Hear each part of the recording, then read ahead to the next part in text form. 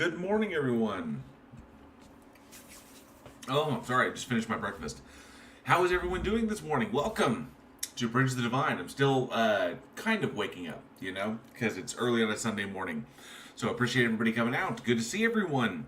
If you're new here, I am JL. This is Bridge the Divide, and this is the bi-monthly or fortnightly, as Randolph Richardson likes to put it, stage where we go into Discord and we invite people up to invite believers up to talk to them about what they believe and why, and hear their evidence and their arguments. So we have a pretty large stage, a lot of people on it if you haven't been here before, so I welcome everybody that's new, and of course welcome to everybody, all the regulars, all the channel members, and a huge giant thank you to every single one of you for hanging out, being here. I know it's early on a Sunday morning. I'm still kind of waking up myself. I went out and got my breakfast, and I got cleaned up, everything, got my morning juice. And one thing I really enjoy about waking up on Sunday morning is where I live. Every Sunday there's one of the radio stations here. Every Sunday, all day long, they play nothing but stuff from my youth. So alternative rock and some light metal, stuff like that. But it's like the Edge, it's like the Edge, only like back in the day, back when when I was back in high school. And they play none of that stuff. Like they play that stuff like 80s and 90s all day long. And then the commercials are also from those days. So they go retro all day long, which is it's so amazing. So I dig waking up in the morning and hearing that first thing. So it kind of gets me woken up, and then of course getting to hang out here with all of y'all. So I hope everybody is doing all right. I'm still kind of getting the energy up. We start the stage at 10 o'clock. This is kind of the pre-show where I get to hang out with y'all, see what's going on, talk about stuff, and of course anything that happens to be going on. I don't know. Apparently there's no more Chinese, or there's no more spy balloons going around. I hate to call it Chinese spy balloon because I don't even think there was confirmation that they were Chinese. But there's no more spy balloons running around that we know of. But, that apparently is the big thing on social media right now. But, you know what? That's it. So we're going to hang out here. So let me see here real quick. Let's see who we have in the chat this morning. I know I feel like my energy's a little bit down, because I'm still kind of waking up. Let's see. Repo Sandman is here. Good to see you, Repo. Says, hopefully this involves a 20-minute story about trucking. Fingers crossed. Nice. Nicely put, Repo. Ballywood is here, member of the Godless Army. Thank you so much, Ballywood, for the support. Says, good day all. My bet is that T-Jump will have said dumbass 5 times within an hour of the stream starting. That is not a bet that I would take, because that is a bet that you will assuredly win. If T jumps on the stage at the start, it's going to happen, especially if he gets his hooks into a collar. But good to see you, Bellywood. Clive Wells as well with the obligatory ghost. Thank you so much, Clive. Also a member of the Godless Army. Thank you for the support, sir. I do appreciate it. Dib is here, also a member of the Godless Army. Good to see you, Dib, as well as Haley Taylor, the Psychotic Banshee. Good to see you, hon. Thank you for the support as well as a member of the Godless Army. And I see the Turtle Moves says, will someone please tell JL that the ghost of Otangelo Past is real? It's unfortunately a little too real for me. He still kind of pops up every once in a while to try and rattle his chains at me and tell me that evolution is false. But, what can you do? Everything I throw at him just goes right through him. So, let me see here. Turing Test 2 is here, member of the Godless Army. Good to see you, Turing Test 2. Thank you so much for being here. Bob Nadell's Gyroscope is also in the house. Good to see you, bud. Thank you so much for being here, bud. Yep, and remember, we're all about facts here. Not Otangelo isn't, but we are. Let me see. Frayed Edges is in the house. Good to see you, Frayed Edges, member of the Godless Army. Says, what do you want? I'm trying to shave my kangaroo. If it licks the shaving cream off again, I'm going to put pepper in its pouch. I don't know what's going on down there, but it sounds intense. Dr. Nimrod is also here. Good to see you, Dr. Nimrod, member of the Godless Army. Says, I'm not here. Oh, I'm sorry. You aren't here, Dr. Nimrod. But, it's good that you let us know. Thank you so much for that. We wouldn't want to make a mistake. Mystique Tina Jones is here. Good to see you, Mystique. And, member of the Godless Army. Thank you so much. Thank you for the obligatory ghosts. And I see as well, thought I saw another name. There he is, Peter Noddle. Good day, mates. How y'all doing? Good to see you, Peter. Thanks so much for hanging out. Member of the Godless Army. Really do appreciate the support. As well as Charlie Welch, the Welchie, the only man on the internet you never make a bet with. Good to see you. Good morning, member of the Godless Army. Appreciate that. David Good says, hello, friends, fellow atheists, honest, truth-seeking theists. Good to see you, David. Thanks so much for hanging out. As well as NANA, member of the Godless Army. And Lori Marie as well. Appreciate y'all being here. Thank you. And Peter Flemberg says, hey, JL, loved your stream with Toon the other day. Not just one, but two handsome devils. Very much appreciate that, Peter. I have something that I kind of wanted to, I guess, throw out there. It's a little on the sensitive. It's a little insensitive. It's about me. It's not nothing about Toon. But something I just, that was bugging me about this. But I'll get to that in a minute as soon as I get done here. Rasheen is here, member of the Godless Army. Thanks so much for being here. Thank you. Good morning to you. And says, Clive Wells says, are the other panel members aware of JL's obsession with ghosts? You're killing me, Clive. You are killing me. Ben Schwartz is here. Good to see you, Ben. Says, Casper is real. It was in the movie, apparently, played by Devin Sawa. Good to see you, Ben. Thanks so much for being here, bud. And yeah, that's how far back I go. Devin Sawa and Christina Ricci and Bill Pullman. With the cameo by Dan Aykroyd. Let me see who else we got here. Elizabeth Sylvester's in the house. Good to see you, Elizabeth, member of the Godless Army. Appreciate the support. Thanks so much for being here this morning. Turtle Moves as well. Good to see you. Thanks so much. And, of course, Mighty Possum. Good to see you. Mr. Lord all the way from Chicago. Says Peter Gabriel Genesis is better than, or is greater than PC Genesis, which is greater than the Bible Genesis. I think MC Toon would agree with that wholeheartedly. He absolutely would. Mighty Starlack is here. Good to see you, Mighty Starlack. What's up? Is that 10 count? Oh, 10 CT. Oh, what is up? Is that 10 CT? No, yeah, that is 10 Central Time. That is. I kept expecting the CST, but yes, that is 10 Central. 10 Central, 11 Eastern, 8 Pacific. And the George said, "Good to see you, bud." Says hanging out this morning. Thanks so much for being here. Apparently, I can do time zones better than Chili can. That's at least a good thing. Let me see here. Who else we got? Reverend Atheist is here. This is from a fellow bearded fellow. Glad to spend the Sunday with you. Thank you so much. Appreciate that, Reverend. I really do. Thank you for hanging out. Caliban is here, member of the Godless Army. Thanks so much for being here, Caliban. Pleasure to have you. And Ilya Lates as well, another member of the Godless Army, says good morning. Thank you so much for being here. Yes, flex those emojis. Flex those emojis that I've created for you. I hope you all enjoy them. So many cool ones. And, of course, the more members we get, the more we're going to unlock. I have cool ones coming up. So... Ben Schwartz says, JL, come to Baal. Well, Baal, but he's so needy, you know? I mean, I'm not really that into him, you know? He just wants too much, too much attention. I got things I gotta do. But I appreciate the offer, I really, really do. Janice Farmer is here, member of the Godless Army. Good to see you, Janice Farmer. Thanks so much for being here. Really do appreciate it. Shannon Smith as well in blue. Thanks so much for hanging out. Mr. Colby, too. Thank you. And Silver Phoenix Rising says, hello, nice to catch you live, JL. Thank you so much for being here, Silver Phoenix. I really appreciate that. Always love new people coming in, checking out the stages. But I think I caught everyone. Thank you, Elizabeth Sylvester, for throwing out all of those emojis that we created. I appreciate that. I hope you all dig those. All right. Mr. Lord says, we need a Casper origin story about a kid dying. I think we got one in the movie. But, so recently, I mean, I normally don't. This is like 3 live streams in as many. I think in 4 days. So I did one on Thursday, I did one on Friday, and I did one. I'm doing this one today. And the Thursday one was interesting because I had Brett Keane on. The feedback on that was really, really intriguing. Hey, Lori Marie, good to see you. And Artur Rissanen, good to see you, member of the Godless Army. So you did not catch everyone, but I wasn't here, so maybe you did. I thought I did. But I caught you. So, but anyway, so I did the Brett Keane talk. It was about just like an hour interview. I want to sit down and talk with Brett Keane, get his side of the story regarding the kind of like trading barbs with Matt Powell. And that was interesting. A lot of interesting feedback on that one. You're right, Repo Sandman. Nobody seems to trust Brett Keane. I didn't want to go into that with any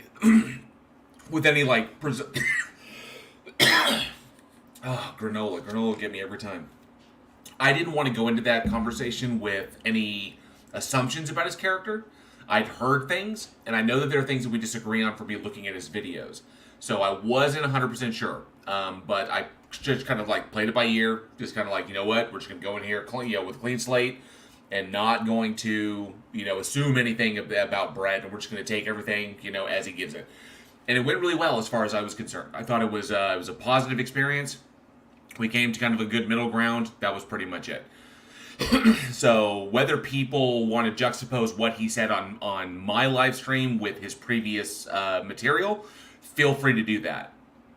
It wasn't the purpose of mine to try and expose him. I just wanted to get his side of it and really get this, both sides, like, because we can all sit back in our chairs and be like, look at Matt Powell and go, what a piece of trash for all the hateful rhetoric and disgusting stuff he says and, all that, that grossness. But what about the other side? What is like those that are in the field? What like those that are in that group that they regularly associate with him? What do they think? And I just saw that. Elizabeth Sylvester says, NA just gifted 10 memberships. Thank you so much, because the StreamYard doesn't show me gifted memberships yet. It shows me super chats, but doesn't show me those.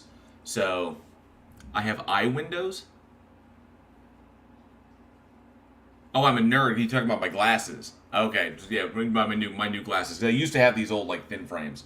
So, they just got so beat up I had to replace them. Plus I'm getting older, so I had to update my prescription.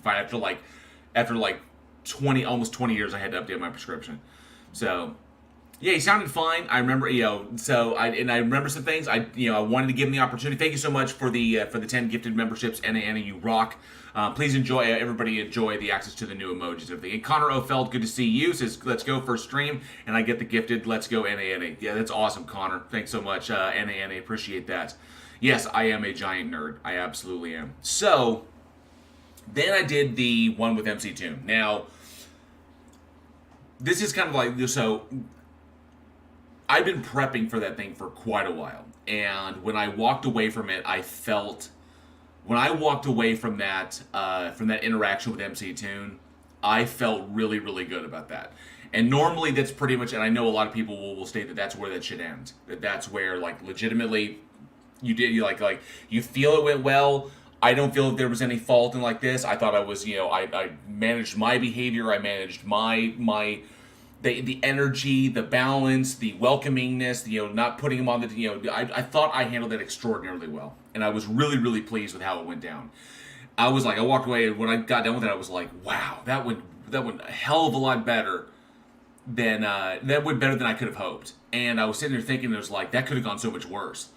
If I had worded something wrong, or if I'd come at him or put the screws to him like this, that could have turned, ugly.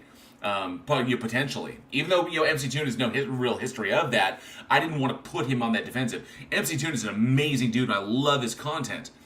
But it was the point. I thought it went really, really well. But apparently there was some feedback that I kind of ran over him. And I'm sitting there, I was going back, and I started to kind of obsess, and I realized that I needed to kind of step away. So people, can interpret it either way. I don't think I'll ever persuade Toon about the existence of ghosts. Because they don't exist. So, I think what it was is that even though I walked away, and when I walked away from it, and I had no second guessing. I was like, no, that went really well. I'm good. And typically you should be good there, but I have a tendency to despite whatever confidence I may exude, I have a tendency to kind of second guess myself a lot. Anybody who's worked with me in close proximity knows that I do this. And that, because I want to ensure that I always want to ensure that I'm not just being like, I want to make sure that I'm eliminating hubris, where I'm just like, yep, it's, because I came up with it, it's right.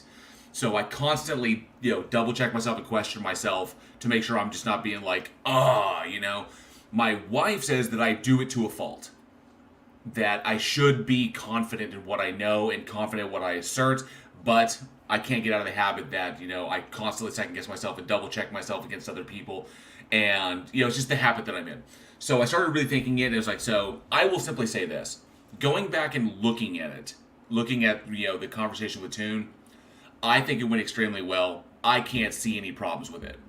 I think that as far as maintaining the balance, getting Toon to talk about a topic that he doesn't often like to just dive into, that he is very personal to him, having that conversation with him and making sure that he felt welcome, and we had fun and we laughed and we enjoyed. We had a nice dialogue, and it wasn't meant to be. It wasn't a debate. It was a conversation.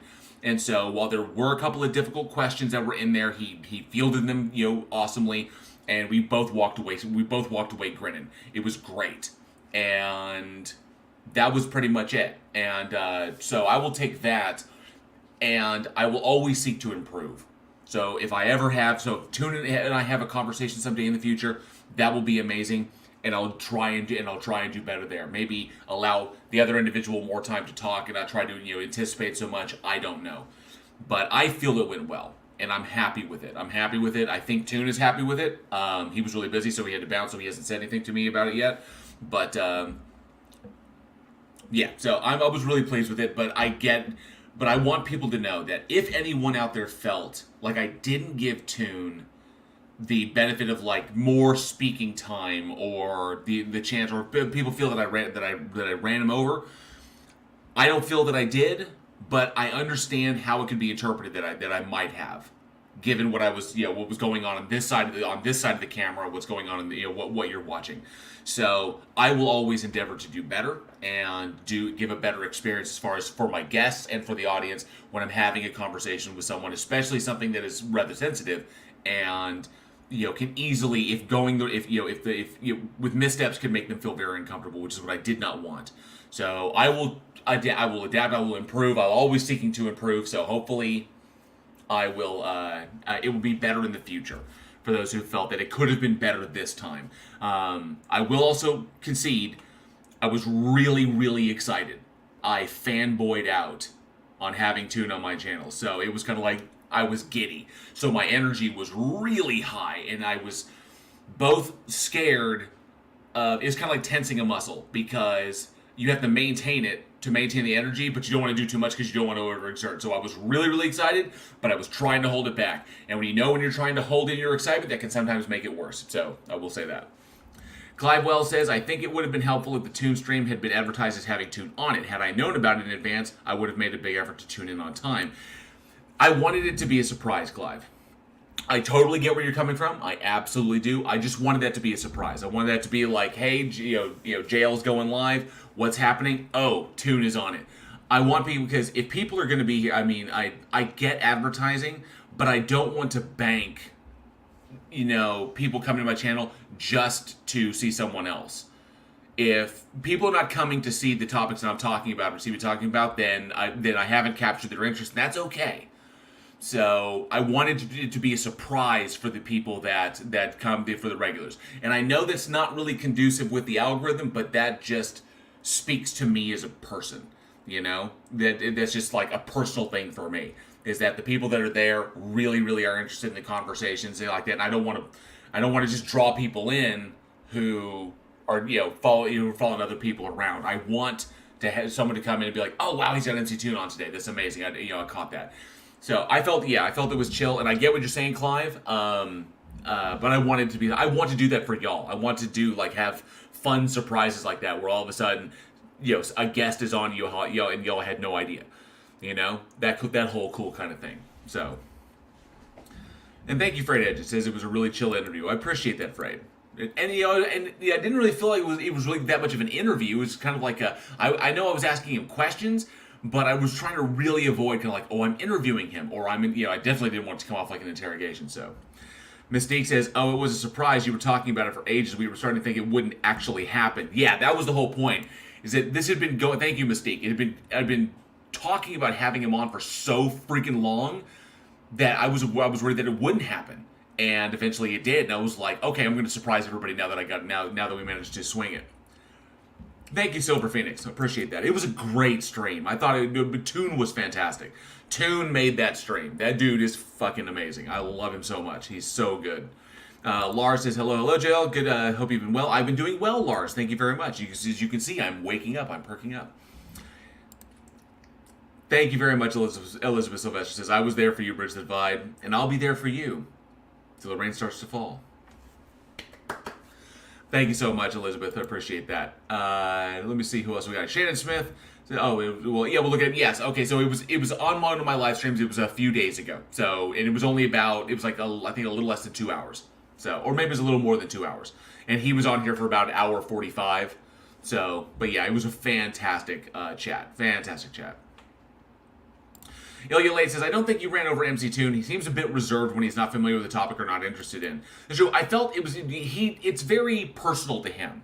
And I get that a lot of YouTubers want to maintain a line or maintain a kind of like a border, or let's say a barrier between stuff that is really their personal lives and what they put on the internet, because a lot of them are internet personalities, and you start getting into really deeply personal stuff, then you can kind of like kill that illusion. I'm not saying that that's what MC2 does, but he has his reasons, and I want to respect them. So I want to be really careful and be like, this could potentially be a very sensitive, conversation for him. So I wanted to be really, really respectful. Good morning, Javier Hara. Good to see you. Thank you so much for being here. Member of the Godless Army. And Sorcerer Red here says, hello, everybody in JL. You're good. I liked your conversation with Toon. Your dream came true. I understand that. I met Kate Mulgrew. I froze and stammered. I still feel bad about that. Sorcerer, thank you very much. I appreciate that. I appreciate the compliment. And I totally get that. Because I did that when I think it was when I met Robert Englund the first time. That one really threw me. I didn't expect it. I fanboyed out and just was just an idiot. I didn't act like that with Kane Hodder or like virtually any other celebrity, because I used to do press. But I had such respect for Robert Englund, and I loved Robert Englund so much that when I met him, I was like, and so I get it. I totally get it. I absolutely do. Turtle Move says, it was like two friends chatting. Thing missing was the beer. That's true. It would have been cool to sit down and have a beer with him. That would be, I was like a pub chat. Like a pub chat between me and MC Toon. That would be friggin' awesome. As a matter of fact, the picture is right there. If you can see it, I don't know how well you can see it. But that picture right there of Robert Englund, that's the one he signed when I met him.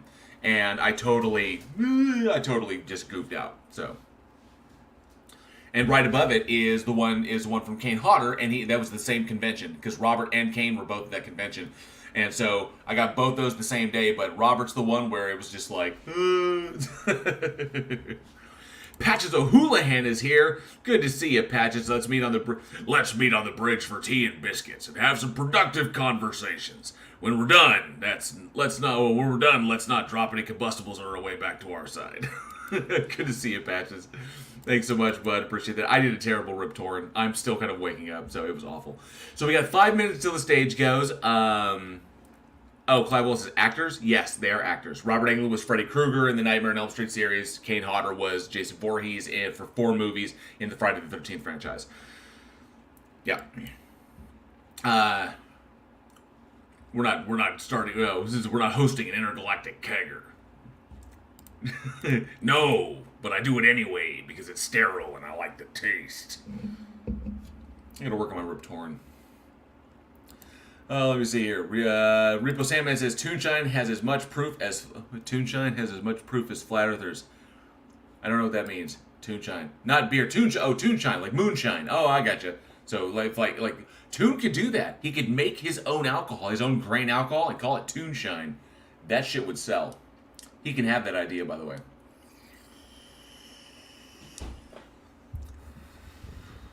I like it.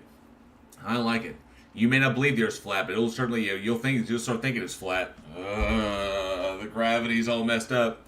Oh, let's see. All right, so we're about 4 minutes out. I am currently on the stage. Oh, dang. See, we got Taka's on the stage, Randolph's on the stage, Ix, Peter, myself, and T-Jump are all on the stage. We're kicking off here in about 3 minutes. Let's see here. Fred Edge says a debate is not a shootout in a bar. It's gentlemen at 10 paces, then you shoot at 9. Absolutely. Sorcerer Red here says, my sister and I met Robert Englund at a convention here in the Netherlands. He was very nice. And my sister is the Nightmare on Elm Street fan, so she got the autograph. Robert Englund is so freaking cool. He's cool and he's down to earth. He's amazing. He's one of the best conversationalists out there. I love chatting with him for the time that we had. And it was awesome because at the last convention I went to, I met Lance Henriksen, and he reminded me very much of Robert. And Lance was amazing to chat with, and it was cool because it was like a few days before his birthday. So I saw him, and I was walking past him in the hallway, and I saw Lance. I was like, "Oh, hey, Mr. Henriksen, by the way, happy early birthday for you." And I just wanted to let you know. I just wanted to say that. And he was like, "Oh, what, you know my birthday?" I was like, It was like absolutely. So I hope you have a wonderful birthday, and I'm going to catch you at your table. It was like great. So we went over there and I walked over there and we had an awesome chat. So, but he reminded very, very much of Robert Englund. Lance Henriksen is very approachable, very cool. Clive Wells says, I'm surprised JL was unaware of Toonshine. Perhaps when not streaming and ghost hunting his hands, he doesn't watch Toon. I don't get an opportunity to watch Toon a lot because he's on when I'm scheduled to do other things. So I try to catch him on the flip side, but then again, I have to admit, Flat Earth, not really an interest of mine. Just because it's old, it's, the algorithm's kind of on it, and I know people dig on doing it, and the science is amazing, but I understand it, I get it, and a lot of, like we discussed in the live stream, a lot of these things are predicated on irrational religious beliefs, and so that's where I go. So I go, like I said, I go a step further than Toon does. Toon addresses the science and the evidence. I go further towards just the straight up irrationality. Big Ouija energy. Source versus Me to 11. Oh, he was great in Millennium. One of my favorite episodes of the crossover, X-Files and Millennium, was the closure for Frank Black. Love that. All right, let's get on over here and present this screen. Make sure I got the system audio set, and boom. Got that. Let me put myself down there, and we'll go full screen here, like that. There we go, and we should be starting here shortly. Let me go ahead.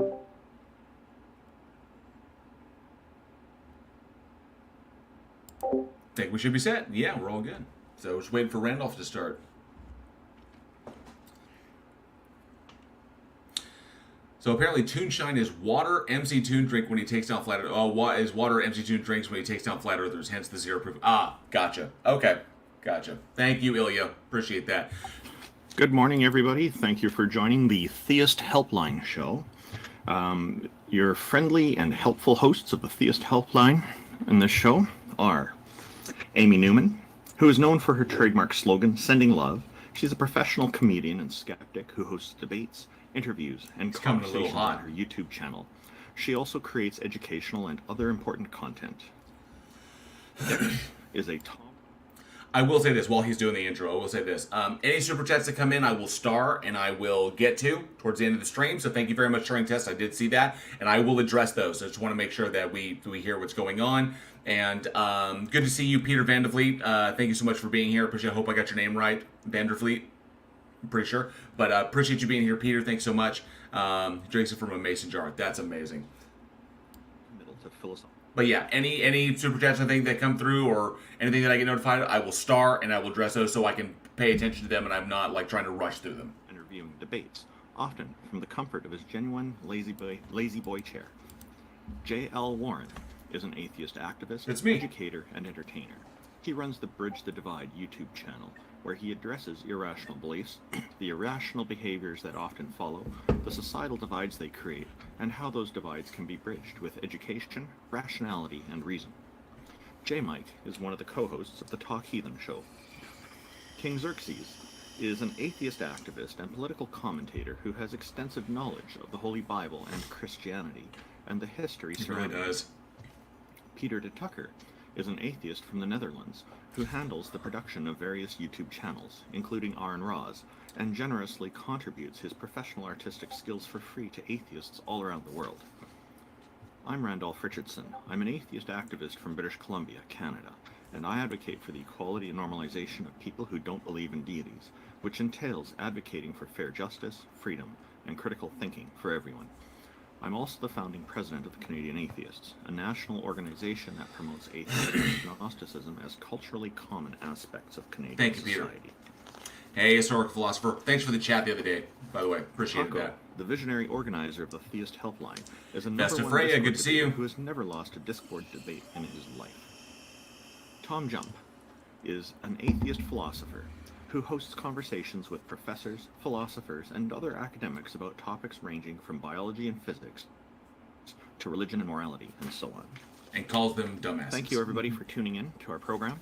And with that, if anybody had anything they wanted to mention before we start our show, please feel free to speak up. Actually, yeah, Randolph, I have something I wanted to run by you. Oh, sure. What's that? Because you are our awesome representative from the Great White North. And I do try. Yes, and I'm just really curious. Being the president of Canadian Atheists up there, have you ever had by chance had a run-in with AIG Canada? No, is that Atheist and Genesis? They have a Canadian branch? Yeah. So Answers in Genesis has a Canadian branch, and it's run by Calvin Smith, who kind of parades himself as kind of like the Ken Ham of the Great White North. So I've taken to calling him Canadian Bacon. I'm going to have to look him up. Thank you. That's going to be interesting. Maybe I can have a conversation with him one day. Oh, absolutely. So, but yeah, I think he's because he was a former youth. He's a former youth minister from Guelph, Ontario. He's former Creation Ministries International, one of the hosts of their video channel. Yeah, he did. He hosts like 2 podcasts. He's doing like Great Conversations and like Basic something. I can't remember, but yeah, he's an executive director for Answers in Genesis Canada. So I'll definitely look him up. We'll talk about it in a private message. Maybe you can help me find him if I have some trouble locating him. Thank you. Oh, heck yeah. No problem. You can check out my latest, when you get an opportunity, when you have some time, you can check out the latest video on my channel. I address him directly. So all the information about him is in there. But yeah, just because you both are up there, so the president of Canadian Atheists and like the executive director of AIG Canada, I gotta see these two come together. Hey, this sounds like a plan. I'd be delighted to engage with him. Oh, and awesome. I forgot to mention when we started. Thank you, JL. I forgot to mention when I started introducing everybody that you can find out more about the Theist Helpline at www.theisthelpline.com. Also, hey, Maynard Saves, good to see you, bud. Sponsors the politics Discord for hosting these stages for us and sharing their audience with us. We're very happy that people are tuning in here. Thank you, everyone. And also Canadian Atheists for some back-end support. And also Pepperidge Farm. Pepperidge Farm remembers. Excellent. Pepperidge Farm remembers. So I guess, Taco, go ahead. Yeah, we've got Meryl and Q. Y'all ready to get started? Let's do it. Let's do it to it. Okay, hello. Good morning, Also, Meryl. real quick, if you're a theist and you need to be converted, raise your hand. I'm not a theist. I'm not a theist. Meryl. Okay, Wait, well. I just want to ask you like one question again. So Hey, you're 992 Turbo, I see you. So I started like substitute teaching as a part-time thing, and I see a lot of kids, like I'm talking high school kids, like still believe in religion, like even though the school teaches like critical thinking. What's wrong with our society? Like, why are schools unable to teach kids critical thinking, introspection of what beliefs they're fed into, and why are people still irrational? Like, it boggles my mind. Like, they still believe in these archaic beliefs, whether it's Abrahamic or other. There is no successful way to teach critical thinking. It's a big problem in academia. It's not easy to do. Secondly, evolution makes us believe fallacies, biases, delusions, etc., and there's no way to stop that yet. Do you think kids need philosophical introspection or some kind of, It's not about what they need. It's not possible. There is no successful way to teach critical thinking. It's one of the biggest problems in academia. We do not know how to successfully teach critical thinking to people. It's an unsolved problem. Yeah, what about basics of epistemology? Part of the problem there that T-Jump's mentioning there has to do with the fact that so many people have so many different learning styles. I know here in Canada, we've been gradually adding more critical thinking components to education. I feel that what would be helpful as well, and we are noticing this with our own kids, that there is more emphasis on critical thinking being taught. I would agree with that, Peter. I do agree with T-Jump. Not all, but a good portion. The thing I think would be very helpful is start right from kindergarten and just maybe 1 hour a week teach some basic philosophy and some basic critical thinking skills, bring it all the way up to grade 12, and then people will be better prepared to become better educated. That's my thinking. Like, the other thing is parents and the society expects kids to just listen and be done with it, right? And they avoid kids introspecting stuff and curious about it. So education from home is a big component as well, and if the attitude is that education is a chore, then of course that will be reflected in the students' attitudes as well, because a lot of what children learn is from the parents. No, I'm not blaming parents here. It is a significant impact that parents have on their kid. Yes.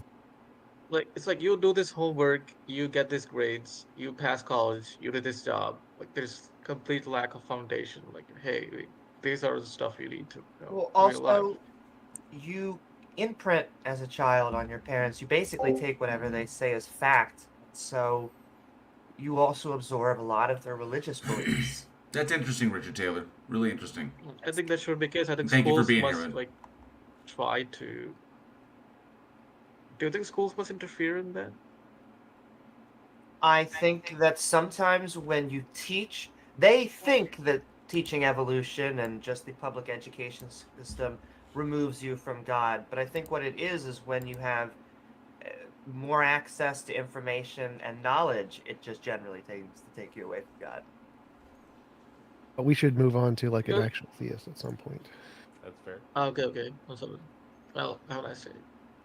Thank you so very much, man. Thank you. Oh, wait. Just sort of one thing. Like, what do you guys think? Like, the impact of internet. Do you think that's further, conglomerated theists, like, in religion, like decrease, like, experience, or do you think it's like brought many religious people outside of their religion, like by exposing to us information? Internet is a tool to get people access to information and to communicate with others. If I had the internet when I was a kid, I probably would be doing a lot better academically, I think. But that's because I had an interest in studying as much as I could. Whereas when, it depends on how people use these tools. Okay. Communication is always, it's always going to be about the spread of good ideas and the spread of bad ideas. The internet has exponentially increased the amount of information that can be transferred, and with the exchange of good information and good ideas, also comes the exchange of the exponential increase in the exchange of bad ideas. So. Yeah. Hey, Jill, like, any good movie you watched this week? Nothing this week. We're looking at some old stuff that's out there, but I haven't seen anything new as of recently. So, but hit me up in messages, Meryl. Okay. Yeah. Okay. Bye, guys. Okay, take care, bud. Thank you, Meryl. Thanks for bringing the topic of education. Appreciate it. And knock at the cabinet's pretty good. The next person in queue is God. Hey, what's up, guys? So we pulled him up. God Defender, man. Hello, God Defender. Welcome. Thank you for joining us. Yo, how you doing? Yeah, how you doing, my son T-Jump? How you doing? So, here's the thing, man. Why there's just so many conversations where it's just a bunch of like, oh, I see what you're saying. Like, let's have some like blood sports, man. Like, let's push back. Do you have an argument? Yeah, let's have a good argument. Let's have some good conversation. So, number one, a good argument for God is that if everything exists, then there must be a beginning.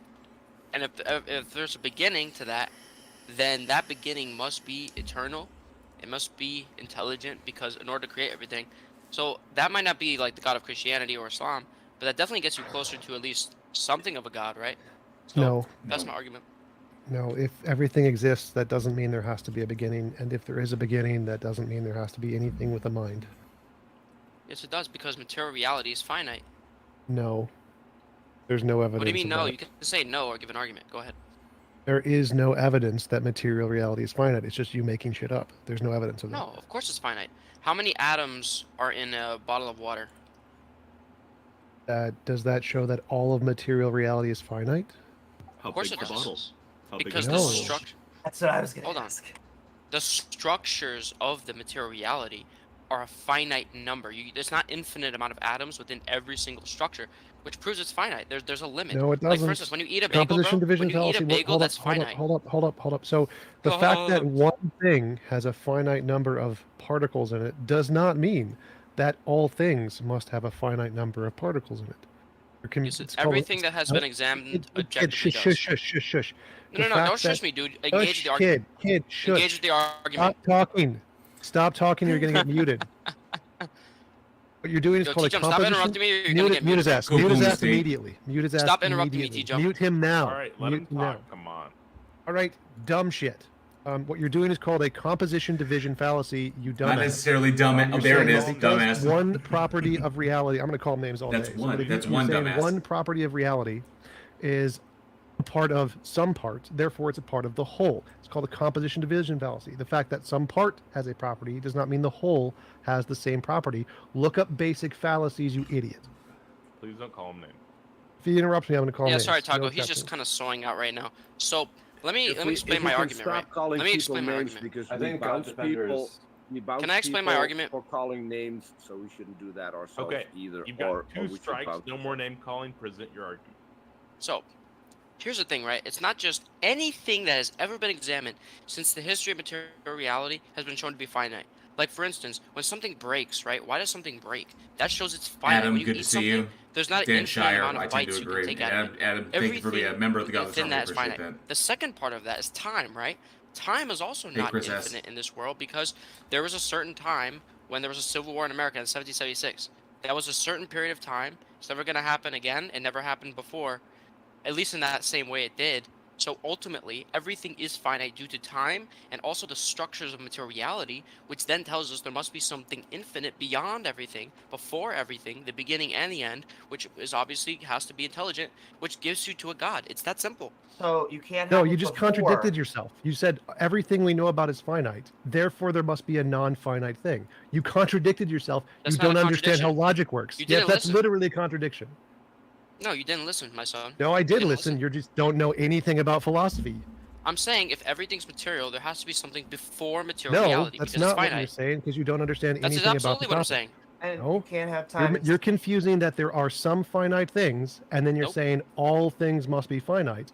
And then you're saying, here's an exception that must be the Sky Daddy. No, nothing in what your argument follows because you don't understand anything. Well, you're not listening. So I you need listen to just listen. fine. Agreed. Your argument is Historical. dumb. For the class. Agreed. Yeah. And my hey, argument Sally. is simple. Good. When you look at material reality, it's clearly finite. Meaning that if something is finite, right, there has to be. You cannot just have infinite amount of finites before that. There has to be an infinite before everything ever comes into existence. Where are you getting which that must be entailment, intelligent. though? Yeah, it's a claim. We would need evidence for that. No, you don't need evidence because it's self-evident. Because Good, wait. if something's But we finite, can No. also dismiss it because we don't have listen, for evidence instance, it. for instance, bro, when a baby's born, right, there has to be a father and a mother, right?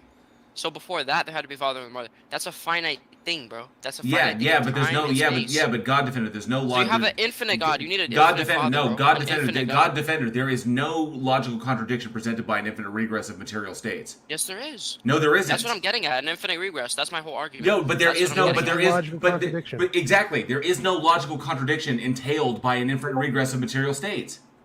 Of course there is, because how do you have What? infinite finite? That makes no sense. Okay. It's impossible. What's the logical contradiction? If offspring were- Because Doesn't listen, because if there's an no, infinite, you bro, brought up why am I something. being interrupted by every single person on the panel, bro? Can I I'm respond to what I was sorry, just you're asked? one at a I'm time. trying to- Am I allowed to I'm trying respond, bro? Or answer am I gonna your get fucking piled by nerds, bro? Can I respond to that? So I made it very clear, right, that if there's an infinite amount of days before today, right, today would have never came. That simple fact means that you cannot have finite days before that day, because if it's infinitely going back, we would have never reached today, which means that there has to be a beginning to all of existence. There had to be a one point when time began. That means that False. before that, there had to be an existence where there was no time, and there Well, had to that's be false. ultimately intelligence, which proves God, bro. That proves the existence No. of God, bro. The- That's demonstrably wrong. Defender, you're like straight up wrong, man. And instead of trying to pile on, I'm gonna let T Jump, because you're addressing him. T Jump can explain to you exactly how you're wrong You and don't how need we to know dick you're ride. wrong. I don't need you to dick ride. T-Jump, go ahead. So that's provably wrong. Nobody in physics accepts that. The consensus in physics is that there can be an infinite regress. You're doing an assumption based on a particular model of physics called the A theory of time, where time is tensed, that the time in the present, for it to exist, would require the time previously before it. But that's not how time works in physics. This is something that theists have made up because they don't understand physics to try and include their God based off nothing. It's just something they've made up.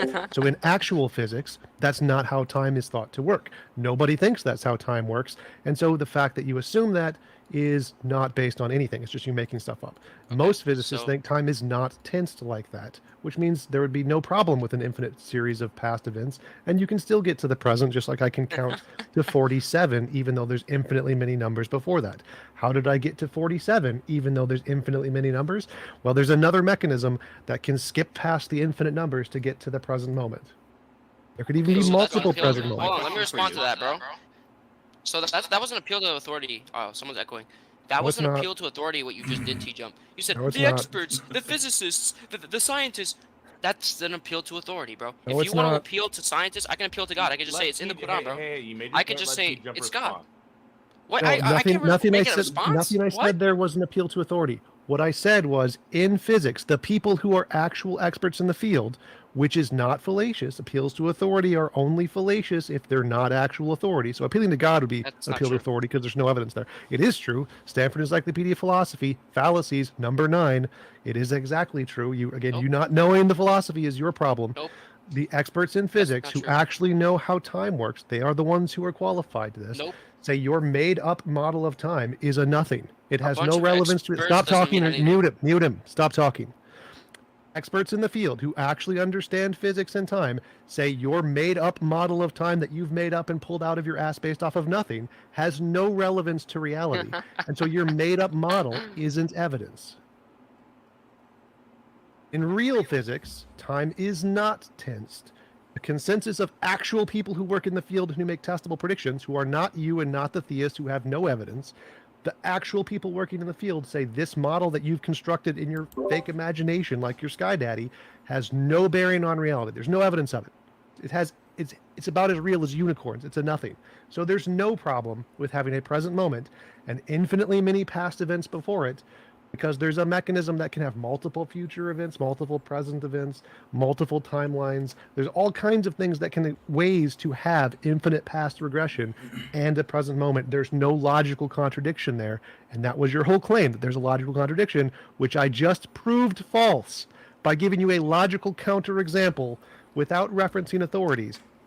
And then I can show in physics these counterexamples are more rational than yours. So your entire worldview is just destroyed right there. So now that you're done rambling, right? God, so if you're done with Chi-Jump, I'd like to ask you. Wait, Peter. Bro, what? Bro, he just spent 2 minutes rambling. Give him a moment. Holy crap. I'm just saying, if you're done, I have a question. I do too. I'll answer your question, bro. Me first. Let me just speak. So, let me just read this to you. So, an argument from authority is in which an opinion of an authority on a topic is used as evidence to support an argument. So you, T-Jump, said, the experts. I don't care what the experts think. Let's look at reality. So you're just wrong about that. So, Peter, go ahead and ask your question now. Stanford Encyclopedia of Philosophy. Nope. You read your ignorance. Yo, Peter, go ahead. Mute him. I get to respond to his dumb nonsense. Actually, you don't get to direct the conversation. I was trying to ask you a question before Peter, but go ahead. Go ahead, Randolph.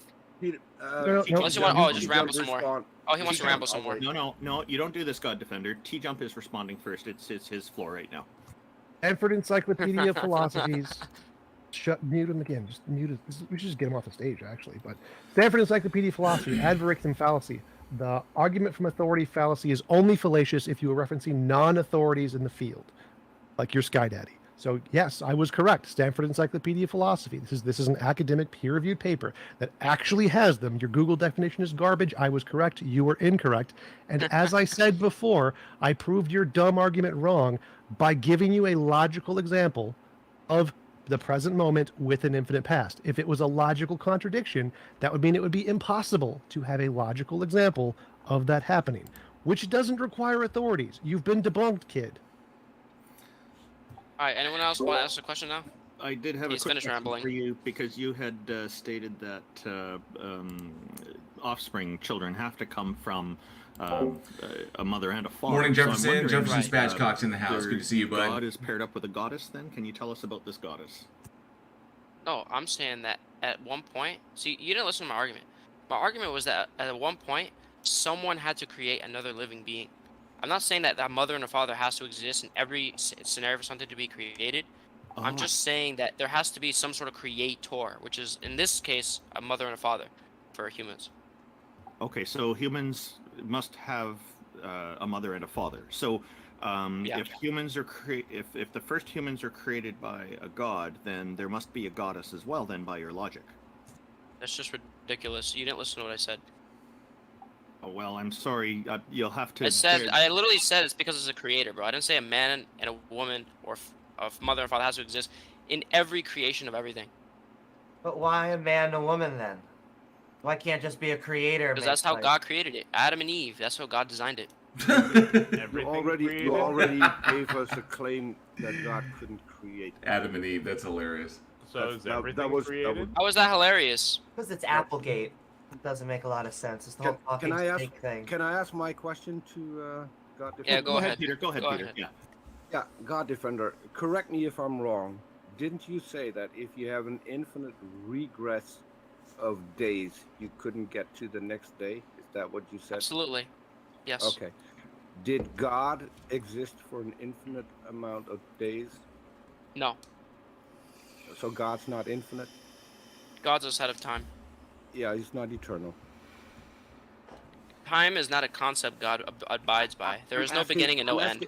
I'm asking a simple question because you said one of the claims you made is that there has to be a cause that is eternal. This cause was God. Didn't you say that?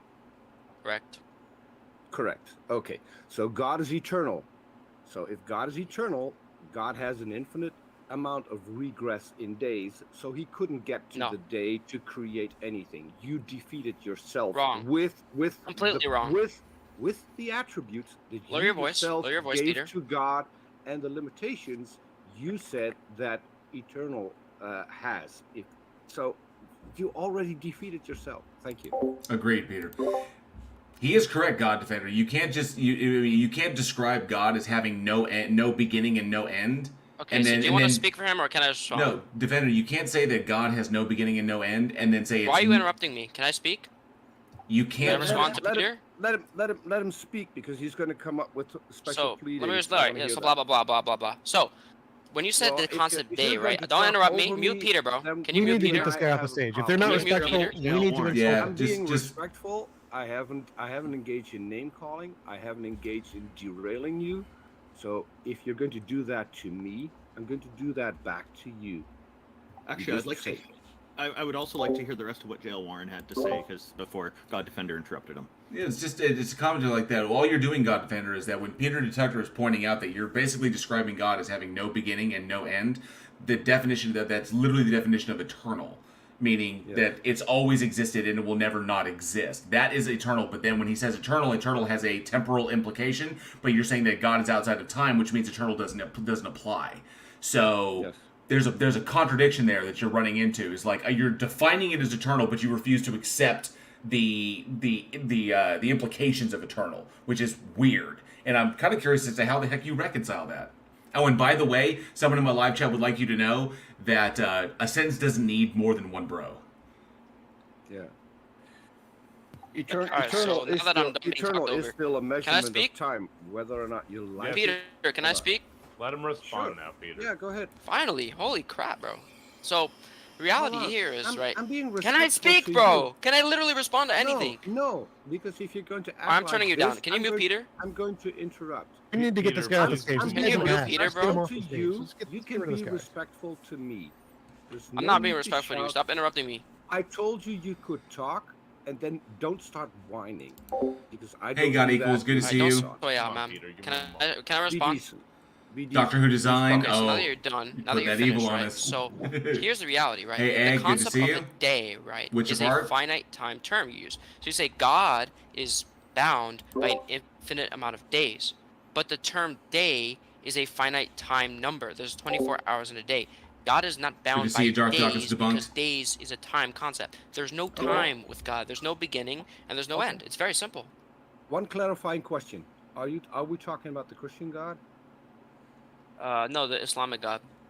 The Islamic God. Like there's a difference. The Islamic God create, as far as I know, the Genesis in the Bible and the creation story in Islam are the same, correct? It's a little different, but like there's a general sort of similarities to it. And can So I ask? he Peter- created in 6 days, was not bound by days. Explain. Well, those 6 days were within the finite time period when he created the world. If he's not bound by them, then how can he create in days? Right. Well, he didn't create the world in his realm. He created a new realm of time, and within that time paradigm, creating the water, creating the worlds, that was within days. Oh, so he created a realm in days, and those days then apply to him. Okay. Right. I don't see how he can create if he has no time. Yeah. No space. Yeah. Amy, come on, man. Stop trolling. No, it's not trolling. Amy's correct. Creating something is an action over time. If you don't have time, you cannot create anything, because there's there's no state of affairs when something isn't created, and then a state of affairs when it is created, if there is no difference in time. So God those did are not create on a different moment in time. So God created, right, time itself, and within that time there was days. But in his realm of no time, there was nothing passed. As far as God's concerned, no time passed in his mind, but time did pass in the world. He hasn't created. It passed in the world. Peter, hang on a sec, Peter. The real question, Peter, I will let you get to it. Peter, I will let you get to it. The real question is that if God is outside of time, Peter, if God is outside of time, and time does not apply to God, then let me finish. Peter, I did not interrupt you, so please. Peter, stop. Guys, Peter, for 2 seconds, dude. Literally. To this guy, you can talk when I'm done. Okay? Peter, literally for 2 seconds. No, because Peter, you're running around it. One at a time. What's going on, bro? One at a time. Come on. There is no time for God. Then explain to me how it works when there was a state of affairs when God hadn't created anything yet, and the state of affairs when God had created. Are those different moments in time? Can you repeat that?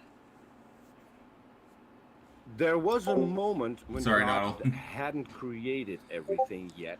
And then there was a moment when God had created everything. Wrong. Are those, to God, two different moments in time? Or was everything already created for an eternity for God? Or wasn't anything created for an eternity for God? Because those things are mutually exclusive. Okay, so you just brought up another term. First you used day, now you're using moment. Was there a certain moment? Again, let me finish. Let me speak. Moment, again, is another concept within our material time reality. God is outside of that material reality. Me and you cannot understand God being eternal. It doesn't make sense in our 3-pound brains. But the reality is that this is how the world works. And God created the world, and that was 6 days. But it was without of that. So you know what you're talking about, Peter. You need to stop rambling and give an argument. You misunderstood. I'll try to do Okay, what did I misunderstand? I'll try to do this again. In God's existence. He misunderstood because Peter's asking the wrong question. That's the problem. And I was trying to get to that right question for the sake of time so we can get this fucker off the stage.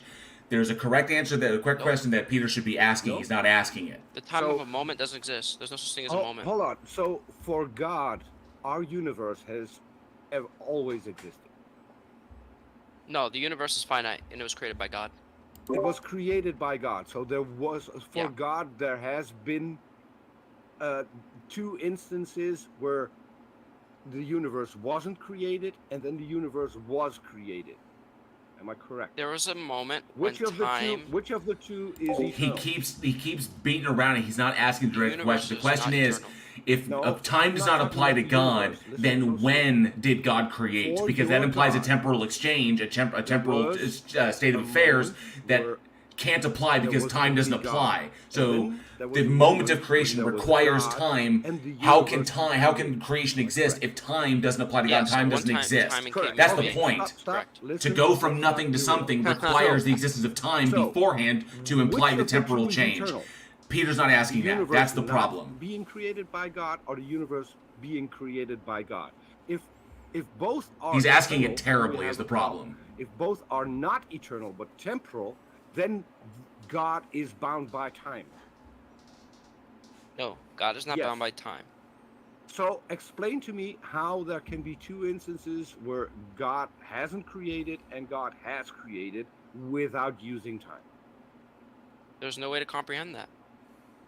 So if you're making a claim based on something that you can't explain nor comprehend, how do you know that your Of claim is course. correct? How do you know that I'll tell your you claim why. is correct? I'll tell you why. So I cannot, as a human being, understand or comprehend God. And it's not just time. Every aspect of God, his intelligence, his perfectness, his moralness, I cannot comprehend that as a human being. I'll be honest about that. Okay. I can't. I But accept that. let me I accept finish. that. But let's stick to this one Let me thing. finish. Peter, let me finish.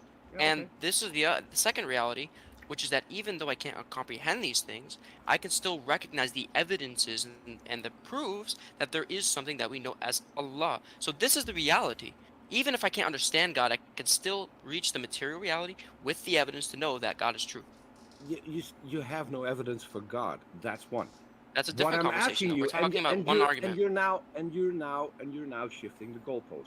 I asked you to explain to me a Now it's specific way off claim target. that you made, not God, not a book.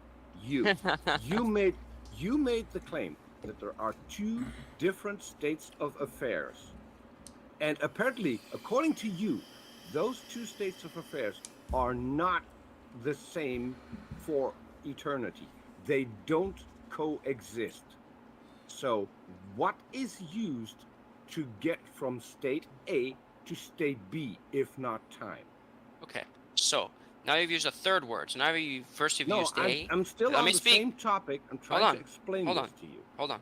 Try not to sway out. So you used another word here, right? You used day, then you used moment. Now you're using the word affair. All of these terms are within Because- time and material reality. God is outside of time and material reality. It's a very simple Okay. concept to understand. Even a 3-year-old can Okay. understand this. Okay, if a 3-year-old can understand, explain to me how the state of affairs of God having not created the universe yet, and God having created the universe, how those two can exist, if not with a difference in time. Okay, so there was no specific time moment where God created the universe because time itself is not something God abides by. There was only a That's not moment, my as far as we question. understand, when time was created. How is it you cannot understand my question? This is- Because Your question's this is- irrational. I keep rephrasing This my is question. agonizing. You don't seem to understand Because he's not Keep asking it answering correctly, a which different is why question. Defender It's is an irrational not question. answering it That is correctly. not. It is not. It is two different states of affairs. They can't be happening they can't be true at the same time. So there You keep is using the no- word time, though. God's not bound by Yes, time, we're though. using the same word. Okay, Peter, do you at mind if the I try to same rephrase it instance- for you? Yeah, go ahead, T-Jump. Yeah, So- try helping him out. He's struggling Did- here, T-Jump. Really? The universe always exists with God. No, So there was a point where there was no universe but God. right, And then there was a point where there was God and the universe. right. So there was a point in time where there was Nope. no universe. Nope. Okay, No so point in what time. is the- So what is the point what's you're talking about? Difference No between point those in two time. points. Where are those You just two contradicted points? yourself. No, T-Jump is correct. So let's use the word point. You have 2 points. Points where? You cannot use time, though. You can't say points in We're time. not talking It's about irrational. time. We have 2 points. We have the point where there The- is a universe. The and movement point from where the state there isn't a of universe. the Where movement are of those those- two That's an states irrational implies a thing. temporal where are movement those points? because But it's in a order to change in have temporal points, you have to have states. time. You're not answering the question. There are no That points. is what we're trying to explain to you. We're saying You there's no cannot time for have- God. Your you God has no cannot time. have- to Yes, two God has no different time. things. Yeah. You cannot have 2 different states of affairs if you do not have time. Therefore, God does not exist. Therefore, God No, does not time exist. only exists And within materiality. and you It doesn't gave us exist for God. It's very exactly simple. what we needed. Gee, you're So- struggling to understand it, but just it's to okay. clarify, No, just to clarify. you're trying to Yeah, give go an ahead, answer. clarify, my son. Try clarifying. Go So ahead. I asked you a specific question. I said, is there a point where there was no universe and just God? And was there a point where there was God and the universe? You said yes to both of those. And now you're saying to have a point, you need time. So that's contradiction. You contradicted It's yourself. not a contradiction. It's not a It is. contradiction. Okay, how is Was that there not a a time? contradiction? It's saying that there's a time when God and the universe That's not what I existed said. versus when it didn't is irrational. But if you're saying that there's a, there's no word to use here. Like there's just no concept of time here. Well, Yes, You there was accepted- certain you accepted areas, the word point where- that T-Jump used, right? You but the said word point is yes still to backed up by both. time, so it's just irrational. This No, this no. is what yes, that's correct. You are being irrational because I asked Yes. you, No. is there nope. a point where Not there true. was like is there a point where God existed and the universe did not exist? You said yes. And I said, is there a point where God existed and the universe existed? You said yes. I And agree. so Yeah. we asked okay. But then you said point of time after that. No, You no, asked no, me no, no, no, point no, no. of time. You said time. So then I have to say You no, said there's no time. point of time. specifically There's just asked a point. you where those 2 points were. Explain You said those 2 time though. points. You brought up No, time I in that did not equation. say time. I left that open. You're for lying. You to Tell the answer. truth, Peter. Well, Tell the truth, man. You can play this. You're back. not telling the truth. You can play this back. I said those 2 points. How are they different? What's the difference? That's not between what you the said. We points? can roll this back. God We can No, roll defender. this that's back. that Can I was his ask point. you That's different- exactly what So he you're said. just Answer lying the right now. question. So you don't Answer wanna the He's just tell me question, what the God. difference God, is answer between the question. points. He's lying. He What just is the asked you a He difference? question. said it was time, bro, Don't and now he's care. trying to backtrack. Answer the After I cornered question. him, I cornered T-Jump. Peter, and now he's trying to Answer the backtrack. question. No, we cornered you. T-Jump explained it very, very concise. We talked about 2 points, and I want to know what the difference is between those 2 points. I would also like What to know- measurement There's no difference do because you those points, use? because there's no What time, bro. I've answered this measurement- like 10 times. What There's no measurement because there's no time. You need time to have measurements. Let me finish my question. What measurement do you use to get from point A to point B? You can't. What is the You measurement? can't measure it. There's no Okay, time. You can't then- measure it. Then your God cannot exist. Wrong. Ask you, God That's wrong. defender, is God Completely wrong. part? God defender, is God part of everything? I What think does it that would even be- mean? Like, I'm not a Buddhist, Is bro. Like, what the hell God- does that mean? Is God part of everything? Is he considered? Clarify what that means to me. Well, you said if everything exists, there was a beginning. I want to know what that everything means that you said. It just sounds kind of Buddhist. Maybe you can explain it to us more. Yeah, it sounds like you've been reading too much Buddhism. So, Well, all it's of your statement, existence. so it's not me. Listen, it's Buddha you. was just a fat slob, bro. He's a fat slob. I don't care about Buddha. So I mean, here's you're the the one who reality. made bro. every The statement. time and space, blah blah blah. So time and space, right, was created by God at a specific point in time. Does that make sense to you? Or do you want me to repeat that? Time and space was Hold on, able hold to on, form hold because on, of an hold on. expansion hold event. on. That Amy, makes Amy, sense. interrupt a Amy, woman. he destroyed You shouldn't himself. interrupt women, He- Peter. That's Yes, misogynistic. I'm interrupting You're a because I'm going to misogynist. point out what you just said. You said time was created by God at a specific point in time. You can Yep. roll this back. That is what you said. You got it, Vert. Thank you. Okay, so Time what's So and you're space. the one constantly You lied, Peter. bringing Hey, in- John Fabiano, bringing good to in see you, bud. time and then telling us that God is not bound by time. If he's not bound by time, why did he create time at a specific point in time? Your words. There's no point of time, bro. You just keep. Your You're words. listen, the problem is you're an NPC, Peter. You just repeat Your the words. same thing. Or you're Those an are your NPC. Like, words. bzz, Explain bzz. them. You points of time. You're saying Okay, the same if thing, it- bro. You need to like if- give a new argument. At Time and this space- point, time and I think space. we- Can I at this just have a point, quick we can question? just dump him. We can Bro, just Andrew dump him Tate at is this winning, point. bro. Can be done. Andrew He Tate's winning, just top G. defeated himself. I just have a He's little bit of a accusing back us. and forth with them. Read top G. Okay, so you said if everything exists, there was a beginning. Yeah. But I don't know how you would be able to show that. You're just asserting it. I can't show it. So, like, what do you mean by the word everything? By everything, I mean space and time. Okay, so is God part of everything? Nope.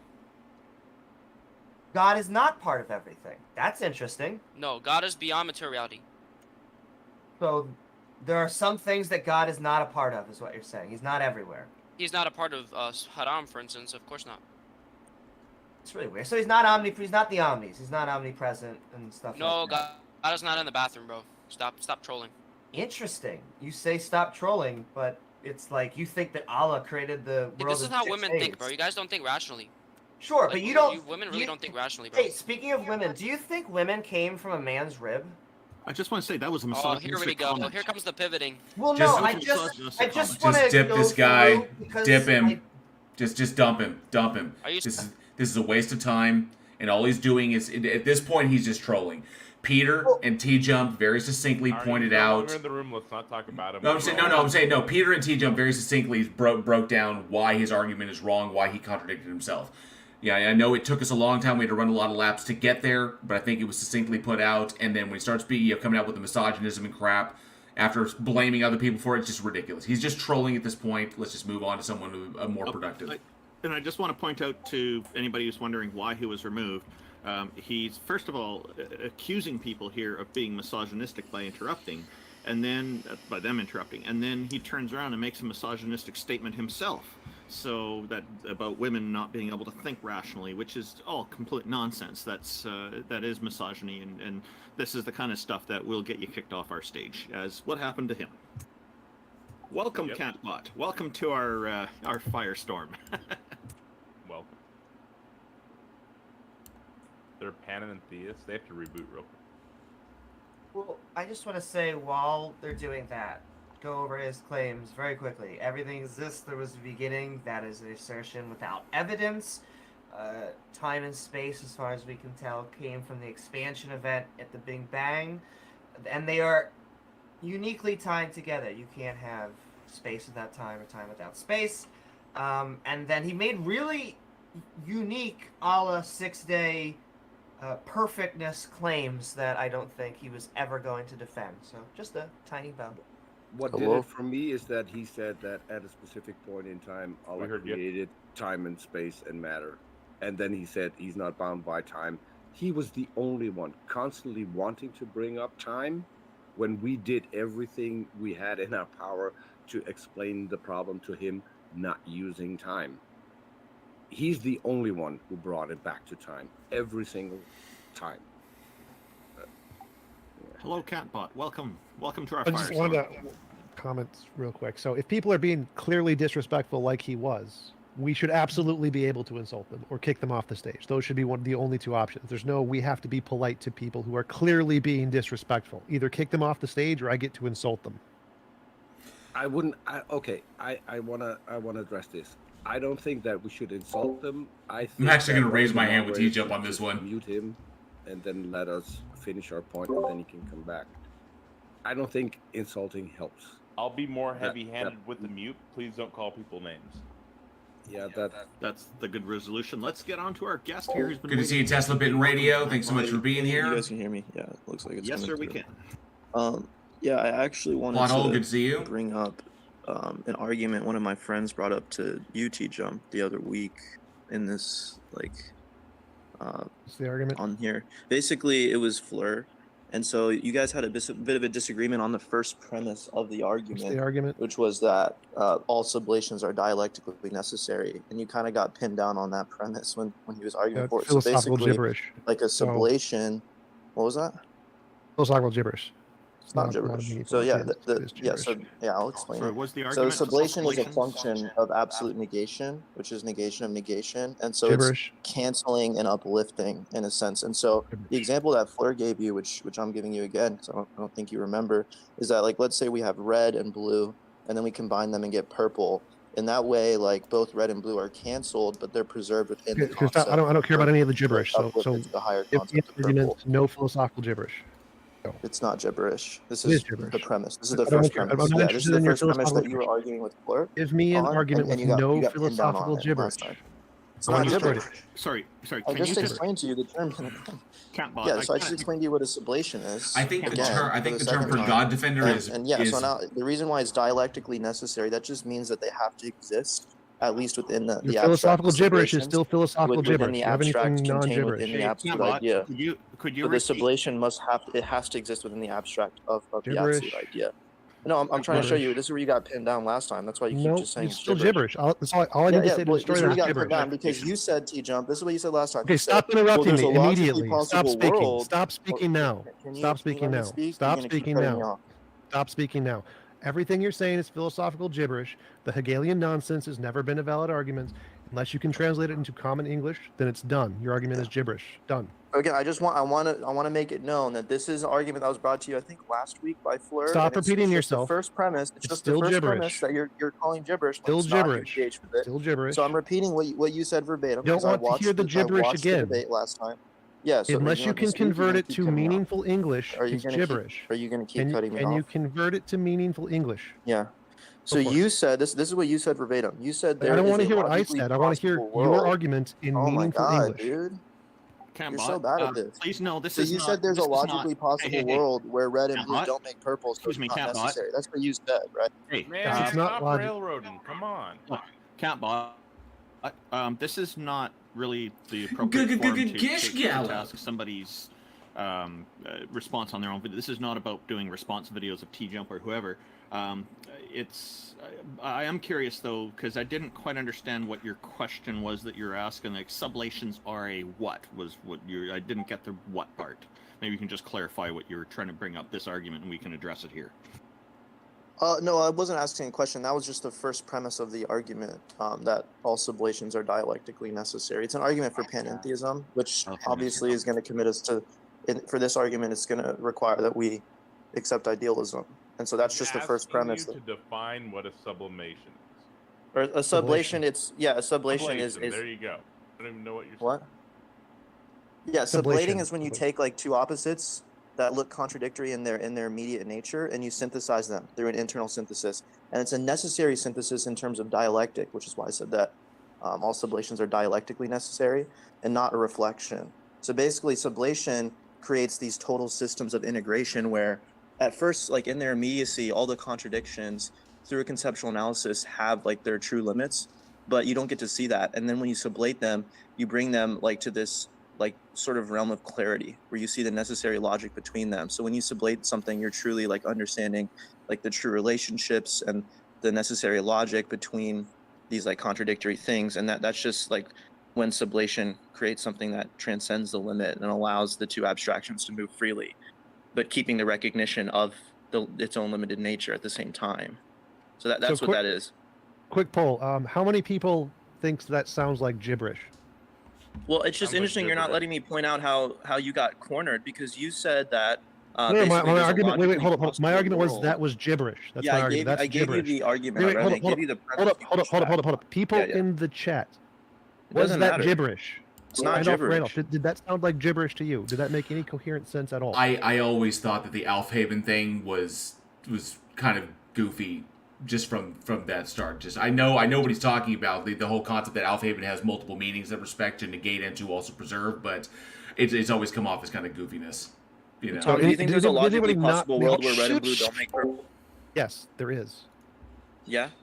Yes. So just because you can conceive of it doesn't mean it's logically possible, right? Like I can conceive of a possibility. That's literally what logically possible means. Oh, okay. Well, I can conceive of a possibility where abstract objects can be like formulated or sensed by me in the concrete, but I can't conceive of myself seeing an abstract object. It doesn't follow analytically because an abstract object it is insensible. No. So when you say there's a logically shush. I can imagine. So when you say stop talking. I can imagine an abstract object being able to be sensed by sense experience, which means it is logically possible for abstract objects to be imagined or sensed by sense experience. So yes, I can imagine that. It is logically possible. Yeah, so when you say there's a logically possible world where you can sense an abstract object, at that point it's not an abstract object because you're violating a predicate of an abstract. Shush. You're violating a predicate of an abstract object. If it exists in the abstract, it doesn't exist in the concrete. It can't be sensible. So there is a true definition of abstract. No, there is no true definitions. That's not how definitions work. There is no true definition. It follows analytically because an abstract concept just isn't sensible. At that point, it wouldn't be an abstract. You're violating a predicate of what it means to be an abstract object. No, I've already It's debunked no you longer on this. sense. It's There no is longer no an abstract object predicate if it's of what sensible. makes some. Shush. There is no predicate of what makes something an abstract object. The biggest If there issue an is abstract when object, it has an T-Jump ontology. kind Its of ontology enemies, does not like include people who can't be target him sense come to the experience. stage That's simply specifically the to colloquial target him. definition. we That's what's use. problematic There is no about it. ontological entailment there. There is No, no correct definition. there is an ontological Don't entailment. overtalk me. This is an Shush. argument Shush. you're begging the Shush. question. Stop talking. No, Stop you talking. shush. Let me Stop respond. talking. Mute him. Mute him. Okay. So this is, as I said, there is no correct definition of an abstract object. There can be real ontological abstract objects, and there can be means by which we can increase our sense experience to be able to include those things. The fact that we could potentially do this does not mean they stop being abstract objects. You are just ignorant of basic ontology. Yeah, there is an ontology. You're begging the question because the I've already argument is debunked you on for this. idealism, which would mean that there is an ontological entailment. That the epistemology and ontology are coupled together. If this argument's true, so that's what No, we're it's trying not. to establish here. And what you're That would be saying is irrelevant. that, well, because you can conceive of it, like I said, that doesn't matter because it's no longer an abstract object. If it exists in the abstract, it doesn't exist in the concrete. I It already can't be debunked you on sensible. that. You were wrong. And that comes from Next. universals. It comes from, I can give you an indispensability of universals argument. Do you Wouldn't think make a that we difference. should ontologically commit to things that are indispensable for our Makes no scientific difference. theories? Makes no difference to the argument. Whether or Answer not the that's question. true, it makes no difference to the argument, kid. No, I it just answered does. your Do question. you No, it doesn't. agree that Stop we should talking. Mute him. ontologically Mute him commit to immediately. things that are Stop talking. indispensable? Stop talking. So it doesn't make a difference whether or not you accept universals, and it doesn't make a difference whether or not you accept idealism. You can accept both of those things and still accept it's possible for abstract objects to exist and be sensed by sense experience. None of those entail a contradiction. So I can grant idealism is true, I can grant universals are true, and it can still be the case that abstract objects do not entail the universal that they can't be sensed. That can be a colloquial definition that we have given it that is not accurate ontologically. It could be ontologically the case that there are means to address abstract objects, and the actual definition is that they can't be sensed Good by to the see current you, ones NS that we have cats. now or something. There is no logical contradiction there. You're ignorant. So are you going to keep dodging or are you going to answer my question? I literally just answered your question. No, you didn't. My question is, do you agree that we should ontologically commit to things that are indispensable? It's for our irrelevant to the scientific argument theories? about It's abstracts. straight. It's a yes or no. I'm not going to let you dodge.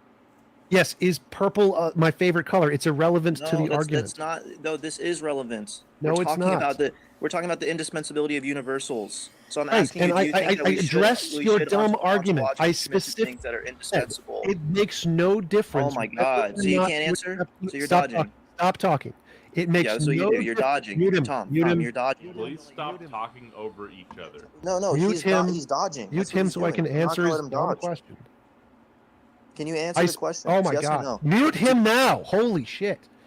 As I said, it makes no difference to my argument whether or not you accept universals. I don't. Does that make a difference? No. I can accept universals. I can accept there is a universal fact about abstracts, and that universal does not entail that abstract objects cannot be sensed. So I can grant universals, and I'm still right that it is not logically necessary that abstract objects can't be sensed.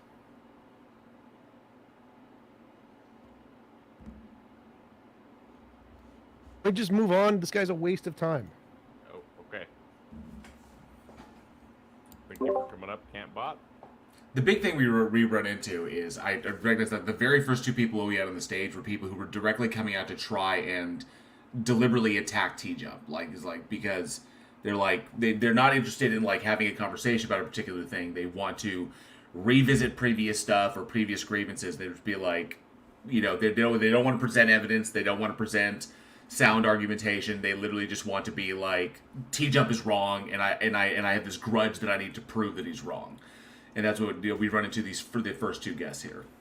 It's not anything against. I think it means that T-Jump's really getting to them. Yeah. It's nothing against T-Jump. It's like I see that's where they're going for. Is that it's like bam. It's like we're gonna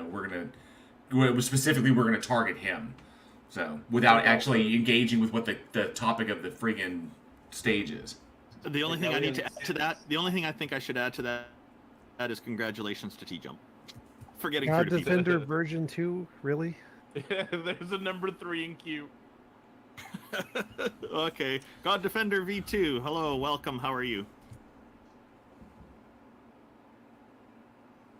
That's a pleasant Your microphone surprise. seems to be not working. Pleasant surprise. you might try exiting out. Oh, my apologies. My apologies. Can you guys hear me now? Yes, we can. You there sound we like go. the original God Defender. There we go. There we go. All right.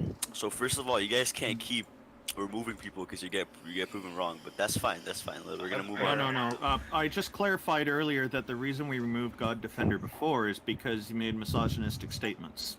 Oh, okay. So you guys removed 2 people, at the same, Oh same my time. God! Get over the Nope, meta. yeah, Hey, let's let's go. kick him out. No, Just kick him out. let's- Move on to We somebody do serious. sell- Just We do sell Bye-bye.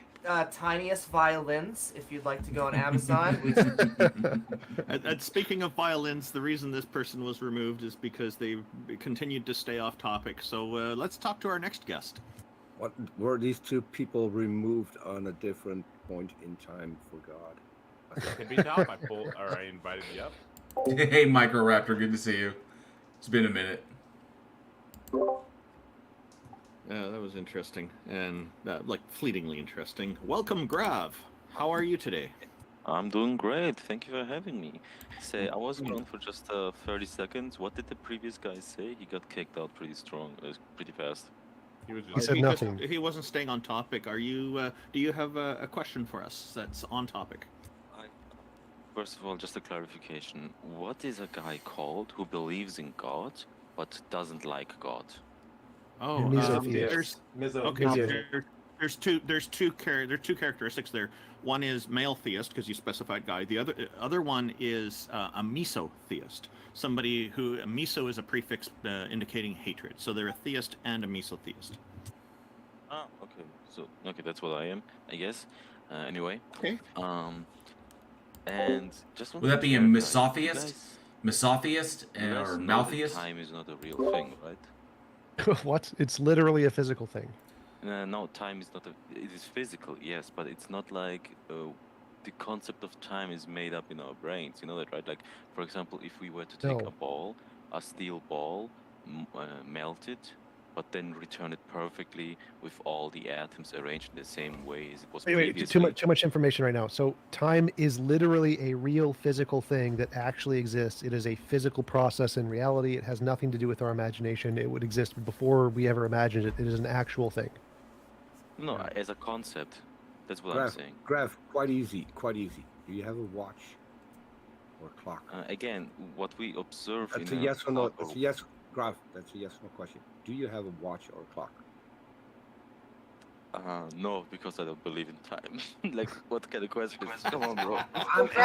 That's a good answer. I'm asking you a simple question. Okay, let's do this differently. Have you ever seen a watch or a clock? Well, somebody posted in chat, so yeah. Okay. That What was does what does it measure?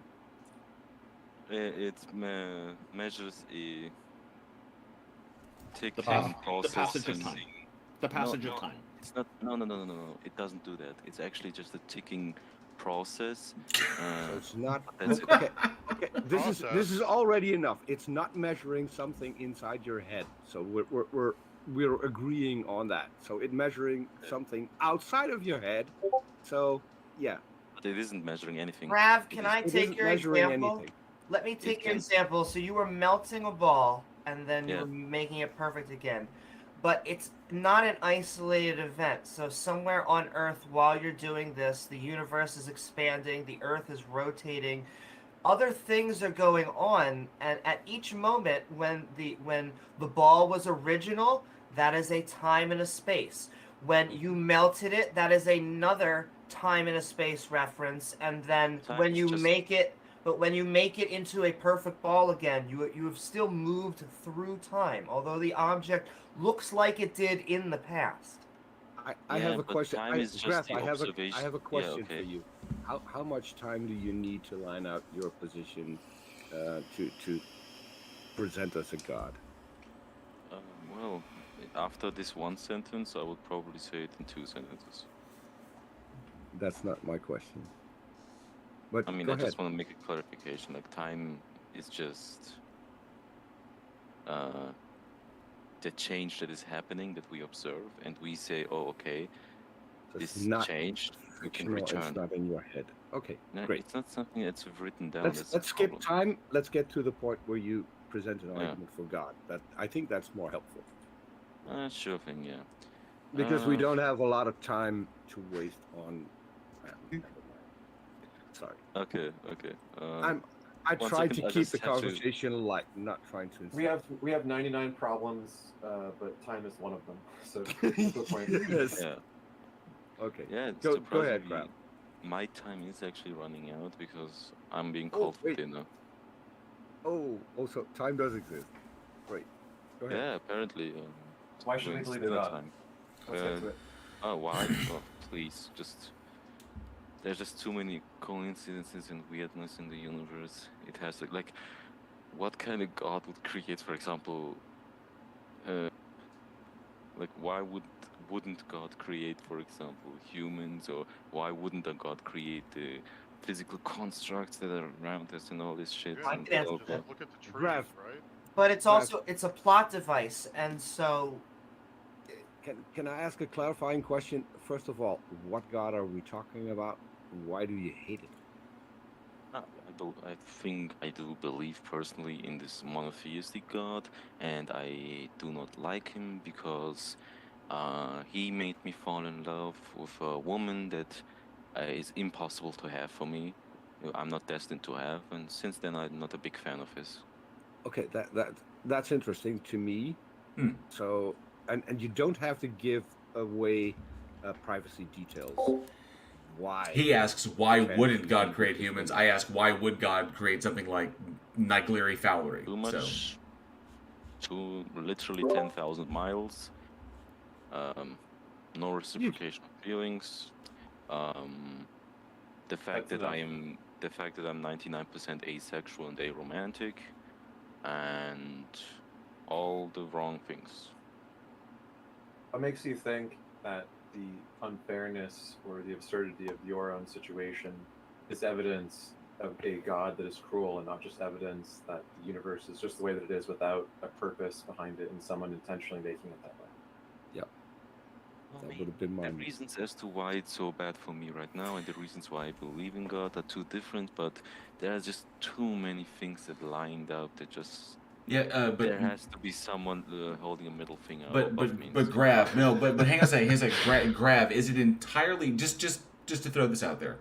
Is it entirely possible that the difficulties that you're experiencing, could be more attributed to an uncaring, indifferent universe? Yes. And you could have more of an effect on them than you think that you do. From both perspectives, with a god or without a god.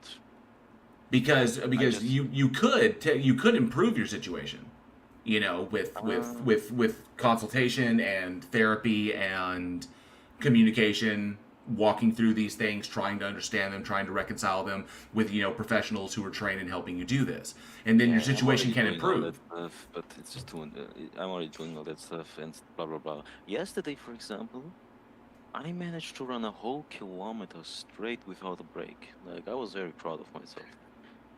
Good. Well, Grave, what my biggest fear is that if you do find your true love or whatever, you're all of a sudden going to be like, God is amazing. And so I think that the reasons why I think that if a God were real, he would be evil are for things like the moral arguments, like pain and suffering, torture, the fact that if you believe in a specific God, there is an eternal torture chamber for finite crimes, just almost the entirety of the Old Testament. Like, there's just a lot of things to point to besides... I love that, Aaron Reese. I assure you that you will find someone who will appreciate and love you. If you're looking for Angel a Rivera, partner, good to see you. I believe you will find them. And so I think that there are way stronger arguments and things that get to the... It can only come from my own personal experience. So I agree, but don't you so what I'm saying is, this is why I would like to have a stronger epistemological toolkit, because you're saying, and this is why I don't just like personal experience, because I think it's very biased. That's why I think we should use science, because if you find an amazing human, now God is a good God? Yes. Come on. I think a good metaphor is like and Amy Newman, I like where you're going with that. Like with someone in my live chat, Aaron Reese in my live chat stated, and this is a good metaphor. We understand that life can sometimes be just like pineapple pizza, you know? But, you know, the existence of pineapple pizza does not mean that God hates you, because eventually you will find the ham that makes that pineapple pizza amazing, and you can find that ham and you don't need a God to find it. I can't eat that. Well, I wanted to say a few things here. So I think it's not correct. So we shouldn't say you can always get better if you try, because it's not true. It's not true that everybody gets better from therapy and things. You can get better. It's possible. But it's not always the case, and so we should be more careful about saying that you can necessarily get better. Ah, teacher, now you remember who you are. You lost this debate to Vosh once. No, I've never lost a debate to Vosh. He's a moron. That was never a disagreement we had. I don't even know what you're talking about. It was about race, and you didn't make a lot. I was very disappointed because I watched a few videos before, and you were like so eloquent and intelligent. I was correct. You were so intelligent, and then you come to Vosh, and then you just. I've destroyed Vosh on multiple occasions. Not on the first one. Definitely not on the first one. I destroyed him on the first one as well. I've destroyed him on the first one as well. This is not a topic. Meta. Do you have anything else you'd like to say? Have a nice one, atheists, and Graf, one more thing about your situation. So the distance can be bridged by sending someone a letter. I would suggest that you don't come off as someone who is in love but trying to make friends, because there's a big difference between being in love and loving someone in a relationship. That is something that has to grow over time. I know time doesn't exist, but it takes time. Okay, thank you. I would try that, and you might even come to the conclusion that you might have been in love with this person, but it's not the person you're going to love forever. And maybe stop hating the God that doesn't exist. Get a better life. You have to work. He just said follow my rules. I have nowhere does it say I have to love him, only fear him. Because loving is not a rule. What I'm trying to say is, you are in charge of what you make of your life. You are in charge whether or not you end up with a good partner. That has nothing to do with a God. God isn't keeping you away from someone. So just give it a try. I will. Thank you. I will say, if you're only in a relationship for fear, that's an abusive relationship. I just want to put that out there. Yeah, that's why I hate him. See you. Or it's a BDSM relationship. But you don't need God to find the chocolate for your peanut butter, man. But at least that's consensual with the pink fuzzy cuffs. I just want to say, Amy, there's a lot more than just pink fuzzy cups. One of the things I found most interesting about Grav is when he first started, he was saying that wondering what the term is for someone who hates the God. Can we not allow God defenders? So the miso theist term that I brought up, MISO, is a prefix for hatred, in case anybody's interested in that term. Can we get rid of God defenders, please? Not any God defenders, just the same guy. Defenders, okay. Is it I'll change my name then. Randolph, is it mesotheist or misotheist? Yeah, my name's the same now. Okay. It could be that way. I've seen it hyphenated the first time. That's why I've Oh, always okay, gotcha. Okay, just you could be right. I could be wrong. And it's pronounced mesotheist. Yeah. And okay. I just want to. Are you done? I just want to reiterate. Well, you know what? I guess I said it, but just find someone of your own partner who actually appreciates you. That should not be the epistemology of why you believe a God does or does not exist, and whether they are a good or bad being. And only tie them up and do unspeakable things if that is what they want. Exactly. If they ask nicely, yeah. Yes.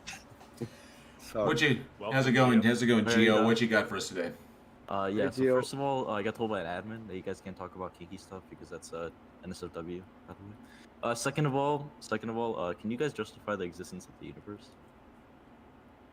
Yes. That's your argument for God. Wait, Jose. Well, Geo. Without the existence of God, Geo, okay, hang on a second. Are you talking about like justify it from a mechanistic perspective or justify it from an agential, intentional perspective?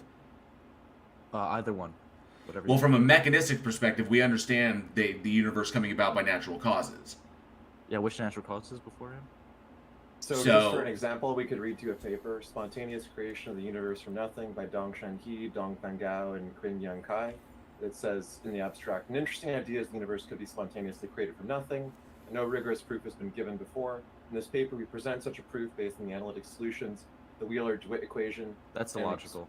Explicit, yeah, I'm glad you think so. Explicit solutions of the Wheeler-DeWitt equation for the special operator show that once a small true vacuum bubble is created by quantum fluctuations in a metastable false vacuum, it can expand exponentially no matter whether the bubble is closed, flat, or open. The exponential expansion will end when the bubble becomes large, and thus the early universe appears. Okay, so you're speaking about energy. Okay, you done? I know the energy expansion. I'm not a retard. So. Let me finish. So with the de Broglie quantum trajectory theory, we show explicitly that it is the quantum potential that plays the role of the cosmological constant and provides the power for the exponential expansion of the true vacuum bubble. So it is clear that the birth of the early universe completely depends on the quantum nature of the theory. So here is at least one plausible theoretical physics explanation showing that it is in principle possible for the universe to come into existence. That's not possible. That's just incredulity on your part. Can you tell us why? I can tell you why, because as we could see, mass cannot be created nor destroyed by the laws of logic. And Newton's laws of logic. Did you say the laws of logic? What? Yeah, by all these. Yeah, I did. Issue. Those are physics. We're talking about thermodynamics. That is not the laws of logic. Wait, what? I told you multiple things. I said multiple things. You said that matter can either be, or energy can either be created or destroyed by the laws of logic. And what did I say after that? We interrupted you and said I spoke after that. Well, you're gonna have to tell us whatever else you said because when you your called the laws of matter can't be. Right. When Yeah, you yeah. called Wait. Do you think matter can be created nor destroyed? No. Do you think matter can be created? That's what this is. You're asserting that matter can be created. You believe in a creator. Yeah, correct. I'm lost. I'm a little lost right now. No one Can cares, I ask? bro. You're lost in your. Hold up. So, if matter can't be created or destroyed, that means it's always been there because it exists. That would justify the existence of. But you in an atheistic. Your assertion. Yo, shut up. Stop talking. Stop talking. Stop talking. So, if you agree that matter can't be created or destroyed, if we grant the laws of logic, genius, then guess what? That justifies the existence of the universe, and it couldn't have been created. Exactly. Yes, it can. Not if you grant the first law. Yes, it can by an all-powerful being. No, Geo, you just Geo. No, hang on a sec, Geo. No, Geo. You're not the you do not run this panel, Geo. Mute this dude. Mute this cat. So, Geo, what T-Jump is saying is correct. You just stated that matter can either be created or destroyed. Well, technically, it's energy because matter is just converted energy in that respect. But it doesn't matter. If energy exists, then matter can exist. So, if energy cannot be created or destroyed, then energy has always been there because energy exists. Energy has always been there. So we don't need the God because the energy is always there. That's the logical entailment of that position.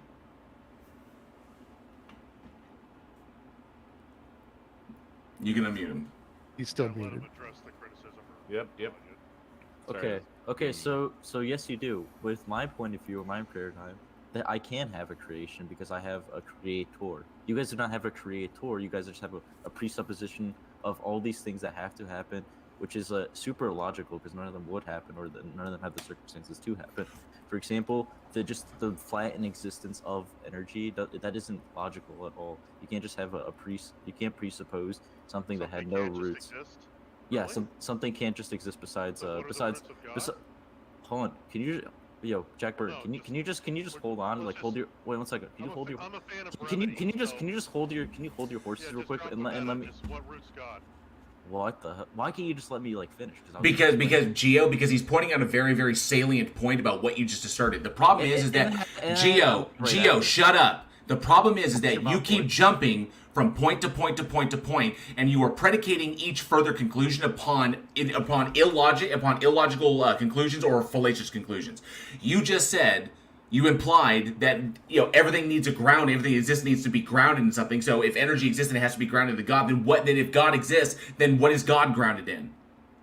God is grounded in existence. He eternally exists. He is God. He literally is he's part of everything, in my opinion. I know a lot of other people are going to disagree with that, but False God. predicate of existence is the overarching what? Can you define what God means? Can you define? Well, it's your God, so you go ahead and define it. No. What do you think God is? Sorry, I'm going to turn Jack up. He was kind of quiet. We're doing internal critiques. Yeah. He is not limited. Okay. He's not limited by anything besides logic. He's limited by logic, so logic is an overarching constraint on God?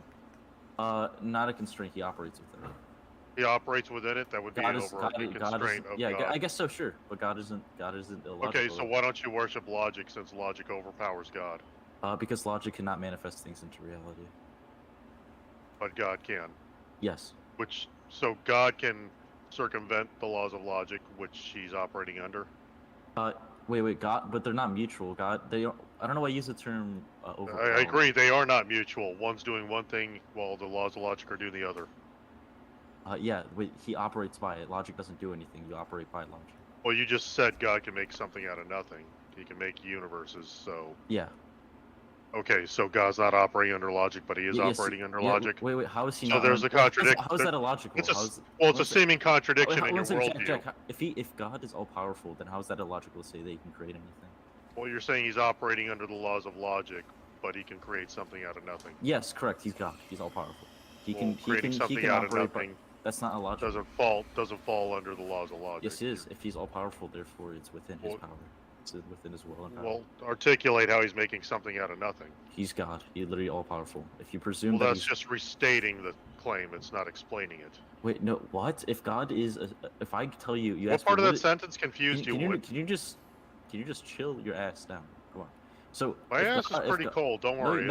It's a brisk morning over here.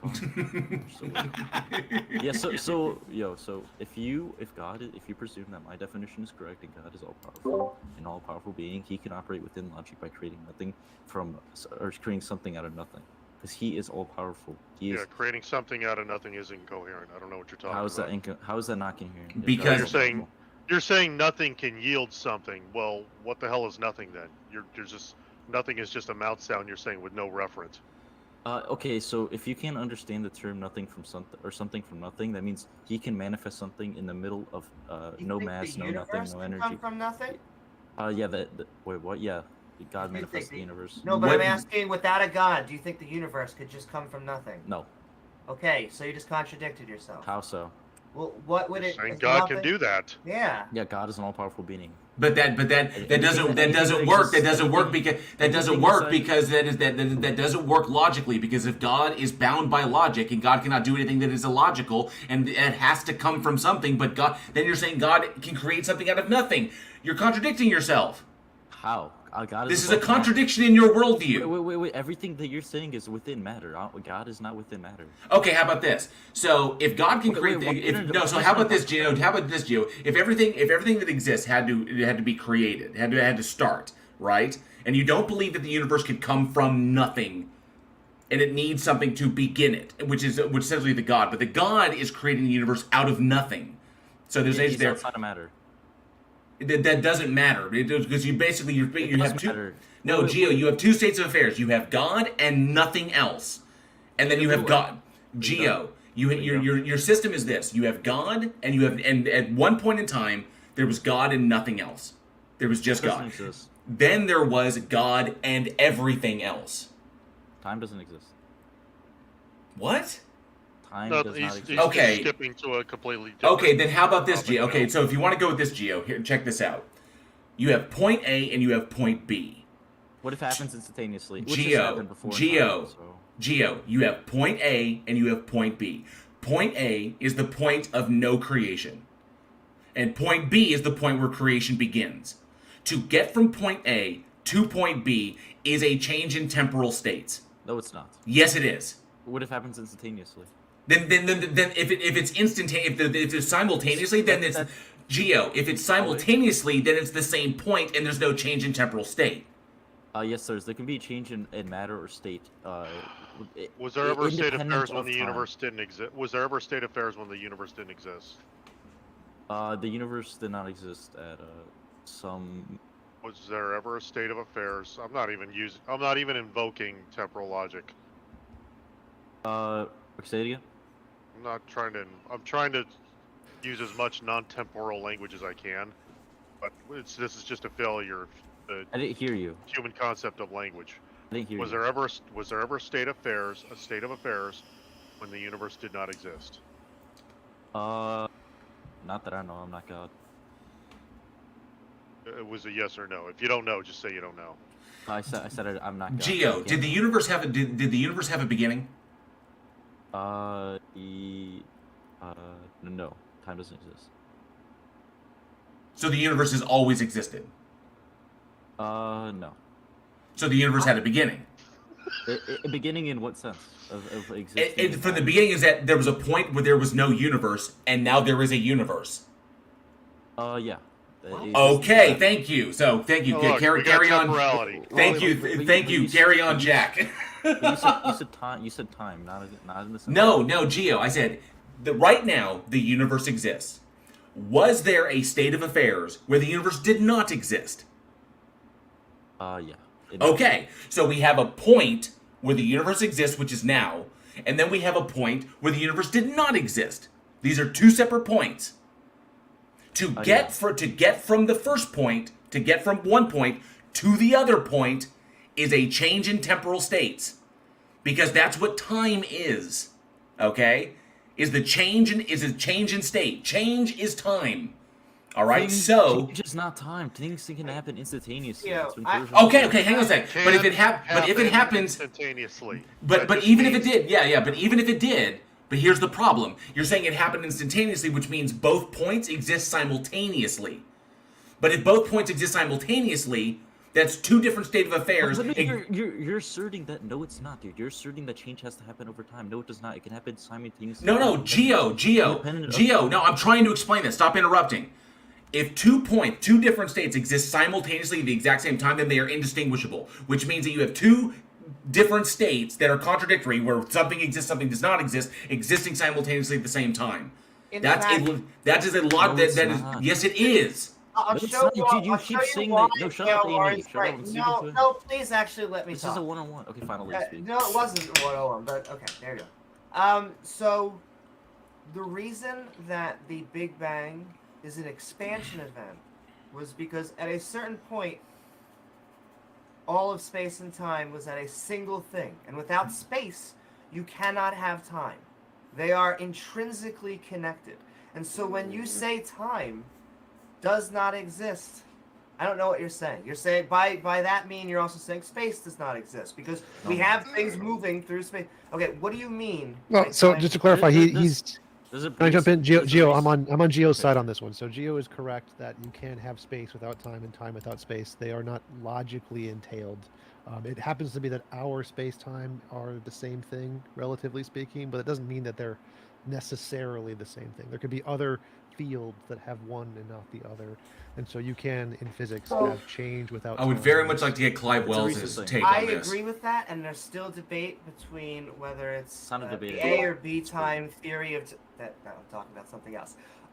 But what I'm trying to get to is this physical universe that we have and that we observe right now, space and time are linked. And so I want to know, okay, what do you mean by time? When you say time doesn't exist, what do you mean? Okay, well, I mean that when I say time doesn't exist, I mean things can happen irrespective of time. Okay. You mean just quantum fluctuations, things popping in and out? No, things happening instantaneously. Like for example, when something changes state of matter without going through the stage of changing. I mean, without the... One second. Like, if I were to point at a graph, it'd be going from, say, X minutes to X minutes. It would just do instantaneously at the same time. Say, are you What speaking of argument was water? this relevant to?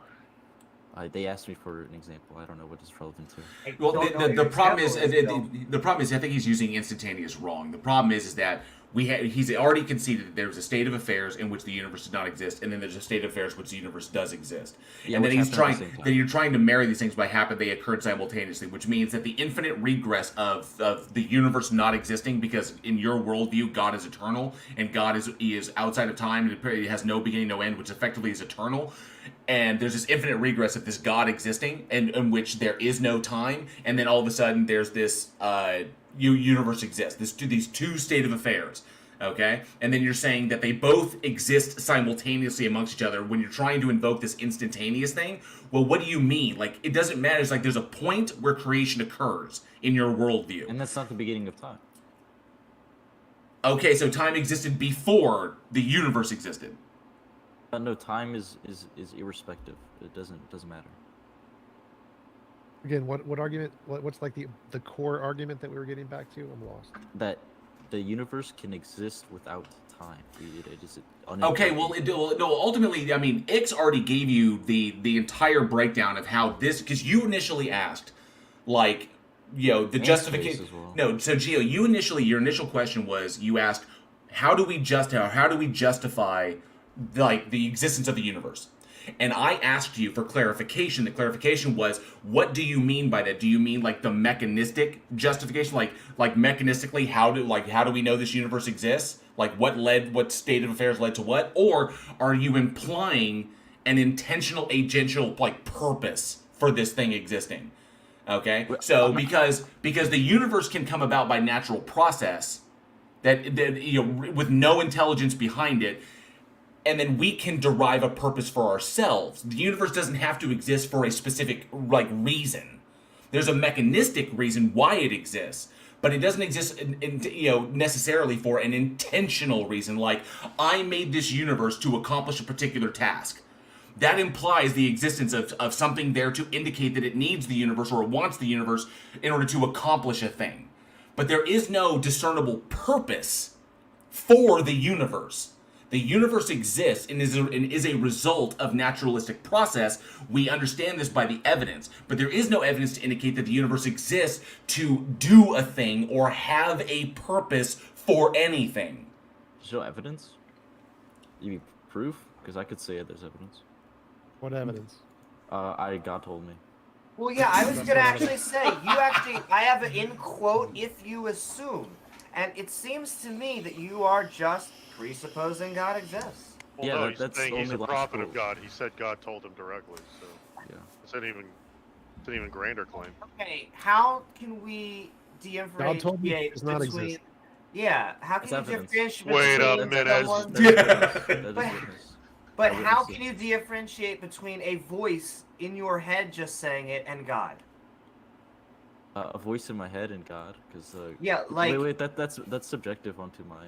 Oh, I agree. interpretation. Well, yeah, Gio. So it's still evidence. Could you say if I brought you to court and I told you, like say for example you're raped or something, and someone goes, "What's your evidence?" I say, "I saw it." Okay, how do you know it was just a dream? But what if? It's only evidence for things that have an empirical basis. So if you had eyewitness testimony of unicorns, miracles, magic, mythical Okay, I creatures, saw God then. So if your testimony of miracles, magic, mythical creatures, etc., and you brought that to a courtroom, that would not be permissible as evidence because there's no precedent for it. Yes, there is. If I were to say I saw unicorns, This is a thing. This is a thing. So in courtrooms, miracles, magic, UFOs, those court cases have been brought to court, and they are thrown out because they have no evidence, because eyewitness testimony doesn't count as evidence for things that have no empirical basis. Miracles, magic, mythical creatures, paranormal, supernatural, UFOs. What was the empirical basis of O.J. Simpson's court case? People have been murdered, and we've seen it empirically. Yeah, wait, but he was innocent though. No, we don't need empirical evidence of the exact thing. Your testimony is only evidence. Like if I said I saw a dog, we have empirical evidence dogs exist, and so eyewitness testimony is evidence of dogs.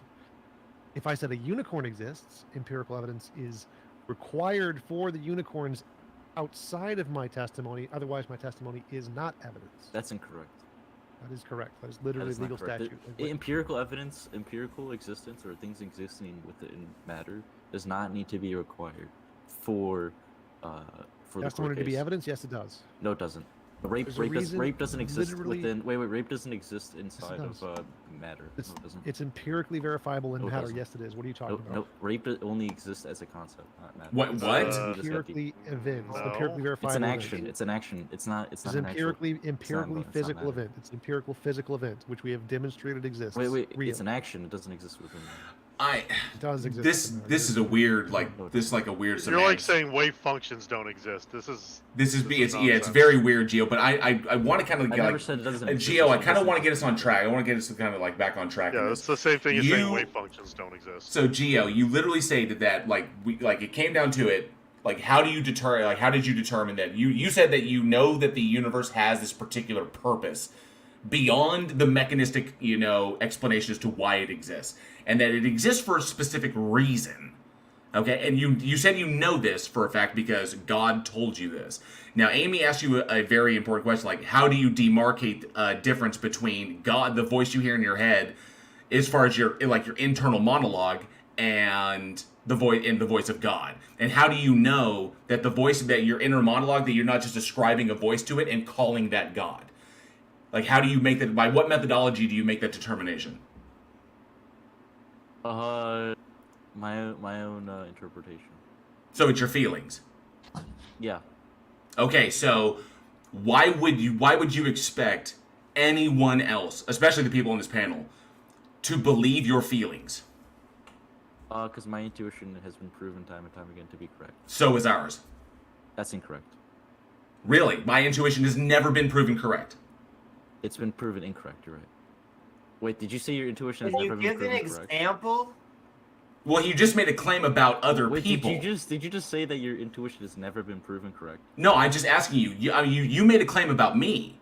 That You said your intuition is correct. So I said, why should we believe based on your feelings? And I never said you. I said me. Okay, I know. No, I said, why should we believe you based solely on your feelings? And you said, because your intuition is not wrong.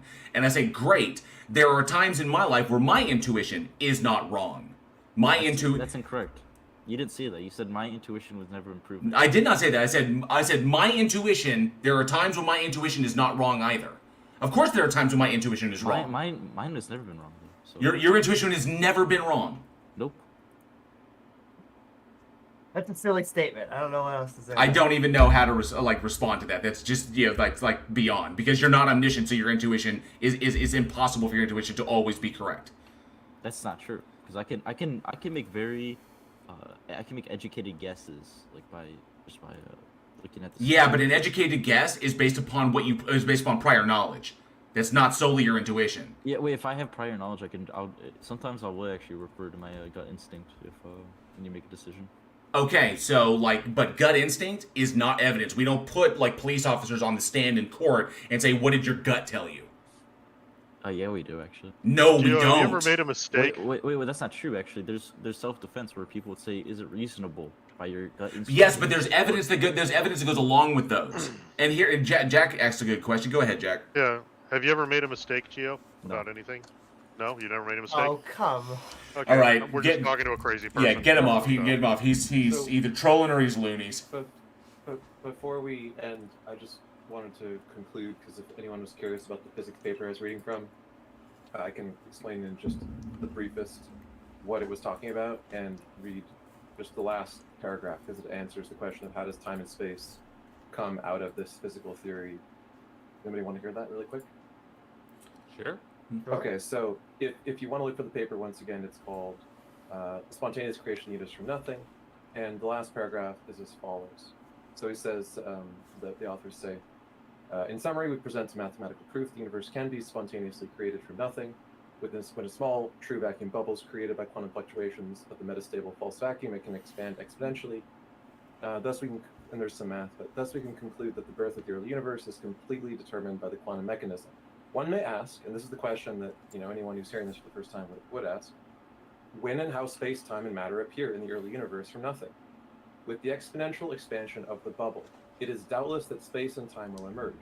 Due to Heisenberg's uncertainty principle, which if anybody's not familiar, says basically that the more certainty you have over the energy of a particle, the less certainty you have over its position. In other words, it becomes very unstable in its position, and vice versa. If you know more about where it is, then you have less information about its energy. Okay. So the Heisenberg uncertainty principle predicts that there will be virtual particles, and we can measure them in various things like the Casimir effect, and pretty much all of the physical forces now are thought to be explained by the interaction of virtual particles that mediate between the particles that are stable. And these virtual particles creating and destroying themselves will annihilate soon after their birth, normally in pairs. But, and here's the magic part of the theory, two virtual particles from a pair could be separated immediately after or immediately before they are annihilated due to an exponentially expanding bubble in between them. Therefore, there would be a large amount of real particles created as vacuum bubbles expand exponentially. The virtual particles are unable to annihilate because they're separated by the expansion of space-time, and you get a universe of permanent particles as a result. So that's the theory. It actually kind of makes sense. And if you want to learn more about the theory and what's behind it, look up Heisenberg's uncertainty principle and the Casimir effect and how virtual particles are thought to explain most of quantum mechanics and particle interactions. And this theory is explaining that, and these virtual particles are observable in things like the vacuum pressure between two plates when they're pressed together being different than the vacuum pressure with a plate that has space on either side, because the amount of virtual particles pressing on the plate differs, and we can measure that. So it's actually a pretty fascinating and plausible explanation. That's interesting. I did want to say this, and going back to what Jack said, is like if his expectation was that he was going to convince any one of us, he was mistaken. But well, here's a weird thing. If someone if someone read this paper out to me and I had never heard of it before, I would have asked questions. I wouldn't have just said no because blah, like out of hand. I would have said, "Can you explain that in more detail?" Right? But right, I don't know. He didn't really seem interested in hearing the answer to his question. He seemed interested in dismissing it and trying to move on. Well, yeah, that's why he just gave you the nuh-uh.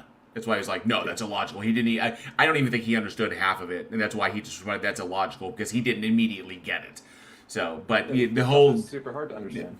Yeah, but riffing off of what he said that he's never made a mistake. Well, maybe this is his first one in his entire life. He thought that he was going to convince someone on this panel that he was right, and he was mistaken. So, there you go, bud. There's your first mistake. Enjoy it. Hello, Theorist 92. Welcome. Thank you for joining us. Thanks for having me. By the way, I just want to say, science was invented by Christians. I don't know if you know, and Muslims too. So that's who you have to thank for that gay little paper of yours, buddy. Anyways, the Roman Empire had no science. There were no other cultures that had science. I need to. No, there were pagans. Yeah, they were religious though. Yeah, theorists. Oftentimes, people create the tools of their own destruction. So there was somebody on Clubhouse last week who said, read the pre-Socratics. But you should. Science was something that's been contributed by a lot of different people over the years in different societies. Mm-hmm. And a lot of different religious people. And yes, a lot of religious people have contributed, but a lot of non-religious people have also contributed. So to say that science was invented by religious people is not a complete statement that I can fully agree with. Yeah, if you take it back in human history, like the Sumerians were doing science, dude. So technically, it wasn't the Christians that invented atheists? it. No, they were polytheists. But when it comes down to it, it doesn't matter. Exactly. When the further you go back in time, yeah, people believed in a lot of gods. Religions change over time, but guess what doesn't change? Guess what improves over time? Science improves over time. So, and yeah, oftentimes, we tried if you can say that, like, religious people tried to, like, come up with ways to try and explain God or try to get, closer to God or understand the nature of God, and they wanted to use scientific methodology in order to get there, but then all of a sudden realized, as we got further along in time, that those scientific methodologies wound up pushing them further away because they explained why God is not necessary and God is imaginary. That happens sometimes. It's not the fault of science, and it's not the fault of the people that invented it trying to come up with a way to get closer to God and understand God by means that that we can understand. So, yeah, human beings want to understand things. We want to derive sense out of chaos. If a God exists and we want to understand it, so we can, because if we understand it better, we understand our relationship to it better. And so, utilizing strict methodologies to try and do that, and all of a sudden we realize, oh, wow, by doing this, by attempting to do this, we've eliminated from contention. Welcome to what science does. Science eliminates things from contention. And that is what science has done.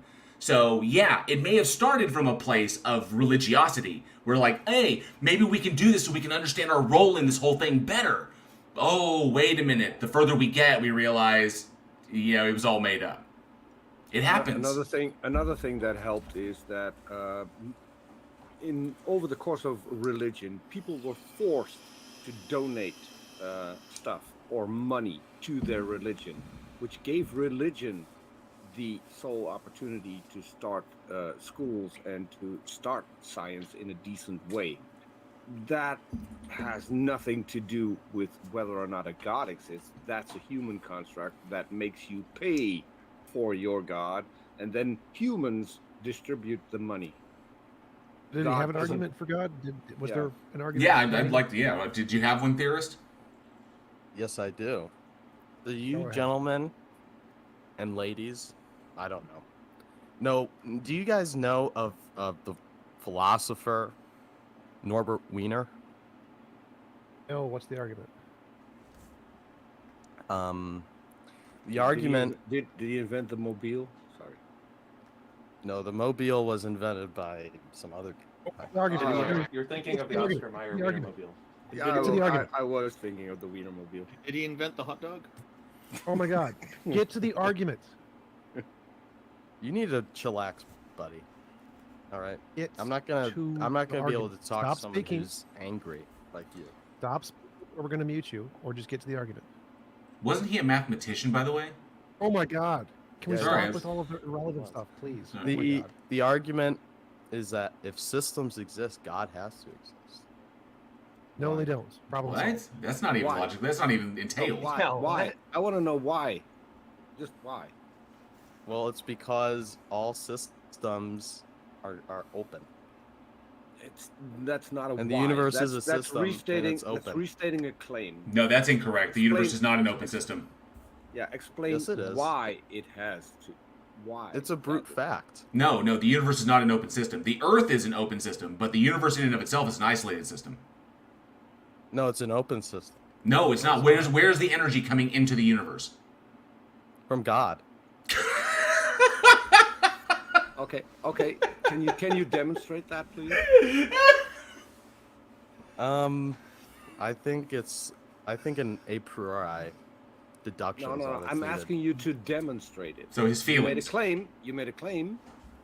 In order to make a claim, yeah, you need to demonstrate that your claim is true. So can you please demonstrate God providing energy? Yeah, I think an a priori reduction is sufficient to prove it. No, I want a demonstration. Can you demonstrate where or how God puts energy into the universe to back up? I think the James Webb Telescope provides images of this process. What? It doesn't, and I'm still asking you. I just provided the empirical evidence. Wait. No. You provided videos that you misinterpret. That has nothing to do with what I asked. I asked you to demonstrate. What do you think the sun is, buddy? A gas ball? A gas giant. A gas giant. That's reductive. That's let me ask you this: is a human mind just a clump of brain cells? No, it isn't. No, yeah, the sun is a clump of physics reactions. Everything's a clump of physics. Well, theorists. I think this is a better way to look at this. So I think it's a better way to look at this. How about this? So we have the universe. Yeah. The universe itself. It is a closed system, or you could describe it as an isolated system as well. But the universe is a closed system. Energy doesn't come into. Well, how about this? No. How about this? You're claiming that God puts energy in the universe, and the energy goes. So the universe is an open system. That's what you're claiming, right? Yeah. Why does the evidence indicate that it's a closed system? Oh yeah. Have you ever? I'll give an analogy, if that's okay. No, I'd like to know why the evidence indicates the opposite. Yeah, I'm The still evidence waiting is for, extremely- I'm still waiting for a demonstration because Can you demonstrate that the laws of physics apply to the entire universe? Making a new you can't. claim, You can't do making that. a new claim like saying what the sun is doesn't give me a demonstration of how God would put energy into the It certainly sun. is So if you enter the corona, demonstrate Robbie. how God puts energy into the universe. Yeah, that yeah. was my question. Yeah, Right. I'm trying. That you've tried to keep derailing and deflecting from. No, Yes. no. So Start theorist, demonstrating. we can determine the difference between an open Warren? system. Theorist, we can determine the difference, with evidence, the difference between an open system and a closed system. Okay, there's evidence that demarcates the two.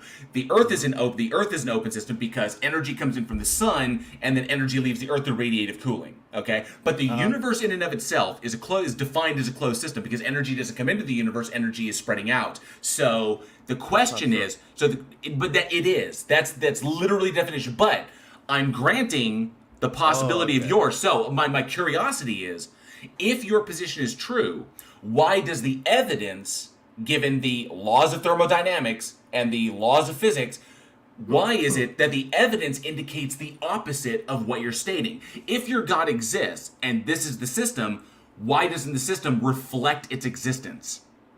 Yeah. The answer is, well, there's two ways to prove it: anthropologically or via physics. I presume you would prefer physics because you dispute the innate knowledge of the human subject. No, I just want to know. I just want to know that why does the evidence indicate closed when you say it exists and therefore it exists and puts energy in, therefore it is open, but that would be a demonstrable effect. We would be able to tell the universe was an open system, that the energy was coming from somewhere. It doesn't mean it doesn't entail that we would know where it was coming from, but at least then you'd have an argument because we'd say energy's coming from somewhere, but we don't know. That could be your God. That could be your keyhole to a God. But that's not what the evidence entails. The evidence entails it's a closed system. The energy is not coming from it because there's no energy coming in. So why does the evidence indicate one thing when the God exists? Why does this... The evidence doesn't indicate what you take it to indicate. I do want to point out that I linked in Heathen chat a source from the International Council on Systems Engineering that it appears to be a closed system.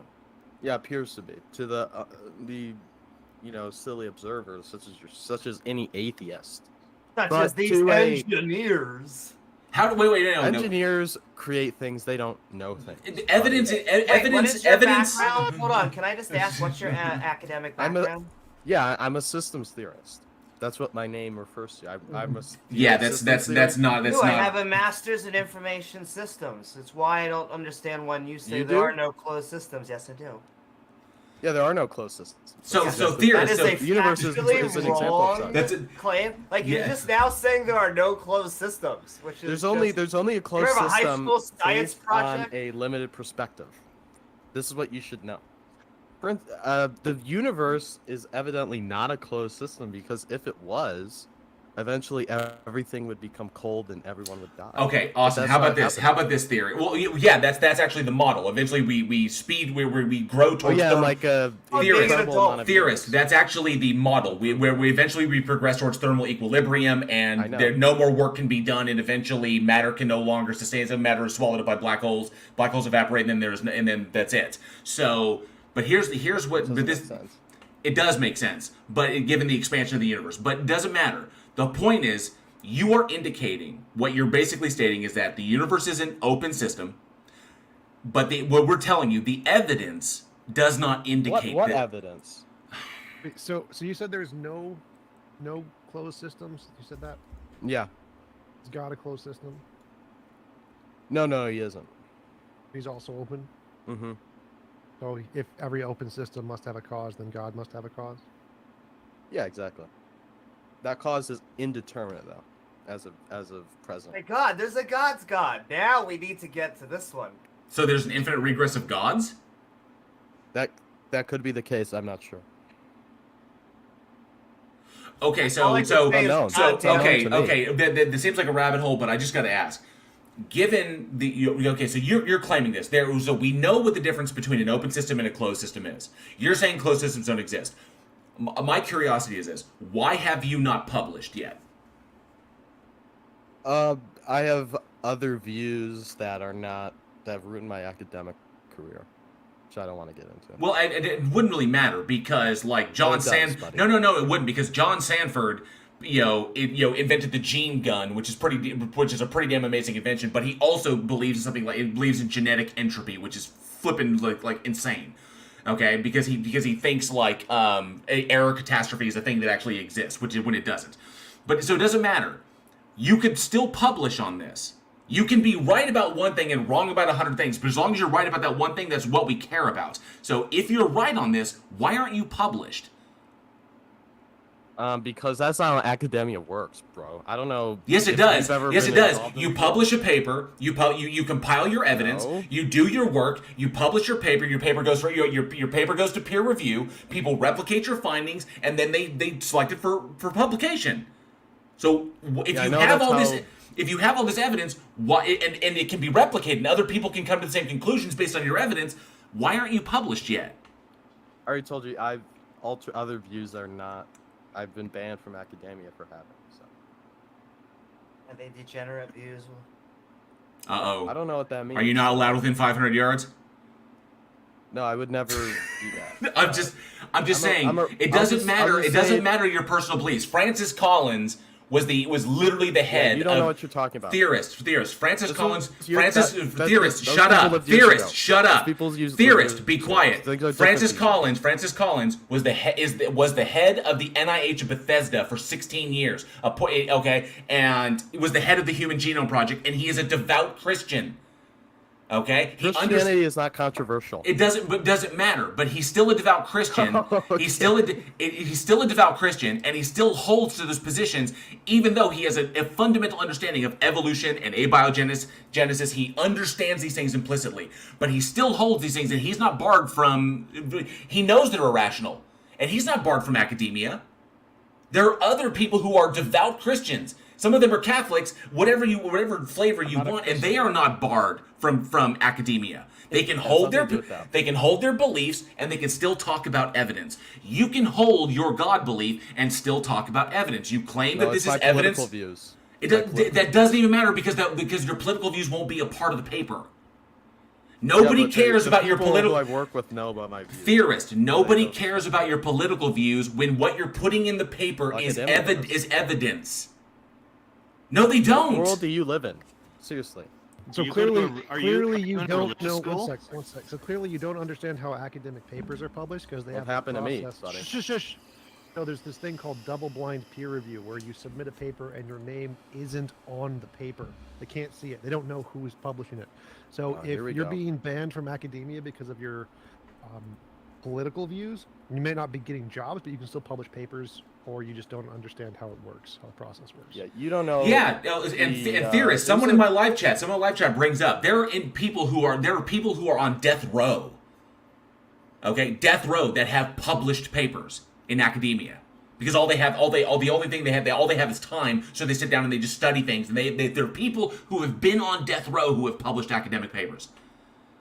Yeah, there's a concerted effort to get me off of academia. That is an appeal to conspiracy.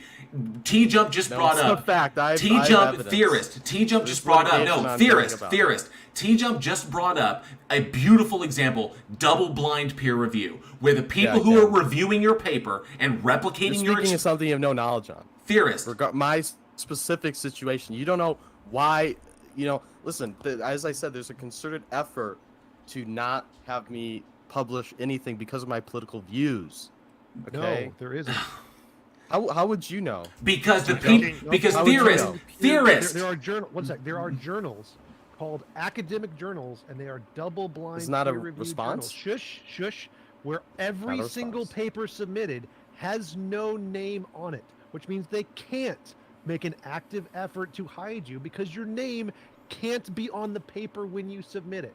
So no, they are not making a concerted effort because they can't make a concerted effort. They are, and they can.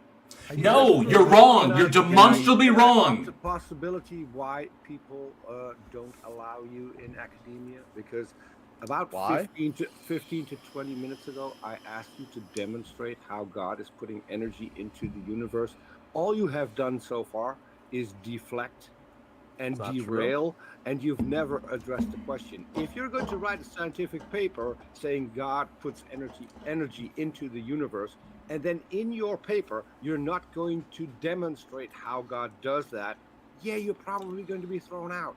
Or even how we could measure it. Even how we could measure it. Because of my political views. Even how can we? No.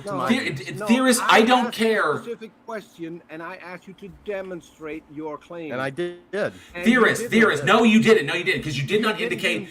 You didn't indicate how you can demonstrate that God is putting or putting energy into the universe, and you didn't indicate how we could even possibly measure that. The whole point is, I don't care if you are a raging anti-Semitic neo-Nazi.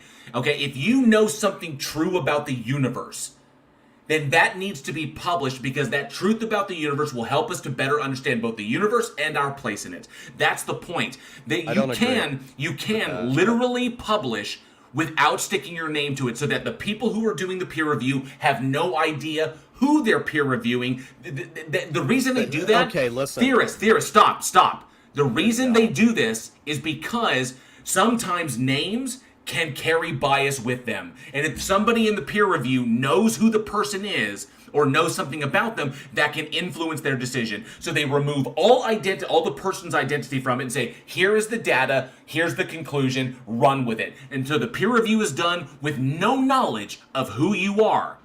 And if it is sound and survives peer review, then you can get published. And given that there are safety mechanisms in place to protect people's names and identities and reputations through the process of peer review, you are safe from this. So you could literally do this under a pseudonym. No, the people have developed algorithms and AIs to detect the way I write.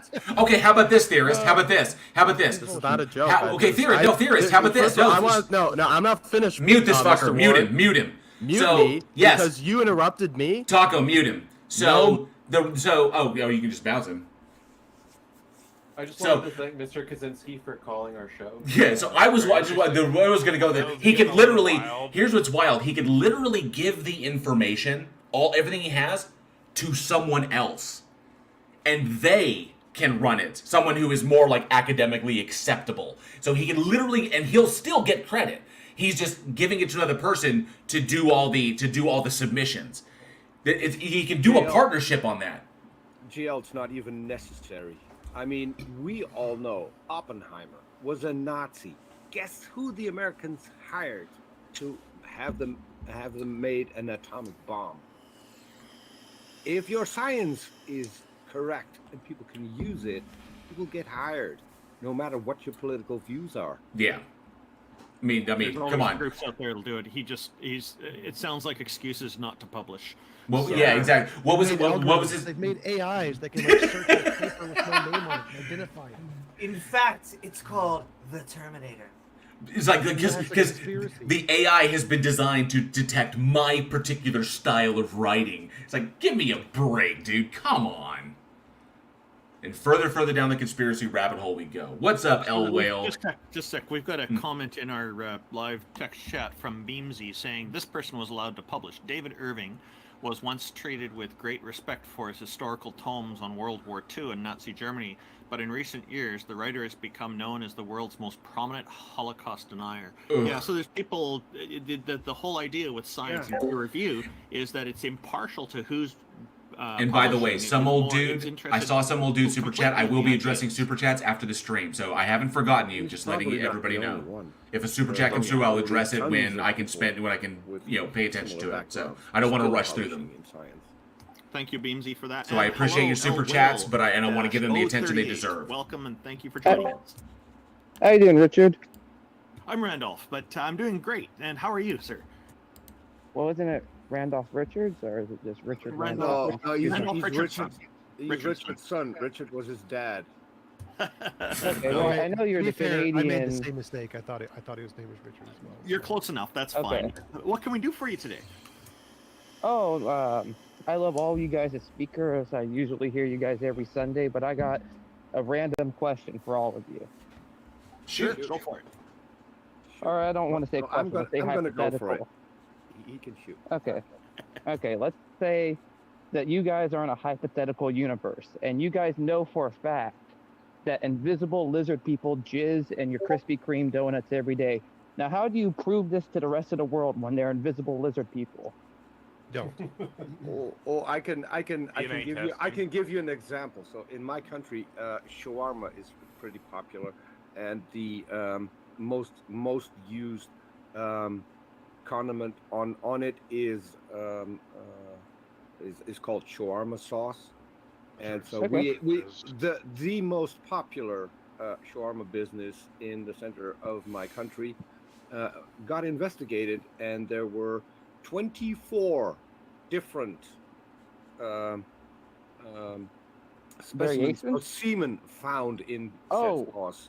So where they came from, we do not know, but we did find the evidence for the semen, and then it doesn't really matter where it came from, the guy where it came from.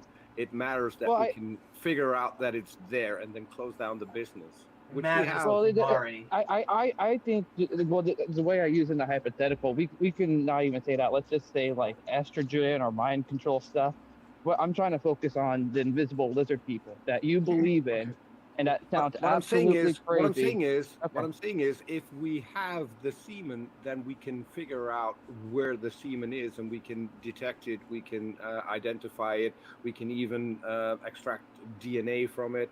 So that is what happened. If people want to Google it, I don't think that's exactly what he's asking. Apeldoorn in the Netherlands. I don't think that's what he's asking. Okay, I will go with this. But let's say like once it reaches our atmosphere and touches oxygen, it just turns into pure glucose. What I'm saying is, if you have the semen and you have the DNA, and you can get to something. El Whale, you said we know. You said we know that this happens, and you asked how do we convince people, right? What made you believe? Okay, so we believe that this happens, and do we have any evidence or reason that we believe this happens? No, but when you try to confirm it, you can prove it almost like every time. But then when you try bringing scientific data, how do we do that? Wait. This is fucking weird. One sec. So we've seen it. So if we have some evidence that convinces us of this evidence we could then show to other people, right? In fact, I would say, just like the last person we were talking to, how do we differentiate this from a hallucination? That's a good question. You see, and that's a point I was trying to get at as well. Is how do you differentiate between a hallucination, a belief, and an idea, and then how do you explain this to maybe a theist or an atheist? Is what I was trying to. Was it revelatory or was it completely intuitive on your part to come up with invisible lizard jizz? That's a sentence I never thought I'd ever say in my life, but. Well, this isn't my argument, but since I just heard it, I thought it would be great for this discussion. We don't even have to say that. We could say like estrogen mind control juices. It doesn't matter. I'm fine with literally invisible anything. lizard It jizz. applies to literally anything. Evidence is novel, testable predictions. So if you think there is something, no matter what it is, and you want to try to indicate that that thing is true, you have to make novel, testable predictions to confirm it, and that applies to everything. Doesn't matter what the thing is. What if it's something that's untestable and you just have see no it evidence. and believe it? Well, no evidence.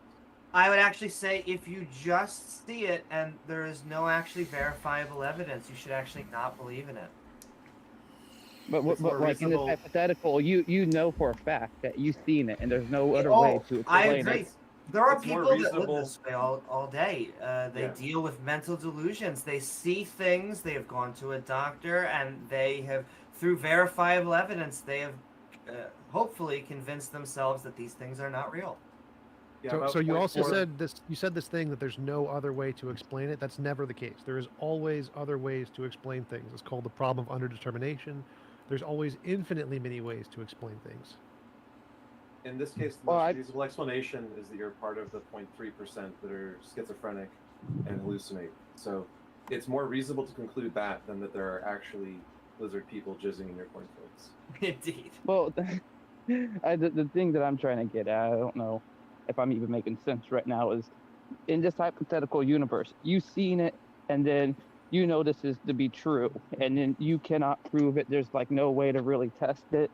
So how do you then explain this without sounding like a crazy person? So Like, Whale, what you really could have asked was, instead of coming up with all these weird things and having Peter ruin Schwarm for me forever, you literally could have just asked, how does a theist prove God to us? I'll also answer that. How do you come off not sounding like a crazy person? I mean, not to be too on the nose, but like, yeah, kind of what we're getting at. Yeah, God in and of itself. It's like they believe in God. Theists believe in God, or Christians believe in God, or whoever you want to say. But they believe in God. They claim that a God exists. They claim that they have knowledge of this, but they can't demonstrate it. They have no sufficient evidence to supply it, and anything they present is knocked down. It's either shown to be some sort of bias or fallacious reasoning, or something wrong is going in there. So the problem is, so what you should be asking is, how can a theist convince us that a God exists? And the answer is, they can supply evidence. That's the whole point. Otherwise, their position is irrational. So until they can supply evidence that can back up their assertion, then there's no reason that we should believe it. Now, we're not saying... Like an ex- What if you get like multiple exegeses of people witnessing this lizard people doing this certain actions? Then how do you take that? Well, a person's personal experience, because they experience something, is not sufficient evidence. Because we can't, because we still have to be able to rule out things like mental illness, drug inducement, something going on, something external affecting their bodies. Sure, a person can have an experience, but that does not logically entail that what they're experiencing is something that exists in reality. For example, a good example that I like to use is, if I was a Christian and say hypothetically I'm a Christian and prayer is a part of my daily thing. Prayer makes me feel calm. I feel closer to God. Blah blah blah. Then one day I'm in a horrific car accident. Okay, and I'm stuck in the car, and the firefighters are working to get me out. And while I'm stuck in the car, I pray. The prayer has a physiological effect on me. It lowers my blood pressure, keeps me calm, and because I don't panic, because the prayer keeps me calm, I conserve oxygen, and my survival odds go up. They managed to cut me out, and they saved my life. Because the prayer had a physiological response and saved my life, does that entail that God exists? The answer is no, it doesn't. It just means that I utilize something based upon a belief that has a physiological positive benefit, but that doesn't indicate that what I'm praying to, the kind of meditational foci that I'm praying to, exists in reality. Okay, it's just a concept. So the whole point is, do what? You've repeated the same point 4 times again. That's Anyway, okay, Jill. I get what you're saying. Right. So I still haven't worked out this hypothetical complete in my head. I heard the other day, and I just thought it'd be interesting. Yeah, it's just like, just because you believe a thing, just because you experience something doesn't entail that it exists. So until the sufficient evidence is presented, there's no reason that we should believe it. So the question is, what you should be asking is, how can a theist present this to, or make us believe this? And that's by presenting evidence. Yep. Okay, well, I appreciate talking to all you guys when you join my channels, and I see you on Discord, so I hope you guys all have a good day. I don't think I could go any farther with this, and I don't want to waste your guys' time. Hey, thank you for joining us, and we had some interesting responses to lizards in our live chat as well, so you brought an interesting topic. Hello, Jason. Welcome, and thank you for joining us. What have you got for us today? You'll need to unmute. He's got worms. Hi, how's it going? Hey, got the worms out of your mic, did you? Yeah, I wormed it out. Good response. I wanted to actually, since only reason I accepted, I didn't raise my hand, by the way, I accepted an invite up You're here. friend of the show. You're always welcome. Thank you, I appreciate that. Unless you Appreciate start that. saying like really messed up stuff, in which case. But hopefully you don't. Hey, I only match energy, but listen, the reptilian thing comes from when a person is so infested with, guess what, parasites. Their immune system starts to actually fight everything. And so you develop these irritations and rashes on your skin that it starts to peel and flake. I forget the name. I'll look up the name of the actual disease of this, but it's an immune response due to how many parasites you have, and you just shingles and Shingles, eczema, shingles, eczema, and It's like psoriasis and shingles and those Jason, kind of shingles, shingles, psoriasis, and eczema have nothing to do with parasites. Yeah, okay. It Well, has I do want to interrupt reaction. again. Your body has an immune Jason? system reaction. That's what's going on. Jason, I just want to say, it's okay. Yeah. Just if you are gay, if you're trans, just Why do accept you always who bring you this are. weird shit? Hey, man, listen, dude. I'm Jason family, man. I have a wife and kids. Oh, Don't I talk know. to me like this. But Don't you talk to me also like this. you told us Weird. no. On topic. The Don't topic. come at me all weird, dude. sorry, I'm not trying to but hear. when he is talking I about come up here to talk about parasites, the gay things, okay? Sure. So when he is I talking wanted to talk about about the parasites, reptilian thing that you guys have brought up. Another aspect is this, is they have. I can show you the video. If you give me perms, I'll link it in the chat. They have this operation where this lady doctor is literally has a utensil down this woman's throat, and she's pulling the utensil out. It's like a long distance forceps, and she's pulling what looks to be a 2.5-foot snake out of this woman's esophagus. Yeah. And when she pulls the entire creature out, it coils back and looks like it's going to strike at her like a snake would. But that's actually a parasite she's retrieving from this woman's stomach that has grown. I want to hear a story. What's the argument? What is the point of the story? What is the point? I'm telling you, shut up. I don't want to hear the story. I want to know the Don't point interrupt me again. Don't speak interrupt me again. Don't again. speak again. You Who do is not this? have control here.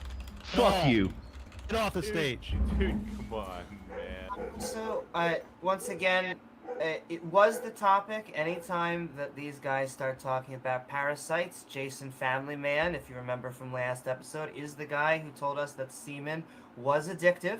And so it really is, anytime they bring that up, I need to get that just cleared out of the air as much as he needs to get off Grindr. Welcome, Become Ungovernable. How are you? And are you here to talk about lizards or something else?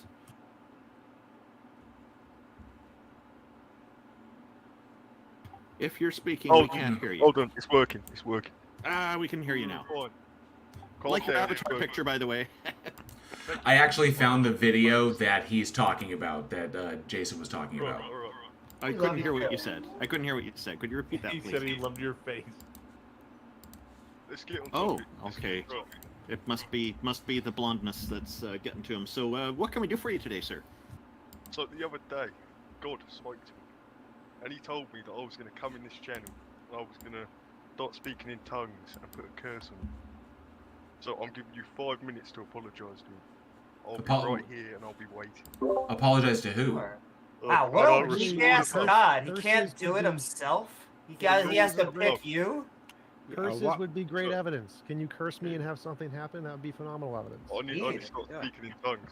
Oh, he's laughing. He doesn't believe it. Yeah. I can hear you breaking before. Anyway, by the way, I found the video that Jason was talking about. I know we bounced him from the stage and everything, but I actually found the video he was looking at. It wasn't that hard to find. And yes, it was an actual snake that was pulled out of a woman that that literally crawled into her while she was asleep.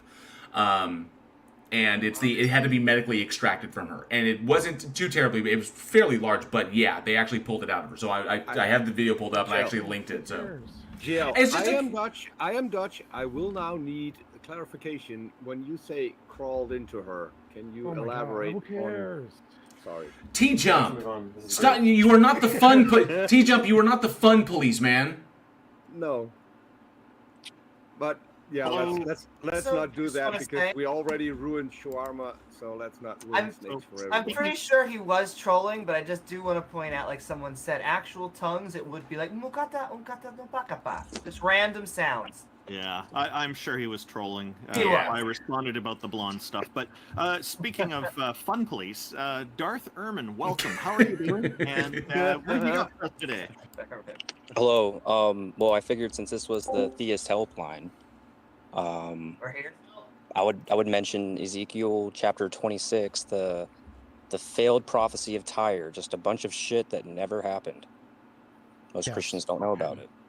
Yes. I will be right back. I hear my dog's kind of going crazy, so I shall here return to, shortly. Criticize religion, or are you challenging it, or do you have a challenge for us? Oh, I don't know. I thought He's helping that- us. He's giving an example of a failed prophecy. So he's Yeah, I was just giving you guys some ammunition. Nice Do to you meet wanna you, TJ. summarize I'm a it? big fan. So so which section was that? Ezekiel what? It's Ezekiel chapter 26. Basically, it's the entire chapter from beginning to end. It's a bunch of shit that never ever happened.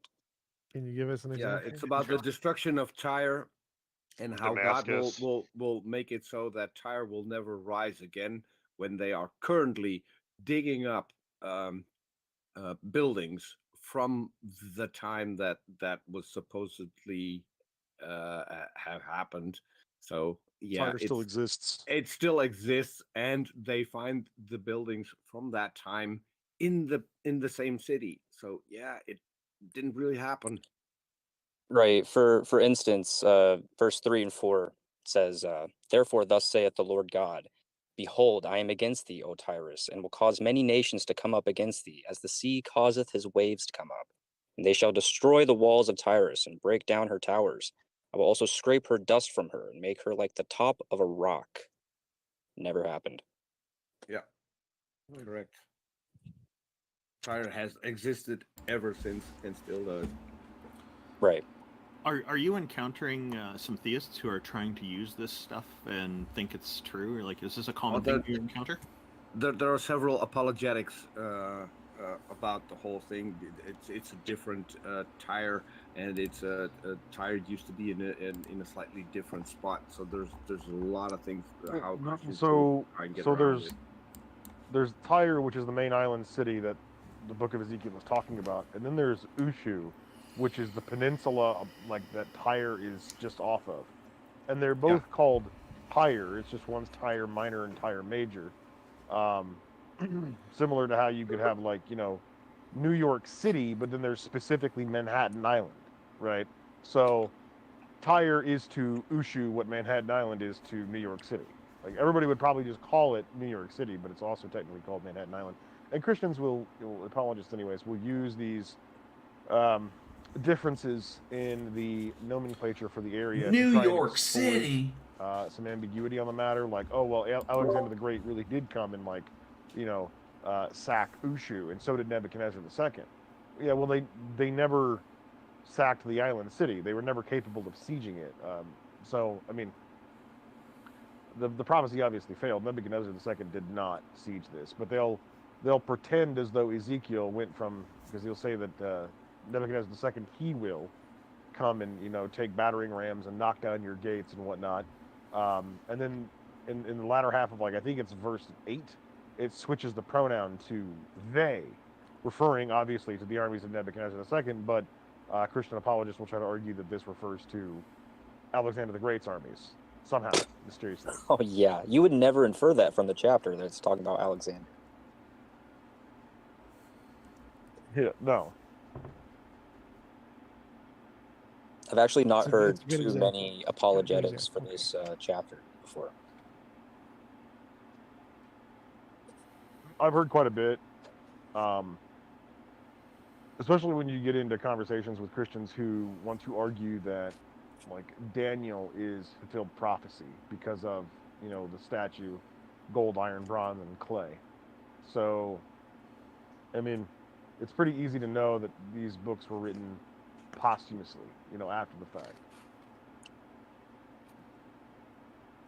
Hey, Darth Erman, I'm just curious. Have you ever spoken with Darth Dawkins? A number of us here have, including myself. Yeah, I've tried to keep every interaction with Dawkins positive and entertaining. I just don't want to challenge his delusions. He's obviously really steeped into it for a number of years. But yeah, I've talked to him at extent. I showed him a video, like a live stream of Myth Vision podcasts with Derek Lambert, who has a lot of New Testament textual critical scholars on his show, on his YouTube channel. And Derek started talking a bunch of shit about Darth Dawkins, and I was like, oh, I bet Darth Dawkins would love this. I was actually able to interrupt Darth Dawkins' conversation a feat not held by many, and circumvent the conversation towards how, someone's saying mean words about him. Oh, that always works. Yeah. Who's next? Yeah, I've had some interactions with him. They usually don't go well for most people. So good on you having some progress there with him. Thanks. I'm gonna head out, guys. Peace out. Thanks for joining us and for bringing that to our attention. That is helpful information. Do you want to do a shout out about your Discord server for people who want to learn more about like biblical criticism and this type of stuff? Step down. He's already out of here. Do you want to give a shout out for him? Yeah, it's called the Bible Uncircumcised. Uncircumcised. It's called the Bible Circumcised, where Sorry, Bible we peel back the foreskin of the Bible to see. Hey, that sounds good because I already like it. I already like it. Can you The post link is in my my bio. You can Okay, check I'll it get out that there. posted in the chat for the YouTube as well. Thank you very much. I'm going to. So Oh, later, hey, today, later today, I'm going to do a show with Arn Ra. I'm going to. Tito's tell got a him bit of how an that attitude today. Bible show is misnamed. He must This have a would lump have in been his recliner. Much better. Yeah, that's what. Hello. So, Ermin, if you're still listening, go check out my latest video. I finally did a response to Inspiring Philosophy. So, Hello he's gone. Never to mind. Austin, the techno-againist. I hope I'm Againist. saying that right. Yeah, Guyness, but I have a question. Guyness, thank you. I won't be responding to this question, but it's just hypothetical. So if atheists are wrong and there is a God, it could be Hellenic, whatever, whatever religion, what would you do about that? Because even though you might prove a lot of people wrong in debates that God is wrong, not true, etc. I can answer that quite easily. I would do nothing about it because so far, and I turned 60 recently.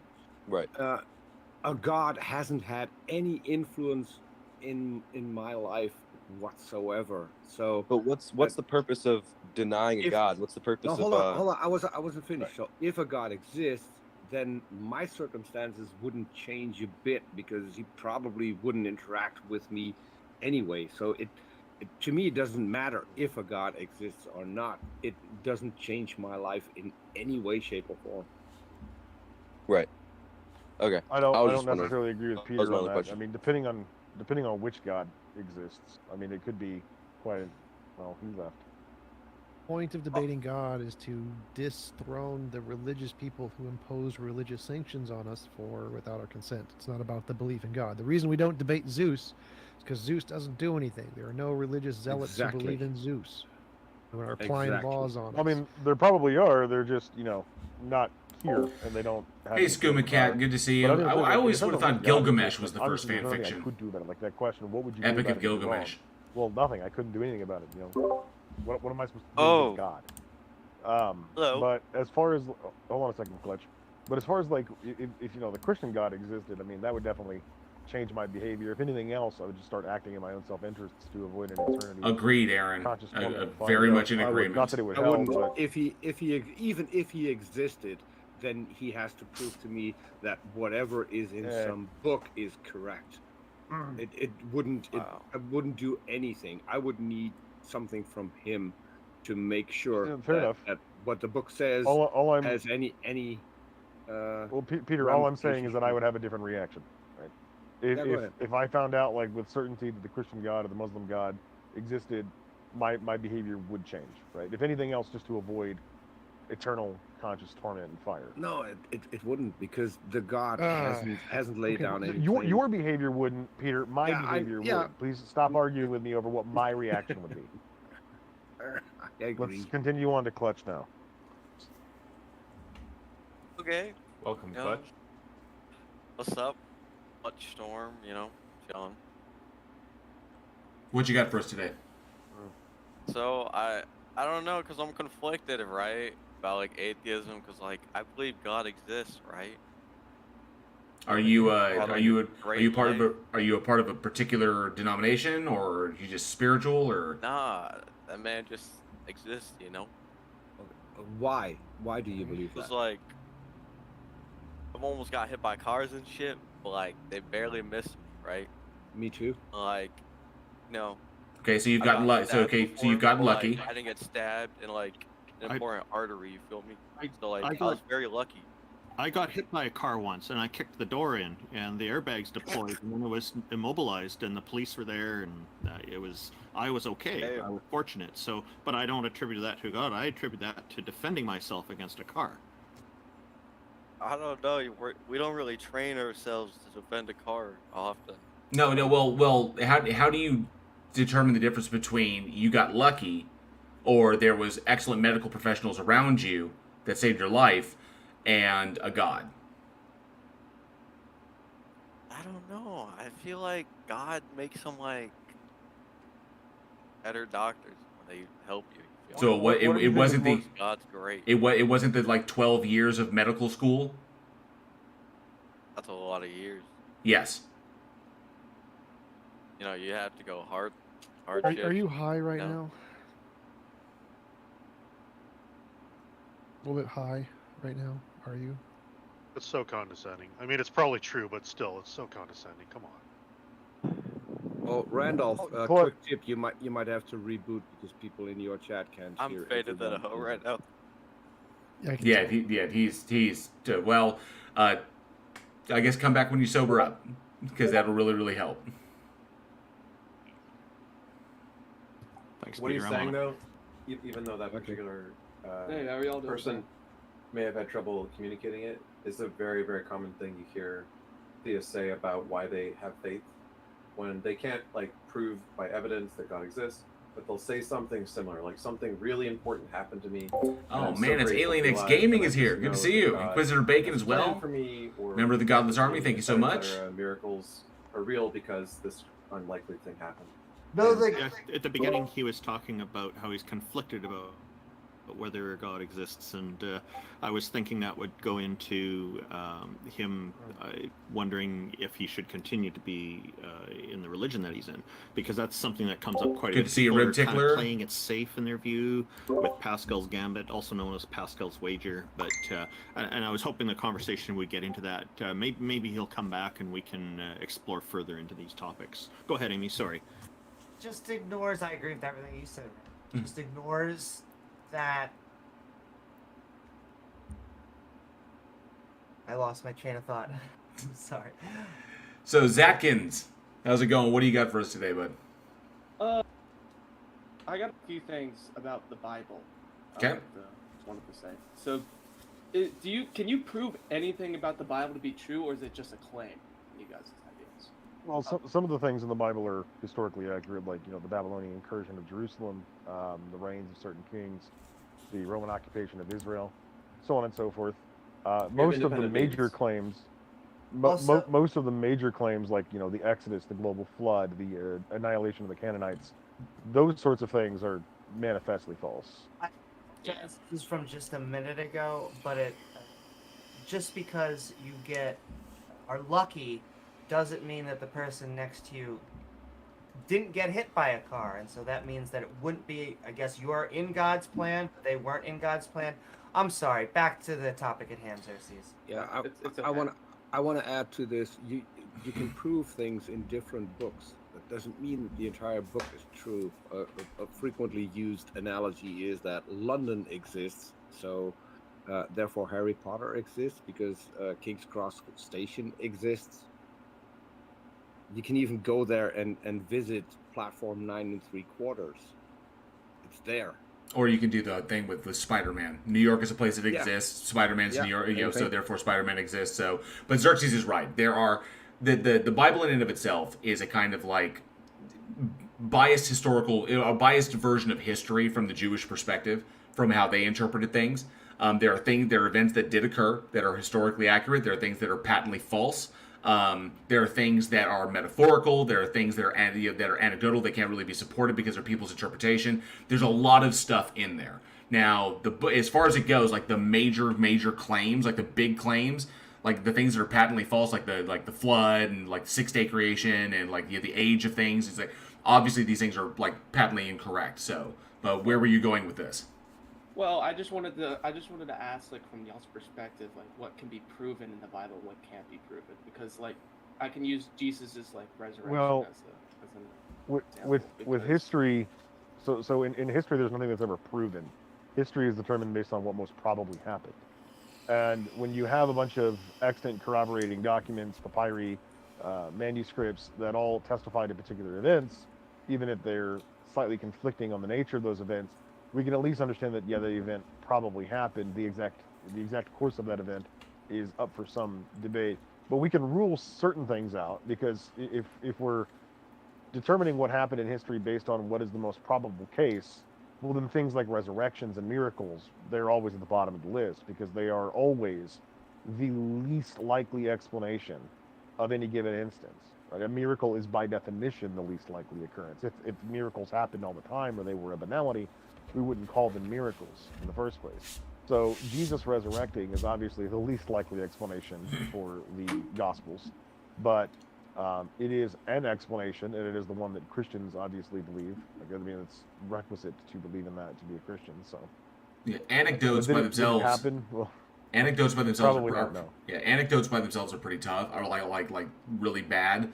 But like historical anecdotes that entail like a break in the laws of reality, like a suspension in the laws of reality. Then yeah, that would be pretty far at the bottom.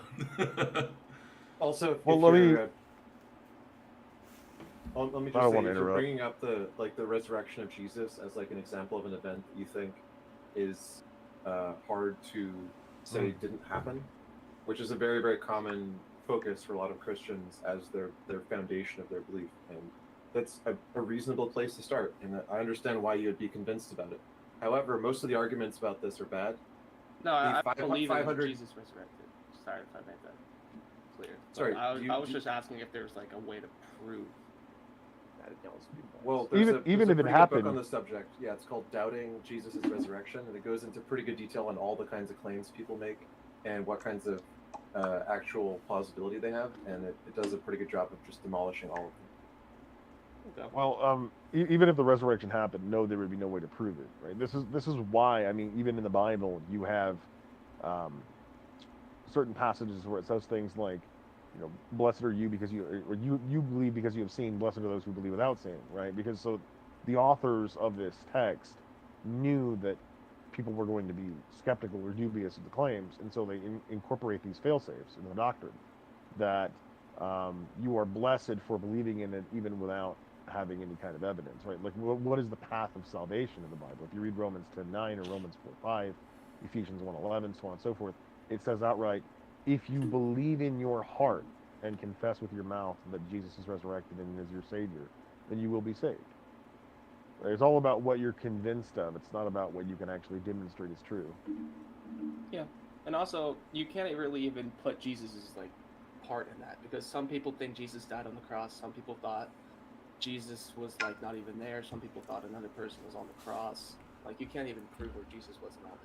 Well, those are Muslim arguments, right? Because Muslims. Hey, Archangelist Lune, Jesus good was to see you. A divine prophet of God, right? So they can't adopt the more reasonable explanations, which is that he really did die and he was just tossed in a mass grave, or perhaps he wasn't even really who he said he was, and there's just a legend.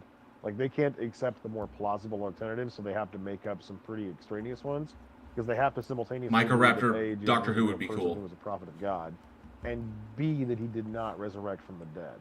So they have some weird ideas which are really easily combated by Christian apologists. But as far as like secular historians who major in this field, I mean, they pretty much all agree that the most likely explanation is that there was this guy named Jesus of Nazareth who pissed off Rome for talking about a kingdom that was not Rome, and he was crucified as a traitor or seditious, and then he was tossed into a mass grave, and then his followers sort of made up this story that they saw him rise from the dead.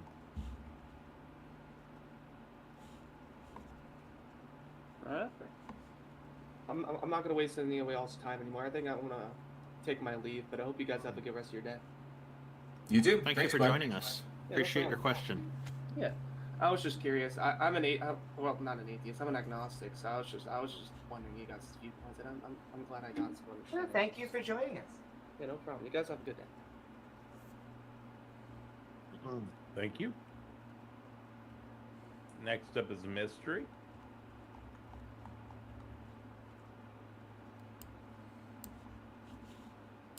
Hey, up and out. Good to see you. Muslim. Oh, hello. Sorry, I had to click accept. All right. Thank you, Freight Edges, for the gifted memberships.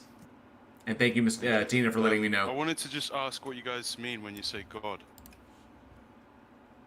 Like an omniscient, omnipresent creator of the universe. I always go with the definition of the person that I'm talking to, because that avoids for many people.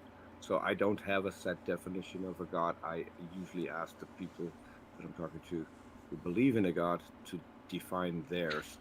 So then at least we can talk about the same concept. Yeah, and I typically use the word deity because it's a sex-neutral term for goddesses and gods. But yeah, generally there are some kind of supernatural characteristics about it, such as omniscience and omnipotence and omnipresence and whatnot. I guess the thing is, though, that if we talk broadly, then there's a lot of different definitions for God. It can be like and God. Yeah, so there's a lot of different definitions. So I guess for you to believe, if we just say that a God is like an omnipresent force that had some kind of input in the creation of the universe, right? You guys obviously don't believe that God would exist or exists. An intentional input, yeah, that one I don't hold a belief in that for sure, and I think most people in the panel here don't. Can I ask, what is your criteria for proof? Like, what is the evidence that you would need in order to believe in that? Novel testable. I don't know. I was just about to quote TJ. He's like, TJ, you want to take that? He's right. Novel testable predictions. I would say most of us like and prefer science and empirical evidence and what J.L. Warren and T. Jump were just saying, but then, right, is it? but we're also open to what you got. Science is just man's knowledge, right? That's what science means. It's the best. It is the only reliable source of knowledge that can differentiate science, imagination. we used to from think reality. that the Earth was flat. Hold on. Stop. Science is the best, most reliable, only way that can accurately differentiate imagination from reality. There isn't a better way. Everything else can be more wrong than science. Science is the least wrong of everything. Okay, but science is not always correct. Sure. But it's the least wrong of everything. And when you say like science, you mean like in what way? Like what would literally the be method of an investigation evidence? by which we the method of investigation by which we come to conclusions regarding the natural world. The rigid and strict methodologies by which we determine the difference between what is real and what is imaginary. The thing, I guess, The I know source what you're version of saying, what I but just the said. thing is Yeah. that if the concept of God is that he can't be physically manifested, does that mean that you won't believe in him? No. If I mean, if you're going, indirect observations. well, So, like- regardless. Hold on a second, TJ. If you're going to define God in such a way that he shares all the same characteristics as a thing that doesn't exist at all, how am I supposed to distinguish between a thing that doesn't exist and a thing that has the characteristics of something that doesn't exist? Because you can observe the effect of something that exists in order to scientifically determine that it exists. It doesn't need to like physically Okay. manifest. And can you produce something, an effect that you believe is both positively indicative of and exclusively concordant with God as the explanation for it over any other What about explanation? Thomas Aquinas, the evidence, logic, About him. inference, scientific method? About Are the you kind of talking- the idea that things cannot go to infinite regress, that there had to be a beginning Well, that- to the first, He's wrong. thing. Well, He's yeah, wrong. So first and foremost, he's just But that's a wrong. scientific Secondly, like, method, right? hold on, no. No. First and foremost, he's just Aquinas wrong. There's was nothing not in the using the scientific. scientific method. There's nothing in the scientific method that forbids infinite regress. Right? The only problem with infinite regress is that There it's is. intuitively absurd there's to not. human beings.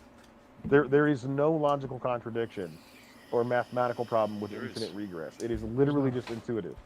So, Please identify the infinite- logical contradiction in Okay, infinite the regress. logical contradiction is that if everything requires if everything requires actuation from something else, then We've already had this the argument. first thing, We don't know that well, it does. Scientifically, It it doesn't. does. No, you don't. No, it you doesn't. don't. No, you don't. You Everything don't get we to just can make claims observe- like that. Okay, well, Mystery. you're going I against science assure now. you. No. No, I'm not. I assure you, if you want to go down this sort of Kalam-style route with asserting that everything requires some sort of antecedent deficient cause, you're going to get in trouble if you're going to start trying to incorporate God into that list because God can I ask, has an explanation. Hold on, can you I'm not done. prove to me Mystery, Hold on, mystery, hold on, stop hold on, interrupting. hold on. I'm not done. Okay, God as an explanation is always going to violate the rules that you use to get to him in the first place. So if I were to even just grant what you're saying, okay, infinite regress is impossible. Okay, whatever. All right, and everything needs a cause. Okay, all right, whatever. All right. Now we say, okay, so God is the thing that caused everything else, but he exists infinitely, and he himself doesn't need a cause. So right out of the gate, we've already violated the very rules that we set forth to get to him. So You're you're already jumping creating ahead. a special pleading fallacy. No. It doesn't matter if I'm jumping ahead or not. We do not have a reliable method of arriving at God through reason that does not require that we create special pleading fallacies or exempt God in some way from the rules of inference that we use to get to him in the first place. Okay, Is can you Xerxes really quiet for anybody else? Can you? No, he's fine. Can you scientifically prove that there is something that exists that doesn't require a cause? What do you mean by cause? Something else that actuates it. Okay, so if we want to do this, like we say, like, okay, no, I'm not aware of anything, at least in my physical experience, that doesn't have an efficient and a material cause. Sure, but if you want to go that route, right, then I can just flip it back on you, and I can ask you, can you prove there's anything in reality that does not That's an have excellent point, efficient and a Aaron. material cause? Excellent point. Because if you believe in God, you would probably be believing in But creation ex that's nihilo. no, but yeah, but the point that I'm making is that according to science, right, everything that we can observe, everything that we can test, right, does And require Alien a X, I cause did see according your to, super you know, chat. Thank you logic very much. I will address super chats at the end. Right. Our observations tell us that science tells material us. things. Okay, that's poorly worded, but things, physical objects, material objects, have both a material and an efficient cause. Okay, the universe is a compository of physical objects. You might say that the universe requires an efficient cause because everything else in the universe also requires an efficient cause. But if you were to make that argument, I would say that it would equally need to require a material cause. And if the universe requires a material cause, well, it can't have been created because the universe is the totality of material. So there can't be How do you know material that? before the existence of material. How Because do you that's the know that? definition of the universe. Okay, so what if there was something outside of the definition of the universe that created the universe? Well, that's just There's no moving the evidence of that. goalpost. Hold on. But there is. Do you There is believe? evidence of that. No, Mystery. Do you believe that material in the has always question. existed?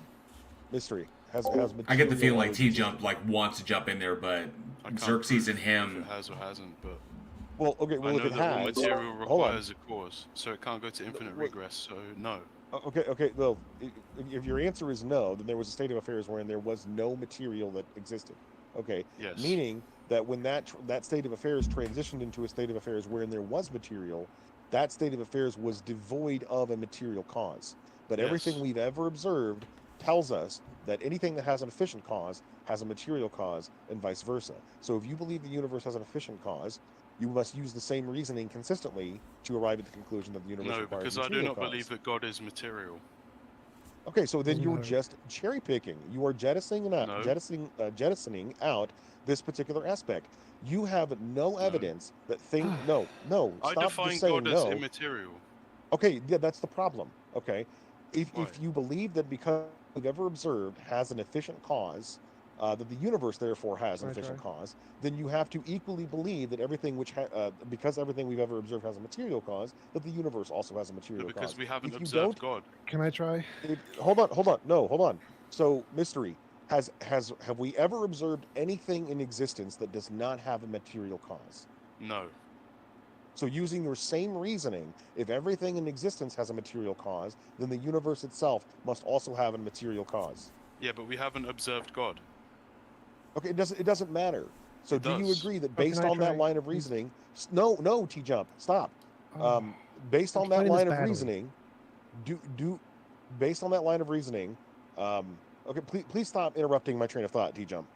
Please stop. Mystery, your claim is everything we've ever observed in the universe has an efficient cause, therefore the universe itself has an efficient cause, and you believe this to be God. Okay, but everything we've observed in the universe Getting real also tired of has his a passive material aggressive cause, bullshit. I really right? am. And nothing that doesn't have a material cause has an efficient cause that we've ever observed. So if a thing has an efficient cause, it would follow that it also has a material cause. but you're cherry picking that reasoning and saying that the universe does not require an efficient cause.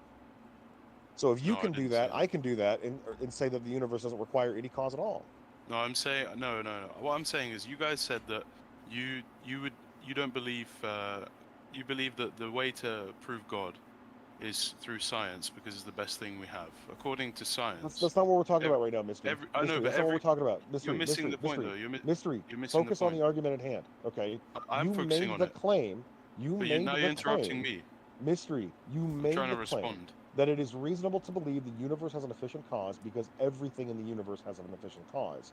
But everything in the Right. universe also has Because a the material universe cause. is everything So, in the universe.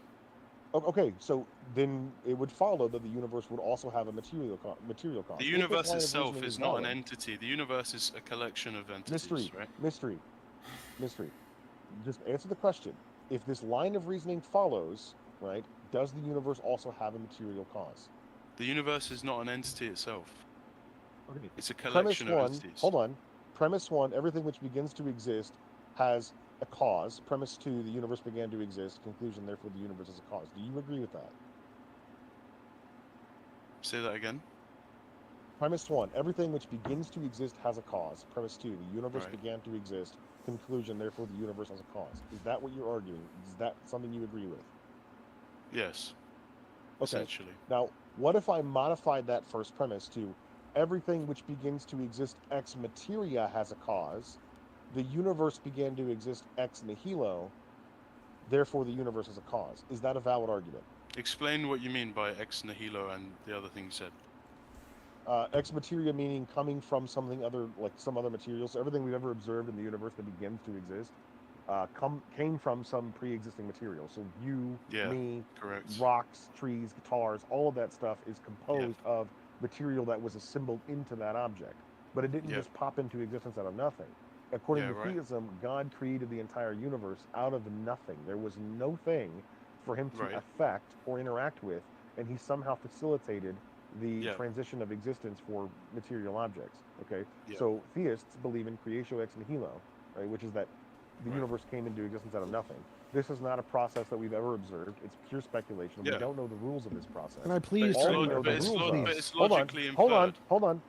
All we know the rules of is ex materia causation. We know that things which have a material cause, or things that begin to exist, from material, require an efficient cause as well. This we can justify intuitively and observationally, but we cannot justify that anything which begins to exist out of nothingness requires an efficient cause. But the problem with lacking something that creates ex nihilo, right, is that there's an infinite regress of requirement of material, which isn't possible logically. If there is an infinite requirement, then nothing would exist. Mystery, you're not paying attention. Mystery, you're I not am paying attention. I'm responding no, to you're exactly not. what you just No, said. you're not. Yes, I am. If all we're going by are the rules of the inference that you have presented in this, but you're this creating a conversation. system where there's an infinite mystery. requirement. Ignore that for a minute. Just quit That's my trying whole to point. skip ahead of yourself. It doesn't fucking matter. You don't understand the subject as nearly as well I as do you think you understand what do. you're saying. And what I'm trying to illustrate to you here is just a complete breakdown of the argument itself. The rules don't work. Even if you arrive at God, God himself is infinite. God himself is an infinite regress. He's a conscious thinking agent with an infinite series of past mental states. So you still arrive at Now an you're infinite adding regress no more matter what you properties do. to God, but we haven't even agreed on the first premise, which is that there is a requirement for something that creates without causation. Otherwise, there's an infinite there's requirement. not a requirement for that. There is. Can I please have a There turn now? literally Can you're not making progress? May I please try to explain this? Go ahead, whatever. Okay, so all of the natural things in the world we see, they are all contingent. We all see them made. There's no infinites to them, right? Right. But what about things we don't know about? Could there be unknown parts of the material world we don't know about? Yes. And they could be infinite because we don't have any evidence for them, right? True. All right, and we don't have any evidence for God, right? He could be infinite. We don't have evidence of him either, right? I don't know what you mean by evidence. The same kind, like the evidence we see about the material world, we can see it and interact with it. We don't but God have isn't that. material. So. So. Right. So we don't have any of that for God, and we don't have any of that for the unknown material stuff, right? I don't know. I believe that we have evidence for God based on this premise that there has No, to I don't be care. some Okay, kind so of original the physical cause. stuff that we see. So we see Okay. the material we can't world. put God in a test tube. I don't care. correct. I don't care. That's not what I'm saying. So the material stuff we see, all of the stuff we see, all of the evidence we have of the material world, whatever means we use to do that, we don't have any of that for God, right? We can't touch, hear, smell, see God. Is No. this is a yes or no question? We don't have any of the sensory stuff for material for God. Yes, That's all we don't. Okay, okay. So we have nothing of the sensory stuff that tells us anything about the unknown material stuff. We don't know anything about the unknown material stuff, and we don't know anything about God from this means, right? Right. So there's an equal % chance that in the unknown material stuff, there could be an infinite material, just like there's a % chance of the unknown God stuff, there could be an infinite. Okay. So that means that there could be an infinite material, just like there could be an infinite God. And that, yeah, there could be God, right? So why are you an atheist? Because there's no evidence of God and there's lots of evidence of material. But there's an evidence that there's a requirement for an initial cause. No. There is, though. No. What is that? Because everything requires to be actuated by something else. So there's either an infinite requirement, or there's something that did not. There's something or some things that do not fit the properties so of either- requiring a cause. So they're infinite. Either there was an infinite thing or there was an infinite past. Both of those are possibilities, and both of those could be not God. And they could be God. Sure. If you define God as something infinite that didn't require a cause, that led to the cause of everything else, then God must define exist. God as my cat, all of a sudden he exists. No, Wait, but wait, so yeah, I if you define- do, that's true, but I but define we're God talking as about a mind that created all non-created things, and I think no such thing exists. So wait, Mystery, are you essentially arguing that the only thing there could be an infinite regress for is God, because there cannot be an infinite regress for anything else? I'm saying that no, what I'm saying is that there has to be something that doesn't require causation. Well, so there's two things there I wanted to bring up. One is that your definition of a God seems to not entail a mind. Are you saying the universe, quantum fields could be God? I'm saying that no, I'm just talking about one of the properties of God. He Okay, could so have a you- mind, he could not in this theoretical example. Right, so I'm just quantum talking about fields something is that the quantum doesn't field require could be the causation. necessary thing, right? The quantum fields could be the foundation of all reality. That's the ultimate beginning, and you don't need a God for that. If they fit the properties then of not requiring a cause, and they've existed Sure. before the start of the universe, then potentially. Sure. So that's one possibility. There's another possibility where there is no such thing and there is an infinite regression. Now that's the thing you seem to be arguing against. Why do you think there can't be an infinite regression? Because it's logically impossible. What's the Like, logical if they- contradiction? Okay, so if you have like a line of dominoes and they got knocked over, there has to be a beginning force that caused the dominoes to knock over. Nothing Only would happen if- if it has infinite requirement. Well, You that's can't only go into an infinite chain of requirements. that's only the case if the domino that's knocked over can only be knocked over by the previous domino. Suppose there's a stick and the stick falls in the middle of the dominoes. Now, even though there's infinitely many but some dominoes force had before to it, cause the stick to fall. yes, and that's fine. It's not one of the dominoes. So if there could be other forces other than time that can cause present moments, right? And if there are, then they can knock over a bunch of different dominoes. There can be many different present moments. So then And the of those stick is present your God. moments, no, because it doesn't have a mind, but it Doesn't does have to. exist. That's fine. So if you want to define God as just the foundational nature of reality, which is infinite past, you can do that. But I don't believe in infinite past. That's fine. It's You not a don't believe logical in God. contradiction. You can't prove that infinite past exists. I can No, prove no, it's no. not Mystery. logically impossible. So all I have to do is prove it's I- not logically impossible. Either you have an infinite series of past events, or you have an infinite God. Either way, you are stuck in infinity. Okay, so if there's a requirement for an initial cause that is infinite, doesn't that Mystery. that seems to indicate to me that there is a God. Okay, Mystery. Let's break this down for a second. Let's say there's a state of affairs, okay, wherein the universe does not exist yet, and it's just God. God exists in this state of affairs. There's nothing for him to interact with, nothing for him to affect. It's just him. Okay. Now let's also suppose that he has the magical powers to affect nothing at all. Did I and beep? somehow I'm sorry. generate an effect, ignoring Right. the obvious logical contradiction that causes. Okay.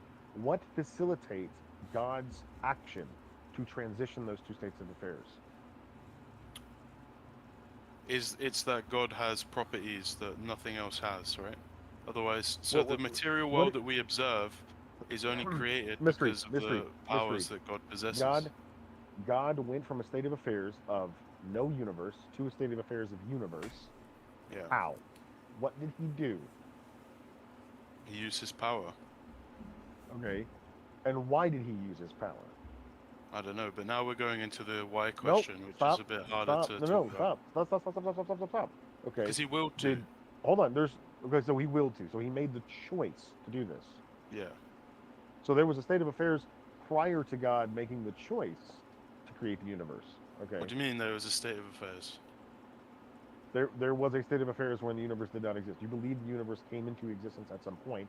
Okay. Yeah. So prior to that point, chronologically or causally, take your pick, there was a state of affairs when the universe didn't exist, and God acted upon nothingness to facilitate a transition. So it went from no universe to universe, and the reason why is because God chose for this to be the case. Yeah. All right. So at what point did he desire to make that choice? I don't know. We can't even estimate that. Regardless of the case, you have now trapped yourself into another infinite regress because God now has an infinite series of mental thoughts leading up to the choice to create the universe. Yeah, but God is the only thing. The whole what I define God as is something that doesn't require anything else, right? I'm not talking about whether God needed a cause. Stop trying to predict. Why are you where my saying that argument God is going has an and listen infinite to it. regress? Because he's a conscious thinking agent, and he had an infinite series of mental thoughts leading up to the point where he created the universe, or decided to create the universe. What if God exists outside of time? Infinite doesn't matter. Well, if he exists outside of time, he doesn't change, and therefore never arrives at a choice to to create the universe. A thing that doesn't change can't will anything into existence. That's a contradiction. Yeah, but time is part of is one of the laws of this universe that he created. We don't know what the laws were, if any existed before. Time is just a measurement of change. A timeless state is a state devoid of change. If there is what no if God doesn't change? Then he never goes from a state of not creating the universe to creating the universe, and the universe never exists. But we're applying laws that we observe in the universe to something outside the universe, which doesn't make sense. Mystery. Bink, you got it.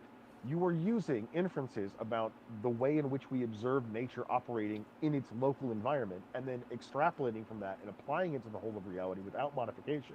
So your argument that because we observe things in the universe requiring causes in some sort of hierarchical fashion, therefore requires that the universe itself or reality itself requires such a cause, is special pleading. That's an excellent point, Microraptor. You For a don't being have we the can't basis detect in any to way, make this guy that knows a hell of a lot argument. about It's him. completely invalid. Hence the fact that you have to keep exonerating God from the same rules that you're using to get to him. So No, I'm not at no point exonerating is God. this ever reasonable. I'm creating a theoretical argument based on certain properties of why this Everything needs a specific cause, God not can God. exist. There's a requirement for God to exist, and then Infinite regress is impossible, but not for God. You're just making shit up, dude. yeah, no, that's correct what you just said. No, so that's what I was asking previously, Mystery. you're That's just literally making what I shit up. asked. I said, you're arguing for that the only thing that there can be an infinite regress for is God. And that an infinite regress cannot exist for material causes. Yeah, that's based on science. Okay. Well, here's the question that I think T-Jump and Xerxes and a number of people, we've asked other people before who've come up on the stage. Where is the logical contradiction in an infinite regress of material states? Everything requires a cause, right? So if everything requires a cause, what was the first thing and how did it get created? It also means Mystery, God that would very require a question- cause. That very question is But God, incoherent. that's the whole explanation.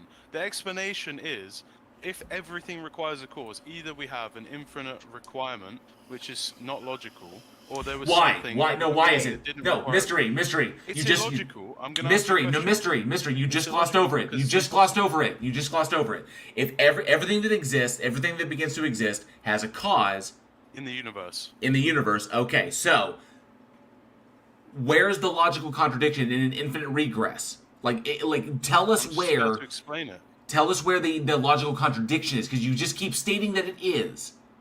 An infinite regress is a logical contradiction. How? Because it's an infinite set of requirements in order for something to exist. If you have an infinite set of requirements in order for something to exist, then that thing would not come into existence because it can't fill infinite requirements. Okay, you are incorrect on that, and it has been explained on this stage prior to you coming up here why you're incorrect on that. And the person who can do it best, and I'll acquiesce. The person who can do that best and has explained it best is T-Jump. So I will, if he wants to pick that up and explain again to someone else why you're wrong on that assertion, he can. I don't know if he's still there. After that, I'd have a question for Mystery as well. T-Jump, are you there?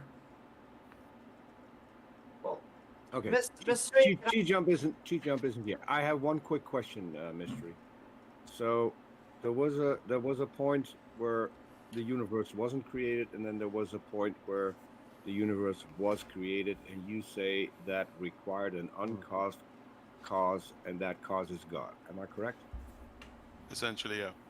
Okay. What caused God to decide to create the universe? It's irrelevant. No, it's not. Because if there wasn't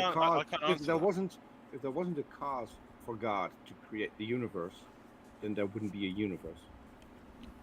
Well, why? There's another way of wording this as well, Mystery. Oh no, hold on, Xerxes. First, let him address this, please. I can't answer that question, and I don't need to. Yes, you do, not, because not I'm a asking you. Well, Because I'm asking you. I don't know the answer, and I don't, and it doesn't disprove my point. Yeah, it does, because there would have been a cause for God to create the universe. Why? The one time I tried to pass it to T-Jump, but he's not there. Because as you stated earlier, God doesn't need anything, so he didn't need the universe. There has to have been a cause for God to create the universe that he doesn't need. His will. That's not a cause. He decided to do it. Even if what was the cause? What was the cause of him deciding that he needed to create a universe? I don't know. We can't answer that question. So there is a cause within God that you can't or won't address, which means that it's not a cause. Your God isn't uncaused, because you can't even come up with a cause for God to create anything. If God has a cause, then he isn't God. The Okay, whole, well, the whole point is if that God doesn't require have a cause, he would never have created a universe. And it What- would and be I not, wanna it ask would- another question. it Hold would be on, not hold on. one I type wanna- of God. There are other types of gods. Yeah, and Let me ask another question. There's no reason to ascribe an inherent meaning to life if God created the universe without a purpose. Yeah. Okay, but Well, this here's is another not question, the Mystery. point. I have a question for you. Okay, so going back to that state of affairs hypothetical that I was giving you, let's say God exists and the universe does not exist yet, and then the state of affairs transition into a state of affairs where the universe does exist. Okay, now how do you tell the difference between a state of affairs?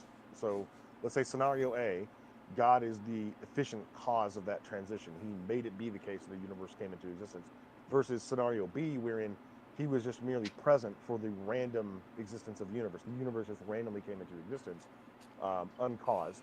It was just a brute contingency, so to speak. It just happened, and God did not facilitate that, but he was just there. He was just present for the event. How do you tell the difference between those two situations? Can you refine the question? Sure. So scenario one, God causes the universe to exist.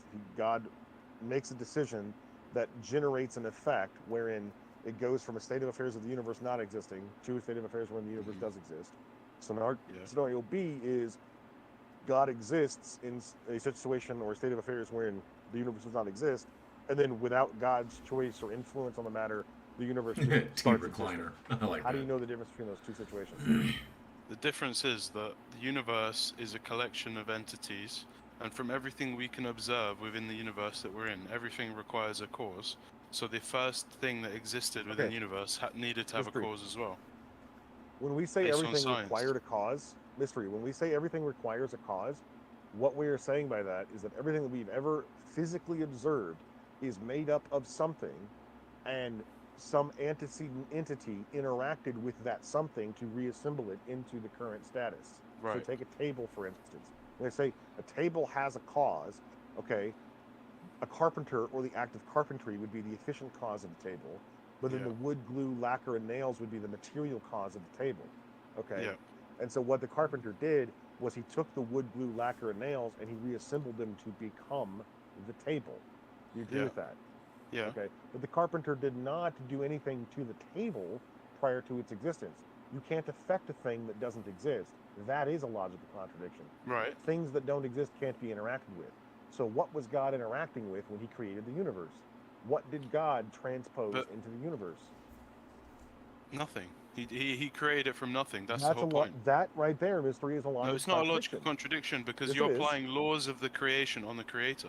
The whole point is that Oh my God, in order mystery. for anything to exist, the thing you're not able to distinguish is that what I'm saying is that all of these laws, we're talking about a table and everything that exists in this universe, have these specific laws. I will where they get to you, require Aaron. causation. But in order for that Mystery. to actually Okay, be realized, I'm there done had now. to be Mystery, I'm done. something I'm done. that didn't Stop talking. require that. This is what you're Oh, doing. so you're gonna, like, taking the interrupt rules me, and okay. laws of our reality and extrapolating them to get to a conclusion that does not fit within the rules and laws of our reality. Yeah, and exactly. then accusing me of some sort That's of the point. intellectual folly when I do the same. I'm sorry, that's But there's invalid a reasoning. requirement You're for being something dishonest.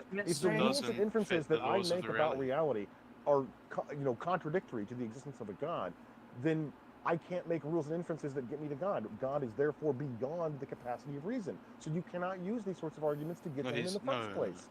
This is No, no, no. flagrantly invalid reasoning. You're just If I can't misunderstanding, use or the you're laws just and like laws rejecting and what I'm inferences saying. Well, we to get first demonstrate that cause God is arguments a not- lot. That is not the case, then you can't use these rules and inferences to demonstrate that God is the case, because per your own admission, he is beyond these rules and inferences. The same laws that apply to our reality do not apply to God, and But there's therefore a you don't get to requirement use for the God. laws. No, there's There not a isn't. requirement for God. There the is. the only way that you can get to that requirement is by taking the laws of our reality that we observe, behavior, and applying them to God. If you don't apply them to God, there is no requirement for God. No, The because only God, way, no. the only In way order that for you our can reality say to that is if exist, there God has falls to be into the something cosmic that doesn't paradigm. fit into the laws of this reality. No, there doesn't have to be. That's Yes, your it does. pea-brained, idiotic position because you're a narcissist who needs to believe that there is some all-powerful, intelligent creator looking out for Why are you you personally. going ad hominem Well, a mystery. Because this is you're why. just ignoring, flat out ignoring No, you're the very ignoring problems what of I'm your own reasoning. You're taking the rules and inferences of our reality, applying them to the whole of reality without modification, and then saying this gets us to God. And then when I do the exact same thing in the reverse, you're saying you can't use those rules and inferences to make that conclusion because it doesn't apply. Yeah, That's ad hoc God does. No. bullshit. You're missing. Okay, Your this is what argument you is mean. I know what fallacious, you're and it saying is now. debunked. No, I get what you're saying now. So you're saying that I'm using the laws of this reality to prove the existence of God, but then when you use the laws of reality to disprove it, I'm rejecting it. And the thing is, you're not understanding is that the God doesn't fit. I'm not. Hang on. Let me explain, because I listened to what you said.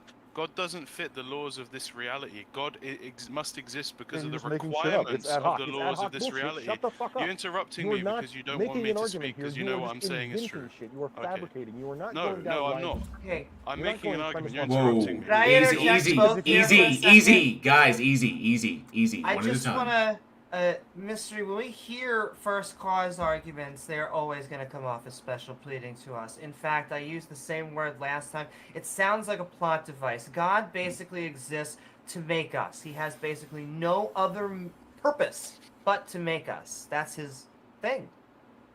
This wild, Okay. incredibly arrogant position in the world. But mystery. guys I got a missing the point. No mystery. Stop. At this point right now, Amy is correct. She nailed it on the friggin' head. Okay, it's literally we hear first cause arguments all the time. But but there's a problem with this. There's really a major thing that this issue that you have is that you stated that the laws of reality, okay, by which we understand this universe operates, don't apply to God. You stated that, Yes. right? Okay. Yes. So I just have to ask, and I think Xerxes knows where I'm going with this. Do the laws of logic, the classical laws of logic, the law of identity, non-contradiction, and excludability, do these apply to God? Yes. They do apply to God. Well, then God can't do things. The only way that we can contradictory, like comprehend creating God is something out by of nothing. using logic. Okay, no, hang on a second. No, mystery. That's not what I asked. I asked you, do the laws of logic apply to God, or do they not? It's a very difficult question. No, it's not. It's a yes or no. No, because it's implying a lot of different things. It's not a simple It's question. not an imply. No. Each answer Okay, does have its own. Hang Hang on a sec. Each answer, if you answer yes, that implies that entails certain things. If you answer no, that entails other things. But the answer is a yes or no. What do you believe? Do the laws of logic apply to God? Everything that is, everything that isn't, and you can't be and not be at the same time. Identity, non-contradiction, and excluded middle. Yes. The only way that we can comprehend God is with logic. Identity, mystery, identity, non-contradiction, and excluded middle, meaning that God is himself, he can't be not himself, and he either exists or he doesn't. He can't do both. Similarly, God cannot instantiate into reality things that are logically contradictory. I'm sure you've heard this little paradox before. Can God create a stone so heavy he himself cannot lift it? Mm-hmm. Yeah. What would be your answer to that? Yes or no? No. Why can't God create something so heavy he can't lift it? Because one of his properties is all powerful, so he can't limit his power. Okay, so the rock that's so heavy God can't lift it is a thing which is logically incoherent. Would you agree with that? What do you mean? He can't create something he can't do. Okay. It goes against his properties. But mystery is a weakness either way. Stop. Yes. Okay. Stop. That is what a logical contradiction is. When a thing goes against its own properties, or a situation defies its own properties. So it's basically just saying this thing is not itself. It's not a logical contradiction. So there is no such thing, like logically. There's no I such never thing as said a God rock can do everything. God Okay, can't do well, everything. Hold on, mystery. That's fine. Okay. There's no such thing as a rock so heavy that God can't lift it. Just like there's no such thing as a square circle or a one-ended stick or a Mary Bachelor. Okay. Yeah. Right. Well, the same principles that we're applying to identify those objects as logically incoherent also identifies the process of creatio ex nihilo as logically incoherent. No. So I wanted to comment a little bit. Get rid of him. I wanted to talk about this is ridiculous. Hold on. This is just over and over and over so again. Mystery was listen. saying that given the known laws of physics, there is nothing in the known laws of physics that can account for the fundamental nature of reality. That is true. Now he There's decides to nothing show about up. that implies that a God is required. Could there be more? No, there could be more unknown laws of physics that allow for an infinite past regress of material things. There could just be an unknown law of physics that does that. No problem. It doesn't need to be a God. Okay, but science hasn't discovered it yet. So you're Correct. It hasn't discovered it. It also hasn't. That's it your hasn't. God. Wait, stop. It hasn't discovered anything about. Hey, Janice the Farmer, fundamental good to nature see of you. reality. So nothing about the fundamental nature of reality is discovered by science yet. We don't have that. We don't know what it is. Okay, but that does not mean it's a God. No. Are your God? No. Yeah. Laws of physics are just another material thing. There's nothing about them that's ultimate or eternal. There could be more studies. If they explain the causation problem, then that is what you believe No, is it the doesn't. creator. No, it doesn't. Because if they don't require a cause and they caused everything else, then that is your God. No, it doesn't. So again, there's multiple solutions. That is wrong. There could be things that are uncreated that didn't create anything else. They just affect things, like a law of gravity or something. It could be All there. It Mystery is didn't doing is create saying it. that he's just going to arbitrarily assign the label God to anything that happens to be the antecedent efficient. That's what we defined God as in the beginning. I defined it in this whole theoretical scenario Does as God something have a that mind? doesn't require Yeah, a cause. that's one of my questions. That's, I mean, I did bring this up like half an hour ago. That was the point. But we can definitely move on now. So we've gotten to the point where, no, that's not God. And No, can it I wasn't ask you. you, Mystery? So you said that God made things out of nothing. What's the difference between that and magic? What do you mean?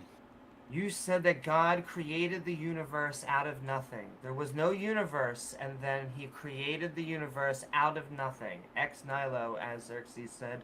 Yeah. How is that different from magic? What do you mean by magic? That's such a abstract word. Like, poof, I don't know how to do it, so we're just gonna say that it was just magical, mystical. You could define it in that way, but it's a very abstract word. Oh, I agree. But you're pulling things out of nothing, or apparently God is. Well, God has the properties to do so. That's why we require God. Otherwise, we wouldn't be here in the first place. But that's why we call him a magical, at least him in this context, a magical being, and these magical beings do not exist. They have no reason to. First cause arguments are not given. As far as we can tell in physics, you can put them forward, but... Mystery, is it a contradiction to say that John ran for no distance? Yeah. Okay. Why is that a contradiction? Because running is a state of movement which requires travel, right? Yeah. I So would if argue you that causation is a state of affectation. There needs to be an interaction, a relationship between two or more extant things. If God in any state of affairs is the only thing that exists, causation cannot occur because God does not have anything to interact with to generate an effect. Because According to what, though? What are you isn't... basing that on? Laws of this reality, which God created, which He doesn't have a part, Okay, which He's I'm not done. part of. I'm done. Yeah, I'm can we done. move on? I'm done. 'Cause This I guy already is have not. to- He's understand- not. you don't He's not understand the honest. This concept guy is a of complete God. flagrant fucking liar. You Get rid obviously of him. just don't My understand the question, concept Sue. of God, right? That's the problem. No, I mean, like all you do is go ahead, Amy. I'm sorry. Go ahead. You're Oh, trying no, to I'm force sorry. I God just into wish the we laws could of learn. reality. Yeah, all he's doing is nut-eyeing everything he's hearing. And like I said, if he'd been listening before on the stage, T-Jump did an excellent explanation before as to why an infinite rate, there's no logical contradiction imposed by an infinite regress of material states. Xerxes has gone through this a number of times, tried to do it. All of us have taken a stab at this. First cause arguments are nothing new to us. Okay, we've been down this road a lot, and we were trying to give you the leeway on that. But you don't rebut with evidence. You simply say nuh-uh. Like if T-Jump explained to you, mystery. If T-Jump sat there and explained to you exactly why we know an infinite regress entails no logical contradiction, the expectation would be you would have evidence to counter his explanation, but you don't have that. You just nuh-uh him. Yes, I do. We can move on now. We can move on. We're going to move on. Let's get rid of him, please. What a right. fucking idiot. Thank you for coming up. We've got Governor up next. He's been in queue for quite a while. Oh, this is going to be hilarious. Hello, Governor. I was going to do the exact same thing. Great minds. Hello, Governor. So, my greatest argument is the cosmological principle. What about Do you it? guys believe in the cosmological principle? You What mean is the cosmological principle? which one? Oh, Robbie's mad. This is What why is? Can you This is the maybe true reason explain why what you the? are- Can you explain what the cosmological principle is? Because I don't understand what you mean, and there's probably people in the audience who would like to know as well. Yeah, so when you think about the largest scales of the universe, you make two fundamental assumptions. One is the homogeneity of the universe, and the second is the isotropy. So this is, on the largest of scales, that the universe has the same physical properties everywhere, i.e. mass, density, expansion rate, visible versus dark matter. And the second assumption is that the universe looks exactly the same in any direction you look at it. Do you guys believe in this principle? No, but that's not the cosmological principle. That's the cosmological principle. That the No. laws of the universe apply no matter where you are. So there's No, evidence that's from not the redshift that case. this isn't the case. Yeah. Yeah, so the problem with the last part of what you said, Governor, is that if we look at the universe in any direction, it always looks the same. We look at it in different directions, and we see it looks different depending which way we're looking. So right away, that statement falls apart, unless I'm misunderstanding what you're saying. Well, the cosmological principle is. Are the constants of one nature? sec, let me just clarify. Are the constants of One sec, nature one the sec. same Governor, shut up, everywhere? please. Shut up. So the cosmological principle states that an observer's view of the universe depends neither on the direction in which they look nor his location. That's what it states. Okay, so the fundamental laws of the universe, the constants of nature, are they the same everywhere you are in the universe? No. They're not. Well, what if we answered yes? How does that get to God? So, are the conditions for life the same everywhere? Well, No. that would be a no because we don't know that only carbon is the is carbon the only element that's capable of like producing living? Is this what you guys do? biological You just organisms deny It reality? appears that most of the universe is actually freezing or on fire. Whoa! Chill, Jesus. Governor, like when it comes to life, like we know that carbon-based life follows a very like specific series of like causal events, but we don't know that carbon is the only capable element of producing, self-replicating organisms. So I don't know that the answer to that is yes. But as far as like the laws of physics and nature, I mean, if the answer is yes, how does that get us to God? Because all of the odds are stacked against the possibility of life being possible. When you consider, All of wait. odds, All of the odds, like by what probability functions are what probability functions are you utilizing in order to derive odds from a sample size of 1? Yeah, one because out of one. Because all of the other possible realities did not result in life. Do you have Only access this to reality. Do you have access to these other realities? We don't. Okay, so we have a sample size of 1. So by what probability functions are you deriving odds from a sample size of 1? Because if it was any other way, even if it was only slightly in any other way, we wouldn't be here having this conversation now. Everything Governor, had to be perfectly hold on. aligned. Governor, that argument only works if you accept naturalism. If you believe in theism, believe in the existence of God, that argument is false. An omnipotent being could have created your modern view. That's your modern view of design. Stop. An omnipotent being could have created the world in any way he wanted to. There's no expectation of any particular arrangement of physical affairs under theism. God can create the world however he wants. He does not give a shit about how many electrons or a neutron or whatever the hell. He doesn't care about any of that. The universe does not have to obey any set series of uniformity or laws. God could have created it completely chaotic, following no apparent pattern, and he could have created living organisms to be able to sustain themselves in literally any environment. But instead, he chooses willingly to create a state of affairs wherein biological organisms are only capable of inhabiting a very small, tiny space on a rock orbiting an ember in the vast ocean of the universe. Not only that, that was his optimal model. That's absurd.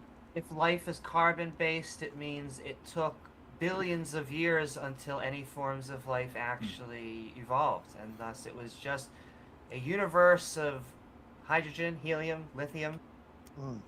And Governor, and well, hang on a second. Wait, one second. I want to ask Governor just one question before we continue, because I think I can expose the innate duplicity of this argument. Governor, if the situation that we observed was exactly the opposite, and the universe was absolutely teeming with life everywhere on every celestial body, would that be evidence for or against God? Probably against, because if he was. Wait. If it was So so rare, hold on. If it was so rare for intelligent life Governor. to emerge, why is it emerged so easily? Okay, hold on. Wait. Rarity being not a problem here. Is God capable of creating a universe wherein life is abundant and everywhere? Yes. Okay, and he's equally capable of creating a universe wherein life is only sustainable on one tiny little speck of dust in one solar system, in one galaxy. He's capable of both of those scenarios, right? Yes. Okay, so why would either of those scenarios be positively indicative of God, one over the other? Because if it follows that the properties for intelligent life to emerge are so rare, and the fact that they've emerged in this specific point in space and time can only be indicative of the fact that its rareness has to exist for a reason. The rarity of an occurrence does not in any way hearken to intent or will behind it. Rare things happen all the time. As a matter of fact, you could go outside and watch a leaf fall from your tree and see it hit the ground, and the odds that it would happen at that exact time, at that exact day, while you happen to walk outside and watch it, and it would land in the exact spot that it did, you could add in a billion variables to that probability and make it, mathematically impossible. But it happened. Do you think God is behind leaves falling from trees? Rarity That's is not a function of the modern design concept. However, hold on, Governor. Does God personally religion as well? does God personally influence every statistically improbable thing that happens? Yes. Okay, so God personally influences a leaf randomly falling from a tree. Yes. could God also personally influence every statistically probable thing that will happen? Yes. I mean, if we're being consistent here, if God exists, then the prior probability of anything happening is 100% because God can just do whatever He wants. So this would be a method. This would be a matter of underdeterminism. Can I just ask? I just want to ask: how does something improbable evidence of God did it? Yeah, I want to just point out, rarity is not the hallmark of design. Well, let's ask him. Ask him. How does something improbable indicate a God did it? It's not. It's the fact that when you're debating against people and you're thinking about the probabilities of things happening, the odds are very. You can't derive those odds, Governor. I've already explained. I want an answer. How does something being improbable indicate it was done by a God? Because we are the people who are here to observe God. Without us observing God, then God's power is diminished because He requires people inferior to Him to observe His greatness. So more creatures. Absolutely, so more absolutely creatures. None of that makes sense. So I'm not following why, if we see a really improbable event, like let's say I throw 1,000 dice, anything it lands on is going to be improbable, right? It's way less probable than that. It's more like I don't care. I don't care what the number is. I don't care. How does me throwing 1 billion dice and them all landing 6s indicate a God did it? It's even less probable. I don't care. How does me throwing 1 billion dice and them all landing 6s indicate a God did it? I don't care what you think the number is. If I make a claim and I say to you that I did this with your sister or your mom, you're going to say, I don't believe you. Most people are going to say, I don't believe you because you're in Britain. How did you get all the way across this pond to do that? There's a probability of it not happening. So people look at the probability of it not happening, and there's a consensus agreement that we all believe that this just doesn't show happen. T-Jump the causal link between him rolling a billion dice roll It's the fact that when there is an entire society that requires ethics to survive, and they all agree. Governor, wait, stop. So Taco, can you mute him? Taco, mute him for a second. Completely different Taco, argument. no, Taco, can you please mute him for a second? Okay, so you were running off on major rabbit trails here, Governor. The question at hand that T-Jump is proposing: if he rolls 1 billion dice all at once, and every one of those dice come up 6, is that a possible thing that can occur? Yes or no? Yes. Okay, so if it is possible that he could do this, roll 1 billion dice, even though the odds are very, very small, how do you get from that, the possibility that it could just happen, how do you get from that to God? Because even though the odds are so small, how do you get from that to God? So it's an argument that I have for the existence of God. It's not just one argument, it's multiple arguments. That's just one thing that I've brought up. I want to bring up another point now. Before you go on to another point, I want to address. Look, I know you guys really want to believe in God. Well, I've been trying. Okay. I'm not going to make you change your lives in one instant. That's cool, but can I actually address your point, if you don't mind, Governor? If you don't mind. He got proven wrong, and now he's just pissy. And I just want to point out that rarity is not the hallmark of design. We see iPhones all the time, and they seem to be doing just fine. It would also go then towards Xerxes' point if you are saying that our minds are here to be for his glory or whatever the hell he's got going on, then a creator would want more life. By definition, then, more life, more to give to him. And so what you are making is a giant puddle argument. You are making a giant, wow, we're here, and isn't it so neat? It must be for a reason, because why else? And so it is. We're here because of carbon and liquid water. We're here because we're in the circumstellar habitable zone. There are numerous biological, chemistry, and physics reasons to why life did not just arrive by random chance, but it actually arose because carbon, liquid water, and not being on fire or freezing tends to be good for life.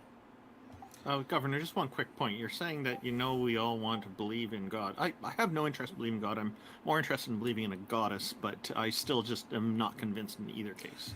And Governor, it's gotta be pointed out, you're using the term rarely inappropriately. Exists no probability functions to derive the odds you're talking about from a sample size of 1. One universe exists that we can test, and life exists in this universe, which is us. Literally, the odds are 1 to 1. So the universe exists, life exists within it. But here's the problem. No, Governor, stop. But the problem, Governor, I'm not finished. Governor, I'm not finished. You're using the odds inappropriately. We have a sample size of 1. That's it. We have one universe that we can test, and we have life in it. That's a 1-to-1 ratio. That is it. Okay, now, going to Governor. How do you know that there's one? Hang on. How do you know that there's one universe? I said there's one universe that we can test. Governor, I said there's one that we can test. We're not going to derive tests on universes that we can't observe and are not accessible. Okay? We're not going to make assumptions just so we can validate a particular fucking narrative. That's not the way it works. Okay, secondly, okay, take the odds thing and set that aside. When you state that this universe has to be this perfect way for life to exist, no, you're missing a fundamental part of that, and that is this universe exists this way and life exists this way because this universe exists this way. Okay? If the universe was fundamentally different, if you switched over the kind of fundamental forces of the universe, switched them to a degree, yes, you are correct. Life as we know it on this planet, looking like us, would not exist. Because our form and function is dependent upon the way the universe is now. Okay? The way the universe is structurally set out. So, in that respect, if you change these things, you can still get life, because when you change the fundamental forces, you fundamentally change things like chemistry and other things in the universe. Life is still possible, it just won't look like us. Okay? That's the fundamental thing. That's the objective reality, is the fact that it's extremely rare for us to be in this position that we're in. The fact that we have... No, it's not. It's a 1-to-1. It's not a 1-to-1. Yes, it is. It's a 1 in impossible. Okay? No, it's not. No, it is not, Governor, because life exists. Governor, life exists. There is one universe. And then ask people to mute the person when the person hasn't even spoken, okay? Einstein said that everything, all animals, plant, and fungi within the universe dances to the same tune, the same rhythm.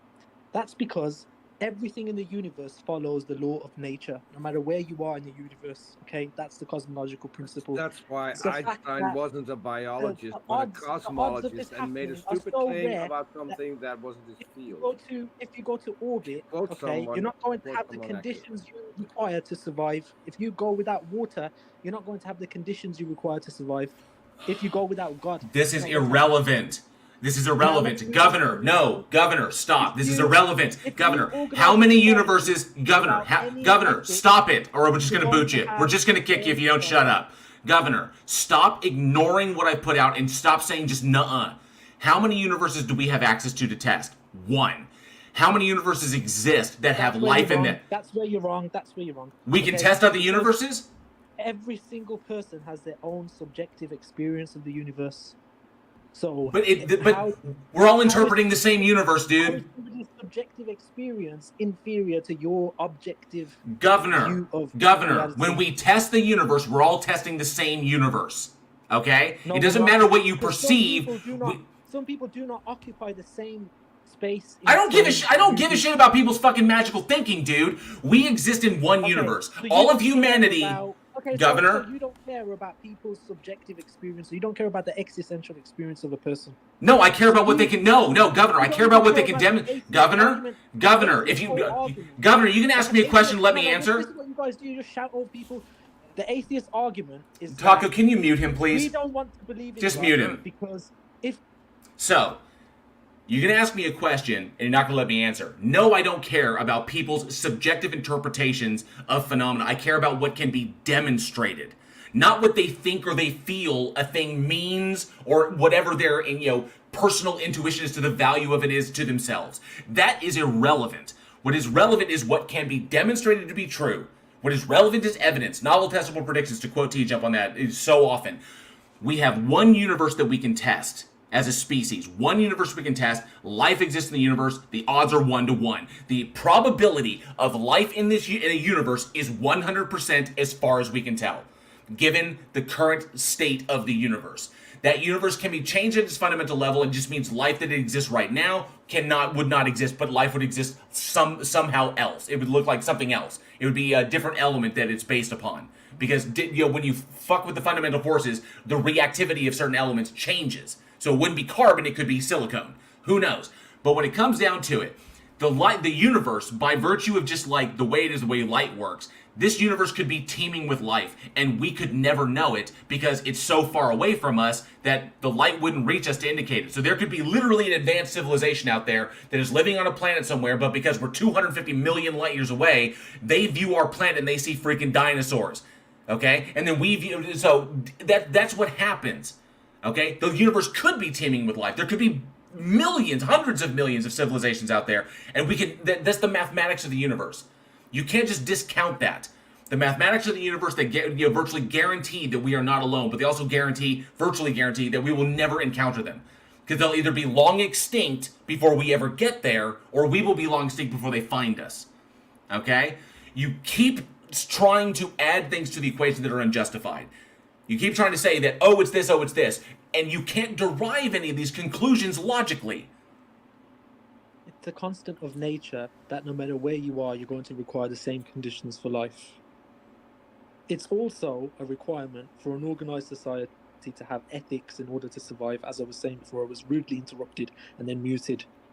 Because these points are irrelevant, Governor. They're irrelevant to the original state. No, they are irrelevant to your original point.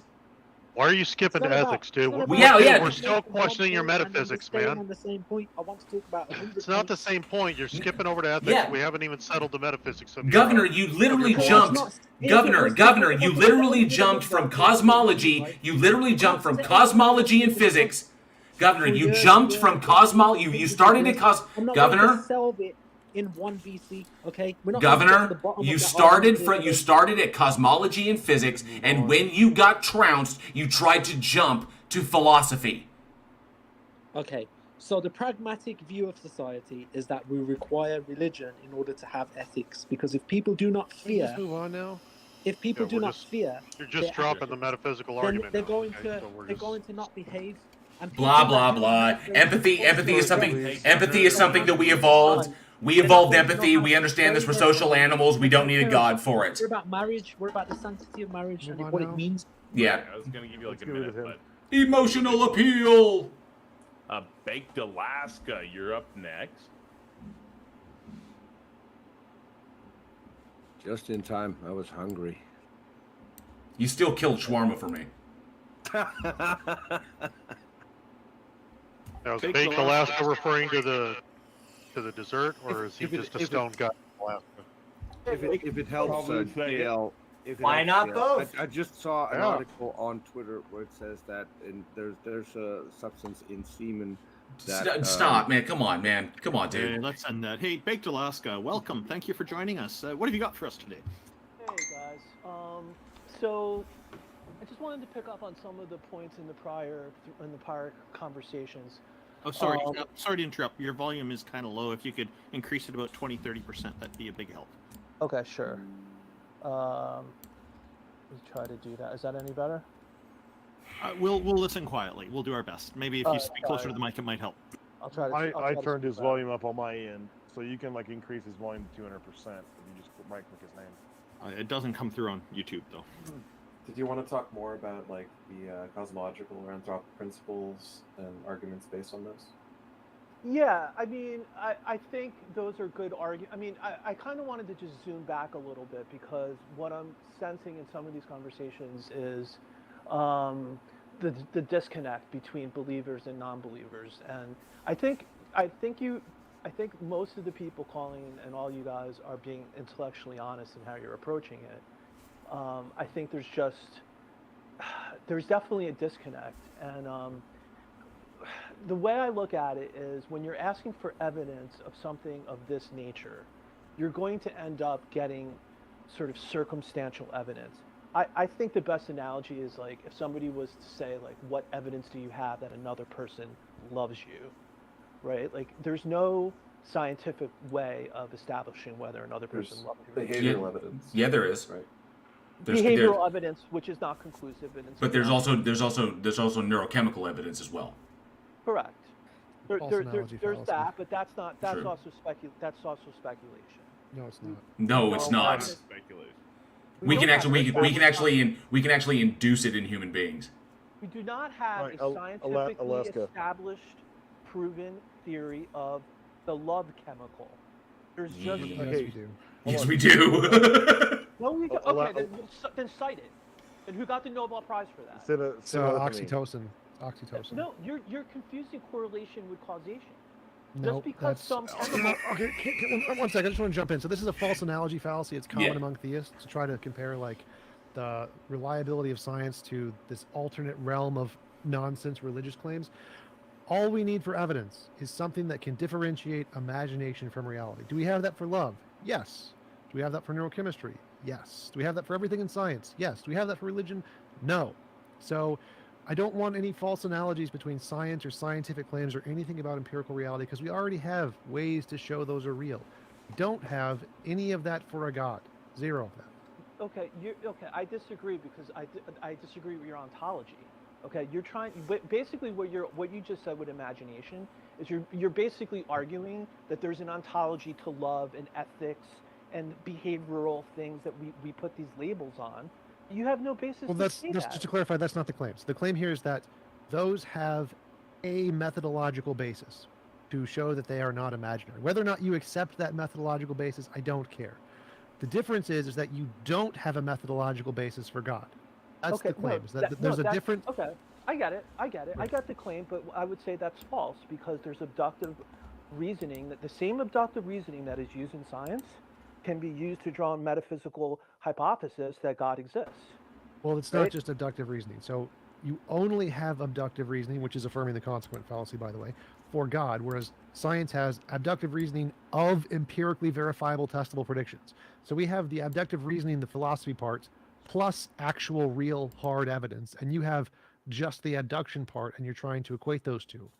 But you only have those for things that are subject to the scientific method. Is that a little bit better, Skooma? So sorry, my bad. Is that better, Skooma? Let me know. That are not subject to the scientific method. You have logical truths, ethical truths, aesthetic truths that you can't use the scientific method and abductive reasoning to prove are true. Right? And the consensus in pretty much every academic field is those are not true. What are not? There's no objective beauty. There's no objective aesthetics. Those are subjective opinion statements. That's the consensus among biology, psychology, neurology, cognitive science, et cetera, et cetera. So those things that you're asserting are things that have not been accepted are real. Okay. In any academic sense. But then I feel like you're pushing it off into whether it's something subjective cannot be true. And I don't think that's something subjective cannot be objectively true. Okay, but my point is that it doesn't need to be objectively true to be true. What do you mean by true? Something that comports with reality. Okay. So if something is that you hold. Hold on. That doesn't make it true. I want to clarify. If something is subjectively true, that means it's true based on your opinion. So if you want to say God exists truly based on an opinion, I would agree, just like Harry Potter does. No, what I'm saying is there are certain truths that have a basis in so for example, if I was like, it's my opinion that 2 + 2 = 6, that just because I subjectively have that opinion doesn't make it true. Sure. Then there's other claims where, like, because you just said some of these things, like there's no consensus that these things are objective.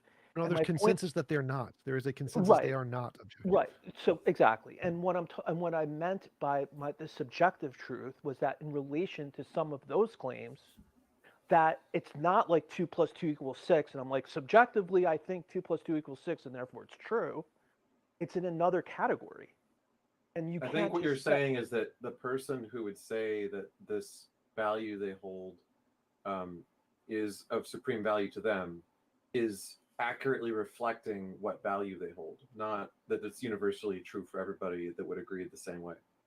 No, I think you're just saying that a person has like privileged access to their own thoughts and opinions. and what they value. No, I was responding to Tom's point that there is consensus that certain truths are not objective. So Right. you think that like all people who like pineapple on pizza are either right or wrong? No. Okay. What I'm So saying what are we is, talking about? I There's guess what I'm nuance to that. saying is, yeah. I mean, I guess what Very I'm saying. specifically, they're wrong. Just teasing. Hey, All right, pineapple let me pizza ask can you. be- Hold on, Alaska. Let me ask you a question. Here's a proposition. Starry Night by Vincent van Gogh is painting in the world. Is that a truth proposition? Is a what? It cut out. I'm sorry. What'd you say? Starry Night by Vincent van Gogh is the best painting in the world. Is that a truth proposition? No, I don't think that's a truth. I don't think that is a truth proposition. Okay. Can you give me an example of what you think is a truth proposition that is not, or like that's in this sort of abstract category that you're describing that is not something that we can evaluate using the scientific method? Whether I love someone. Okay, so if I were to say I love my sister, you believe that's a truth proposition? Yes. Okay. And so how would we determine whether or not it comports to reality that I love my sister?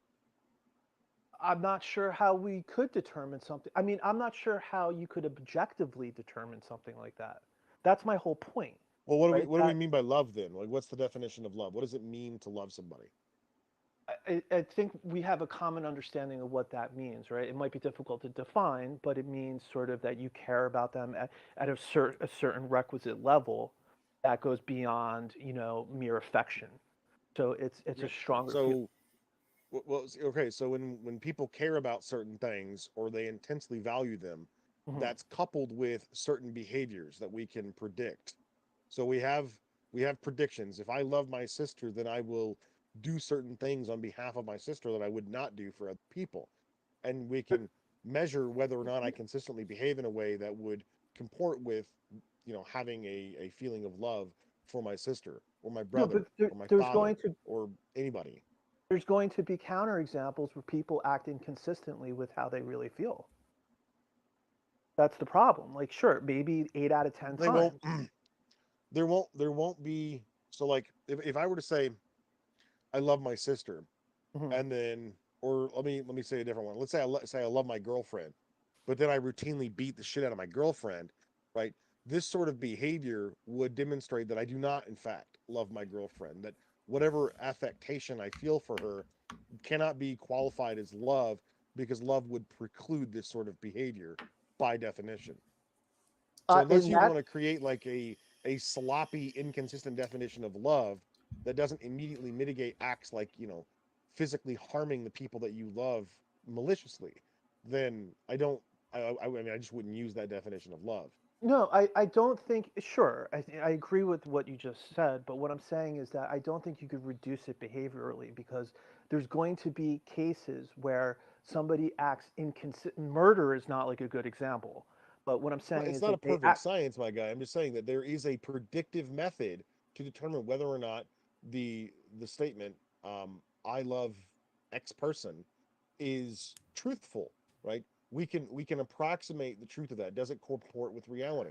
If I say I love my girlfriend and I beat her to death because she burned my food, most people are going to extrapolate from that I did not, in fact, love my girlfriend. Right, but this is missing the forest for the trees. Like, the issue isn't whether we could use the tools of science to draw inferences that will point us in the right direction, right? Like, I'm a poker player, so poker is So am where I. you have. Oh, you are? Yeah. You play Been No Limit semi-pro for Hold'em? about 8 years. You've No been a Limit pro for Hold'em 8. and PLO. Oh, Yeah. wow. Semi-pro for about 8 years. Yeah. Oh, then I actually admire you even more now. But like, so take poker as an example. Like, there's game theory optimal, right? Like, people play GTO and then people play exploitative styles of poker. Just because you have that doesn't mean that there's some objectively right way to play. It's not like chess, where in chess, like, there's an objectively right move, but in poker there's no necessary. It's not that it's objectively right or objectively wrong, but there are plays that are objectively better and objectively worse. Like, it's an objectively worse play to call a cold 4-bet with 6-4 offsuit, right? Sure. Like, that's an objectively worse play than folding.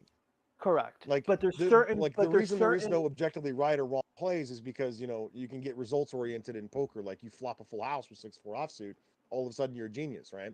But right. we don't evaluate that, because in poker we calculate gains and equity on the long term. How many big blinds are you winning over a certain period of time? And there are methods of playing poker that are better for long-term returns objectively than other methods, right? A GTO is better for long-term returns, objectively speaking. Just because, like, in a given instance, it may be, you know, suspicious whether or not you want to call with a particular hand or raise with a particular hand, you know, that's a matter of debate. But if you apply a consistent method that returns consistent results, even though, like, the actual objectivity of the matter is in question, as whether there's right or wrong, like, those are, like, kind of silly words to use in a chance context anyway. Well, I guess what I'm saying is, sure, like in certain spots there are moves that, because or else you wouldn't have game theory, like you wouldn't have those decision trees. But there's also like exploitative play, and there's many spots where there isn't you can't just put it. I guess what I'm saying is, like, chess is something that there's chess engines, and you could run those moves through a chess engine. Oh, you do? Yeah. Yeah, I mean, like, they're great strategy games. So yeah, I got to get your username so we could play some chess. It's just Xerxes. Just add me as a friend. We'll play some chess. Oh, okay, cool. On chess.com. You play on Chess or chess.com? Chess.com. I play on Chess. Use the heretic, get him off the channel. Just kidding. But I want to play like. on Chess. Can So I ask I don't about really this know whole how the love thing? ratings So correspond to chess.com, because I don't play that often. But I'm like a 1900 on. Oh wow. I'm 2000 on You're, chess. Thomas? Wow.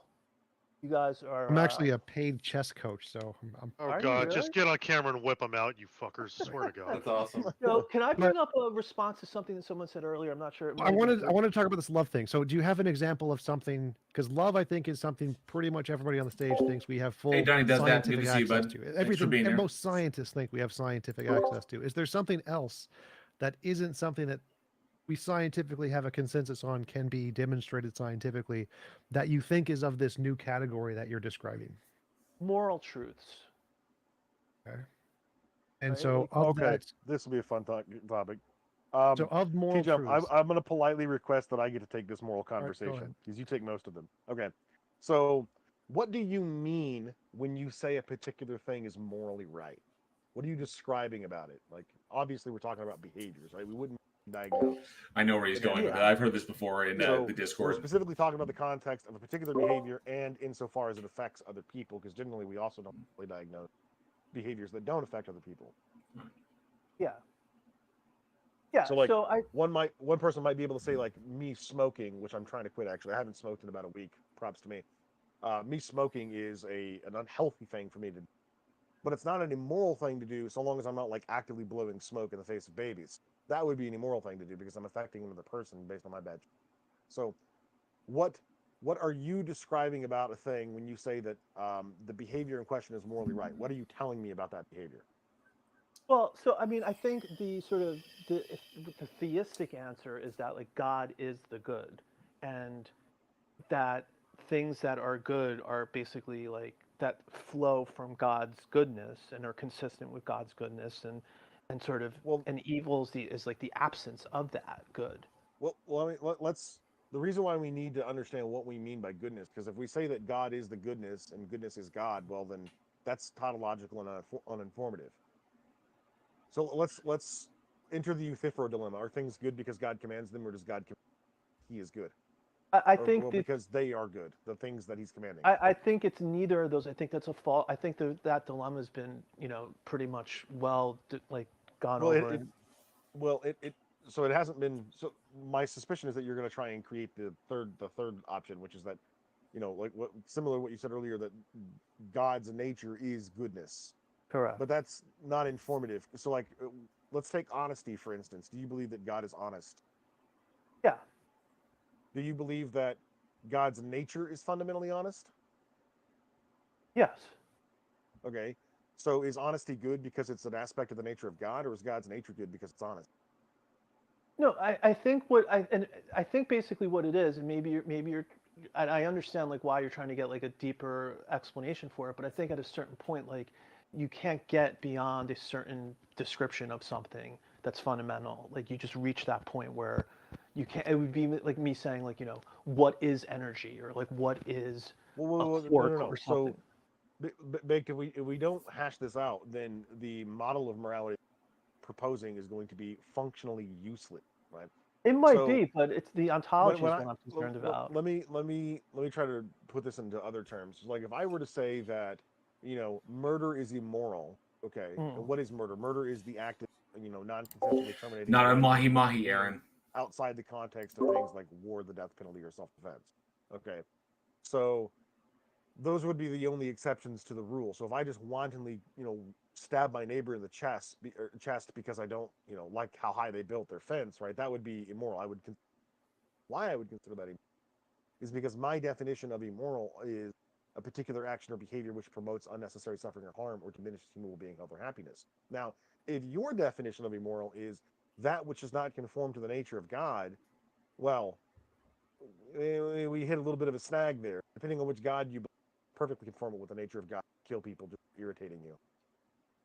Yeah, no, I mean, look, but that's why we have like I think that's like there's moral epistemology and moral ontology, and I think how we come to know what is moral like is a very complex thing, and we have society and we have this system in democratic societies, you know, where we could reach Do you consensus believe in the on. Christian God? Yeah. Okay. Well, let's go through a syllogism. Premise one, you tell me where you disagree. Premise one, morality is that which conforms with the nature of God. I agree. Premise two, God's actions always conform with his nature. I agree. Premise three, from one and two, God's actions are always moral. Yes. Premise four, God killed 42 children for making fun of baldness. I'm not familiar with that fact. Okay. Let's go a different route then. God killed the firstborn children of Egypt because Pharaoh refused to release slaves. Okay. Okay. So, conclusion, therefore, it is moral to kill children of a particular nation whose leader refuses to release slaves. No, I wouldn't draw the conclusion that way. I would say that God must have had morally justifiable reasons to do that. Whoa. That doesn't work. Hold on. That doesn't work. Because if God has morally justifiable reasons, then he's appealing to some external source than his own nature, right?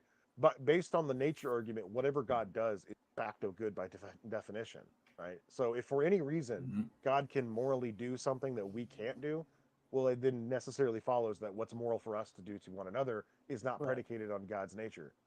But what I'm saying is we might not be able to see like it would be like saying like pain is bad, but it's like no, but some pain is good. Like if you go to the dentist and you experience pain, in that context, pain is actually good for you. And it's clear to us because we know we can understand like this is a dentist visit. If you noticed my definition of morality earlier, it incorporated unnecessary suffering. And if a God exists, then by definition, all suffering is unnecessary because God could have done otherwise. He's not compelled to behave any particular way.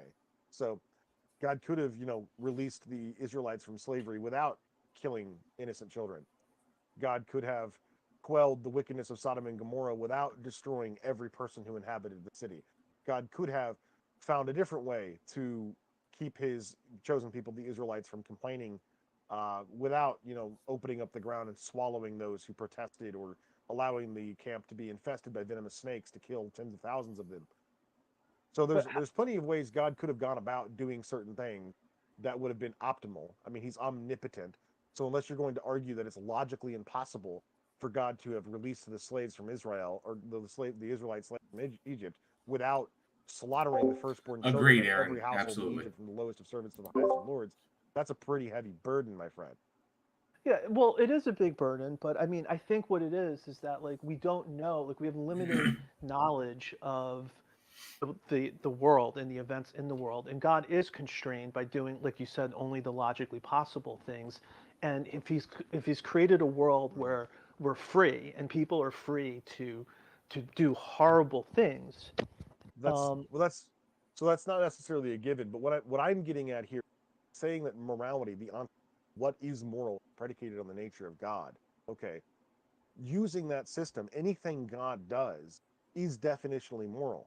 But if I do the same things God does and it's not moral all of a sudden, then human morality is not predicated on the nature of God. There is a different moral ontology for our moral basis. Take, for instance, a judge, right? A judge has the power endowed unto them by the Constitution of the United States to sentence people to death. But human beings can't just randomly kill people that they believe committed certain crimes. And this is because while judges and citizens both adhere to the same laws of the United States Constitution, what citizens are allowed to do to each other is not predicated on what judges do. But what you're arguing is that what is morally permissible for humans to do to one another is predicated on what God does. And that's clearly incoherent and would not work. Why is it incoherent, though? Because I just gave you an example of a situation wherein God does something that you did not believe would be, repeated by a human being. Let's go back to the initial example, the story of Elisha. Elisha's leaving the town of Bethel. While he's leaving that town, a bunch of children come out and mock him for being bald, saying, "Get out of here, baldy, get out of here."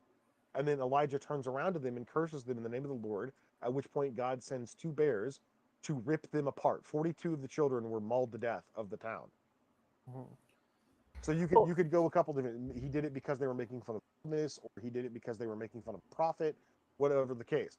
But if I can't kill 42 children for making fun of baldness or making fun of a prophet, then what is moral for me to do is not predicated on God's moral nature. Because it is according to the nature of God to do that, but it's not okay for me to do it. So obviously there's a different standard at play here.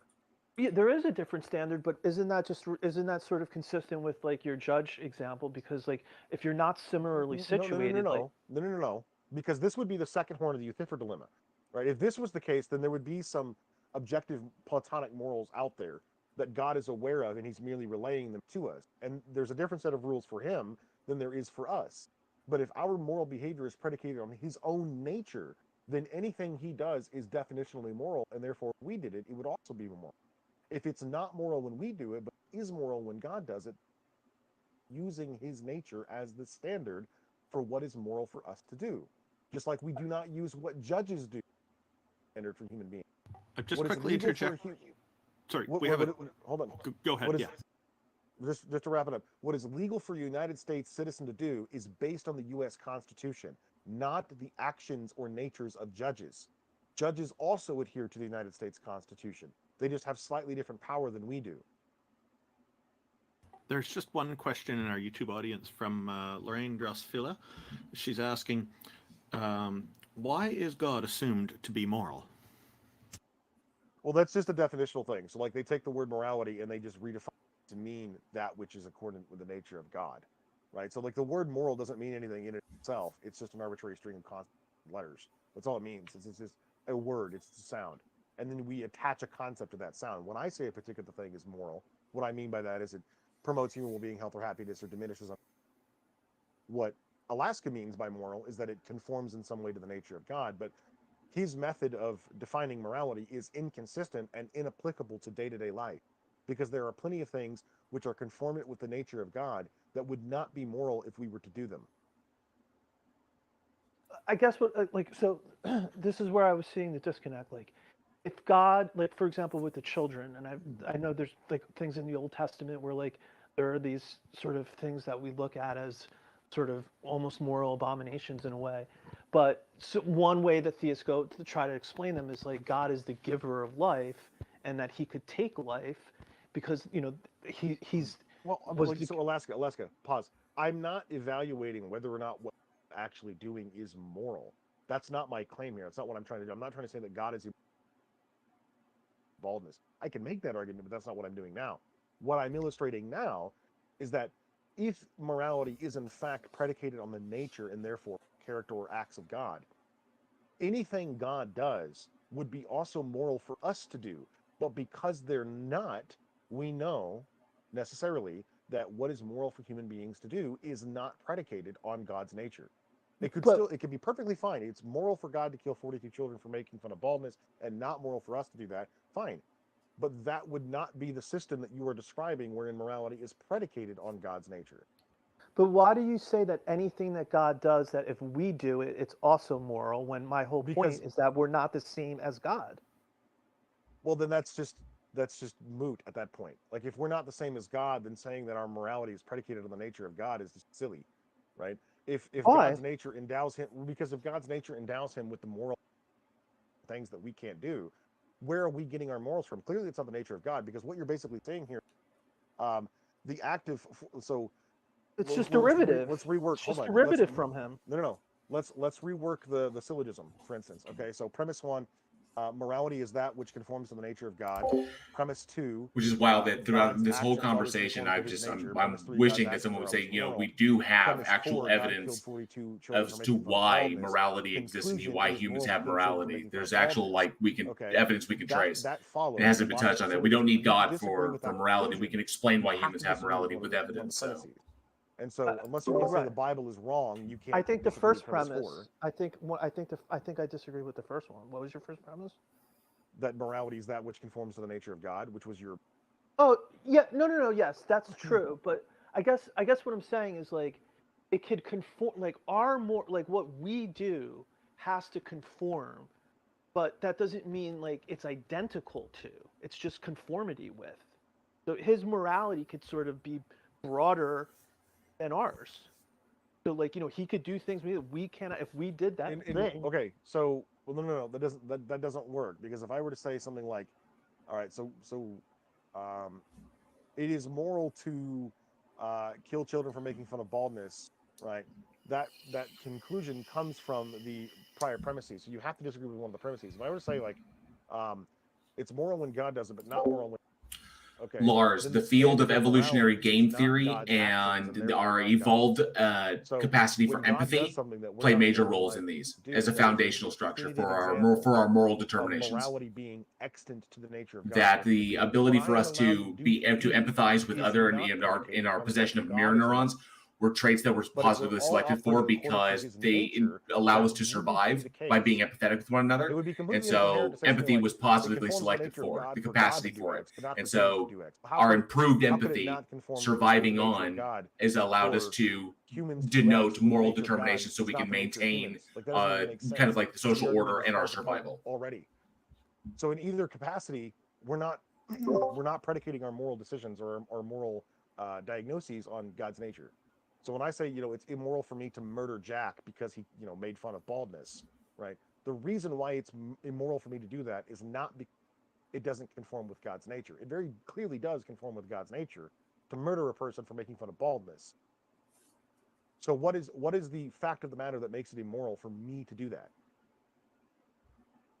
Well, look, I think this is obviously a complex discussion on morality. I think we're just not seeing eye to eye on the fact that when we're talking about conforming whether something is moral based on its conformity with God's actions, or maybe a better way of putting it is it needs to conform with God's goodness.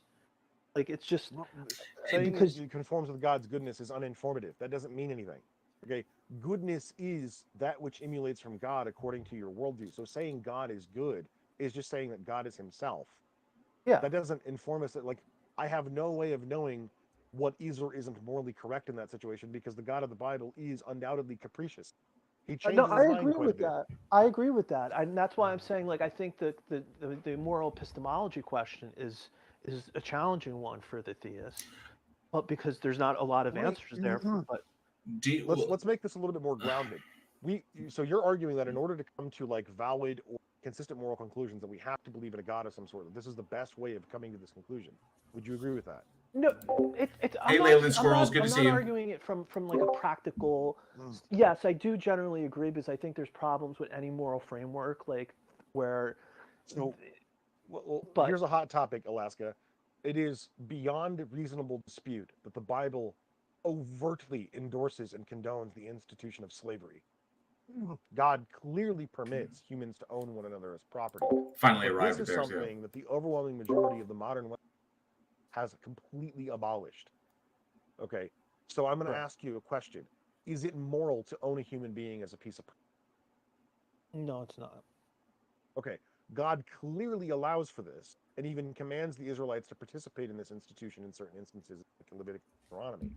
So if morality comes from the nature of God, and God's nature permits the ownership of human beings as property, where are you getting the information that it is immoral to own human beings? Clearly, it's not from God or the Bible. That this is actually an area of I'm not very well versed.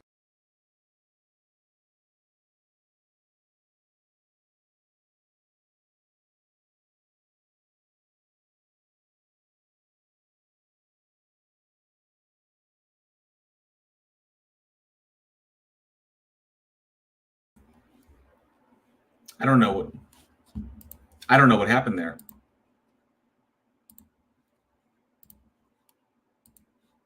Leviticus 25:44. That was weird. It just like bumped me states out. in juxtaposition to how you're allowed to treat. I guess my internet hiccuped. Like the antecedent passage, I'm still live. 43 says, "You're not allowed to keep the Israelites." Oh, that was weird. They are my servants whom I brought out of Egypt. You will not treat them as slaves. But then the very next verse, 44 in Leviticus 25. No, it gave me an as error. It said something happened. The male and female slaves, so whom you may have, they're to be bought from the nations around you. From them you may purchase male and female slaves, and you may treat them as your property. You may bequeath them to your children. Sorry about that. Possessions, and you may make them slaves for life. But over your fellow Israelites, you will not rule over harshly this way. Deuteronomy 20:10 through 18 gives a much more harsher example of this, where it says, when you draw near to a city to fight against it, first offer them terms of peace. And if they accept and surrender and open their gates to you, then all the people therein will serve you as forced laborers. They will become your slaves. If they do not accept your terms of peace, then you will lay siege and you will put every male to the sword. You will kill every man, and you will take the women, the children, the livestock, and everything else in the city as plunder, and you may enjoy the spoils of your enemy. Right. Like this is completely indistinct from any of the other barbaric Canaanite war gods that were predominant in the region, right? You're allowed to treat these other people this way, but you're not allowed to treat each other this way. This is just basic Bible in-group 101.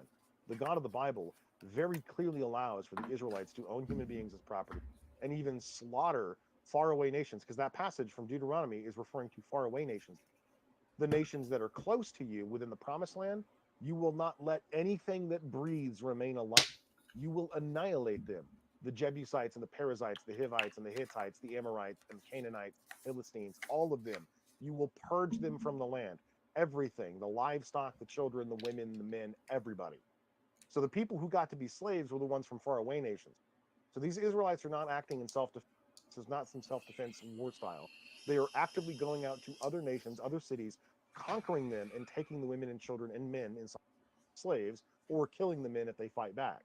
So there are no prisoner of war slaves. And the only type of indentured servitude that's allowed is when a Hebrew becomes so poor that they have to sell themselves into servitude. And there's even a loophole to keep them slaves, right? If it says in Exodus 21, if a man comes in by himself, he goes out by himself. If he comes in without a wife and his master gives him a wife, she bears him sons or daughters, then the wife and the children, the woman and the children, will remain the master's property, and he shall go out by himself. So not only were children born into the institution of slavery, but the only way that a Hebrew indentured servant could remain with his family is if he became a permanent chattel slave of his master, at which point his ear would be pierced in front of the priests, and he would have to devote himself to his master for the rest of his life. That's the only way he could stay with his family. So even like the minor protections that the Hebrew indentured servants received was not that great. This was not distinct in any way from slavery or even Roman slavery or any of the other slavery of the Near East. So your intuition, for whatever reason, that slavery is immoral, very clearly does not come from God or the Bible. Well, it doesn't come from the Bible because I'm not well versed in the Bible. I mean, look, I would say a couple of things. Number one, there may be interpretive ways of reading those provisions, those texts, in a way that sort of squares the circle. I don't know. I'm not making that claim.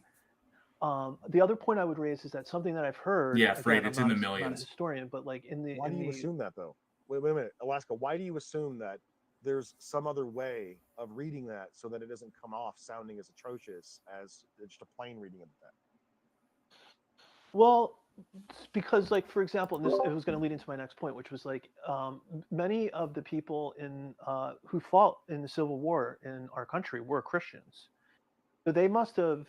I mean, yes, some of them were in the South, but some of them were in the North as well. So, well, the slave laws of the South, like take the Louisiana slave laws, were literally word for word from the Bible.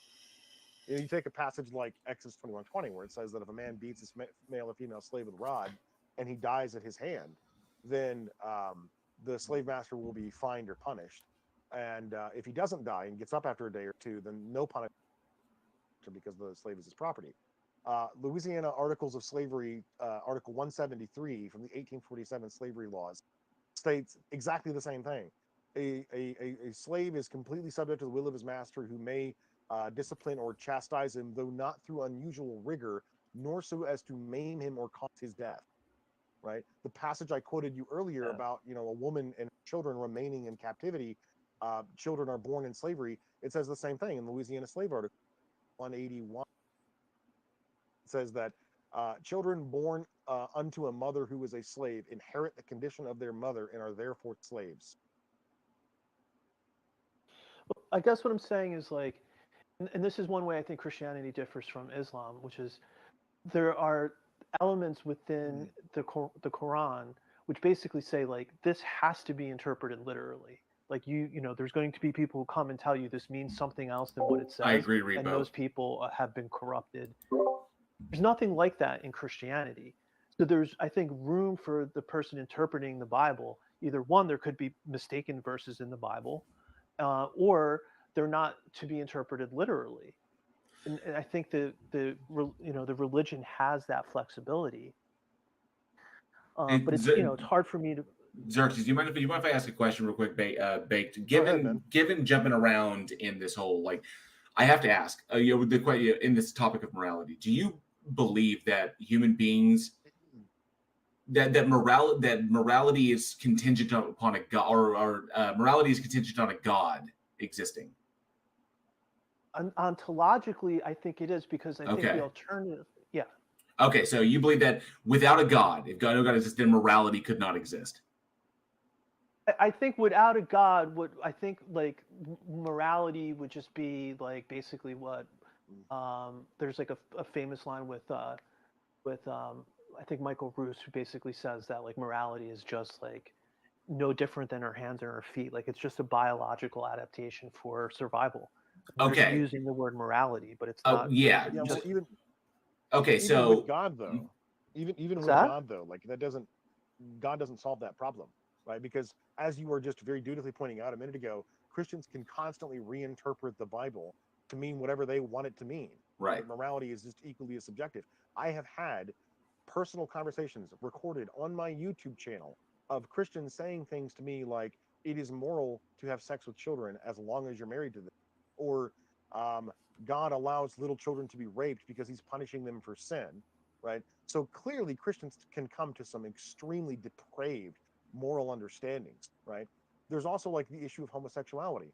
I would argue that a lot of modern Christians don't have a problem with that, but there are still some who do, and they reinterpret the Bible to accommodate their lack of a problem. Things like, well, Leviticus actually refers to pederasty, very clearly doesn't, or that Corinthians refers to pederasty, again it does not. So they'll reinterpret the Bible not to condemn homosexuality, but rather to condemn something that they already morally condemn themselves.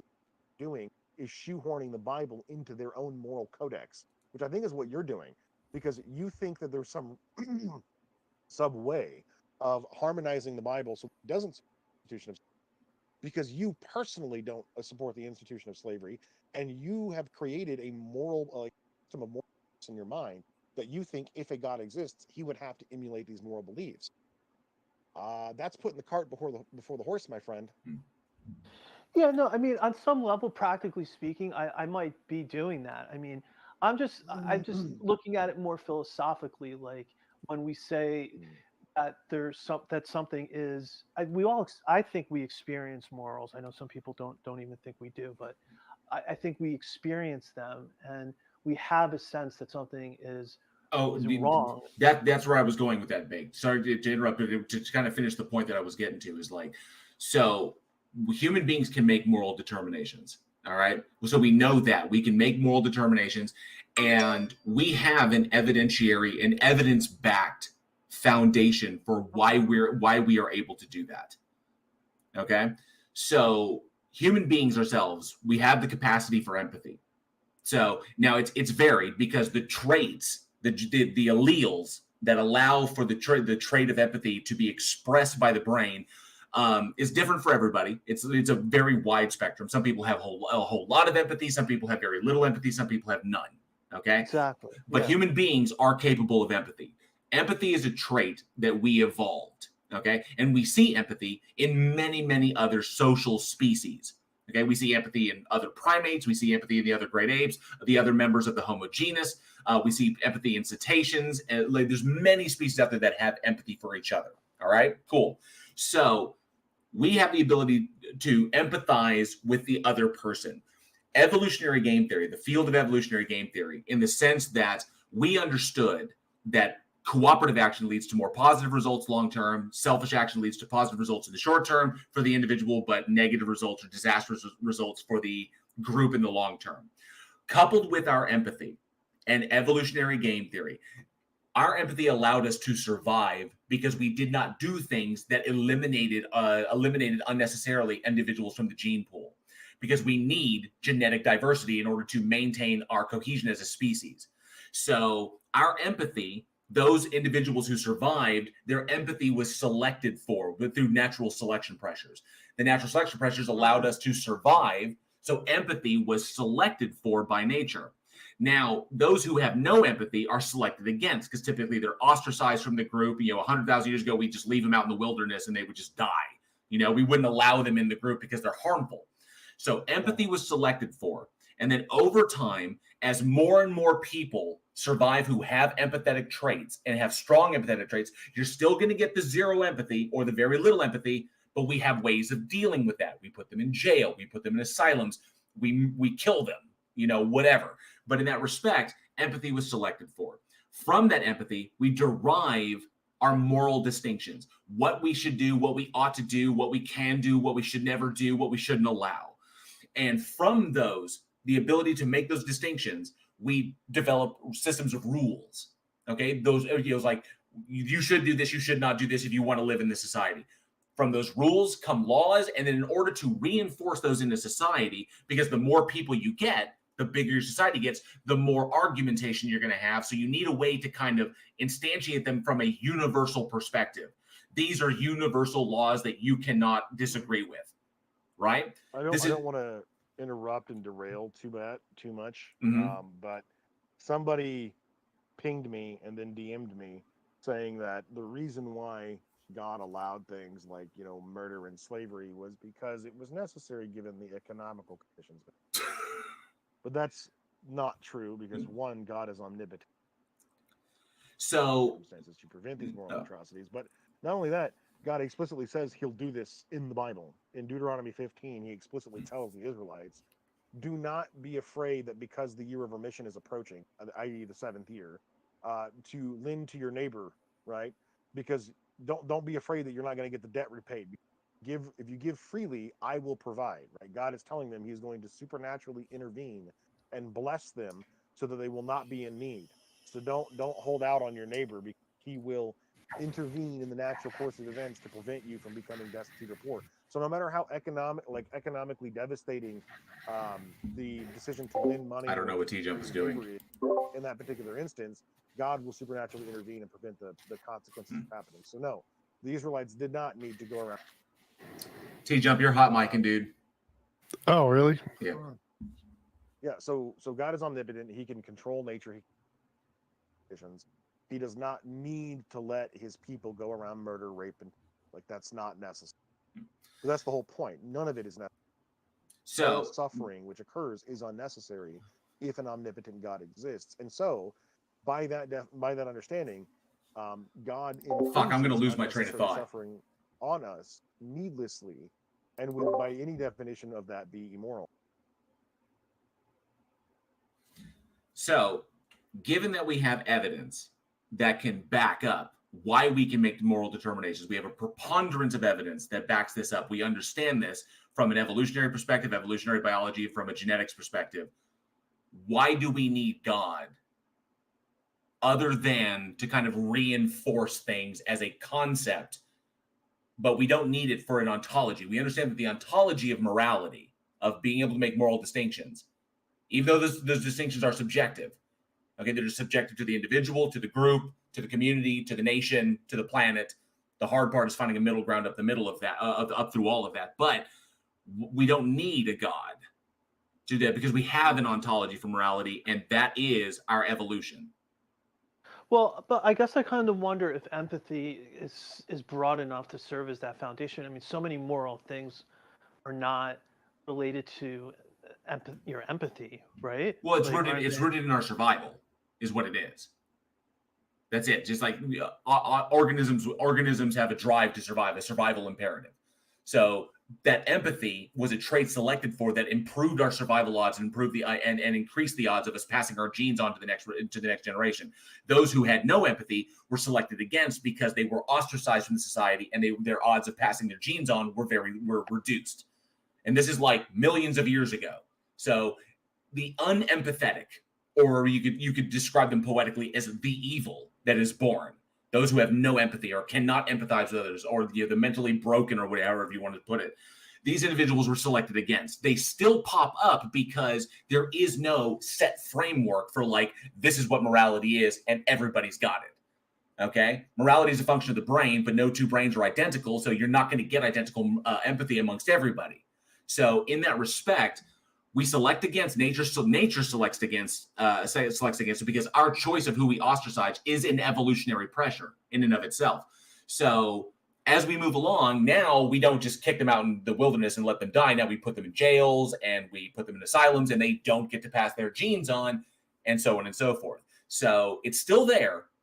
We still get unempathetic people, but the vast majority of the population are capable of empathy, which allows our survival. So it's rooted in our survival mechanism. And that's why it was selected for, because it improved our odds.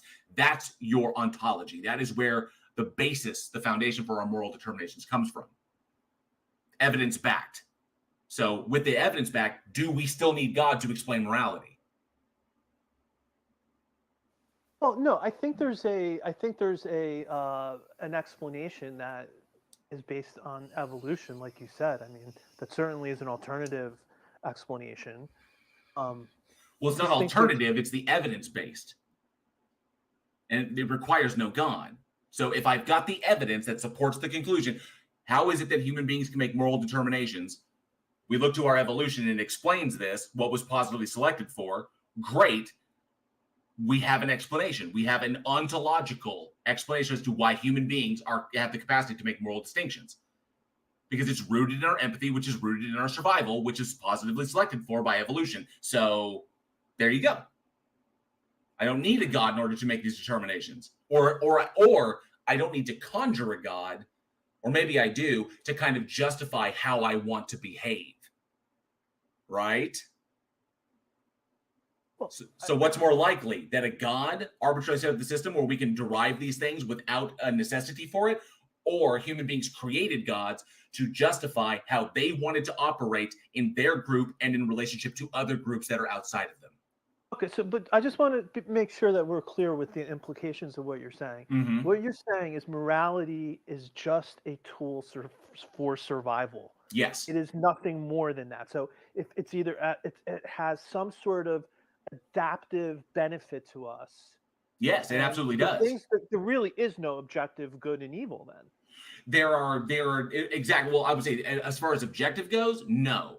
The determinations we make as to what are good and evil are subjectively determined by like ourselves, individually, our groups, our nation, so on and so forth. So our moral frameworks. God exists. And that doesn't feel inconsistent to you? No, because our moral frame. No, because all you have to do is look at human history. Look at the moral frameworks of varying groups when we were still small and there was only 100 million people on the planet. Look at the moral frameworks of Genghis Khan's army and everybody else outside of Genghis Khan's army. There were rules and laws within Genghis Khan's group that applied to them only, but didn't apply to anybody else. But those groups also had laws and rules that applied to them. but didn't apply to Genghis Khan's group. So we've always consistently throughout life have made moral determinations for the groups that we're a part of. Our leaders bring them down, or we'll have councils that put them down, or we'll have shamans do the ooga booga and say, this is what this entity says. But it all comes down to, we all subjectively determine this for ourselves, depending upon the situation. And we are, depending upon how we feel and our empathy and our upbringing and what we've learned and our, all these external factors. And then when we come together as a group, we collectively agree upon what we determine to be evil and what we determine to be good. So it's arbitrary what they are, but I might offer some consolation here, Alaska. Do you desire a happy, healthy, cooperative society? Yes. Okay. Well, what produces that outcome is objective. It is objectively the case that not murdering people is better for the actualization of a happy, healthy, cooperative. All right. Whether or not a person values that outcome is entirely subjective. A thing is not valuable independent of being, and value is intrinsically subjective. So it just so happens to be the case that human beings overwhelmingly value the outcome of society.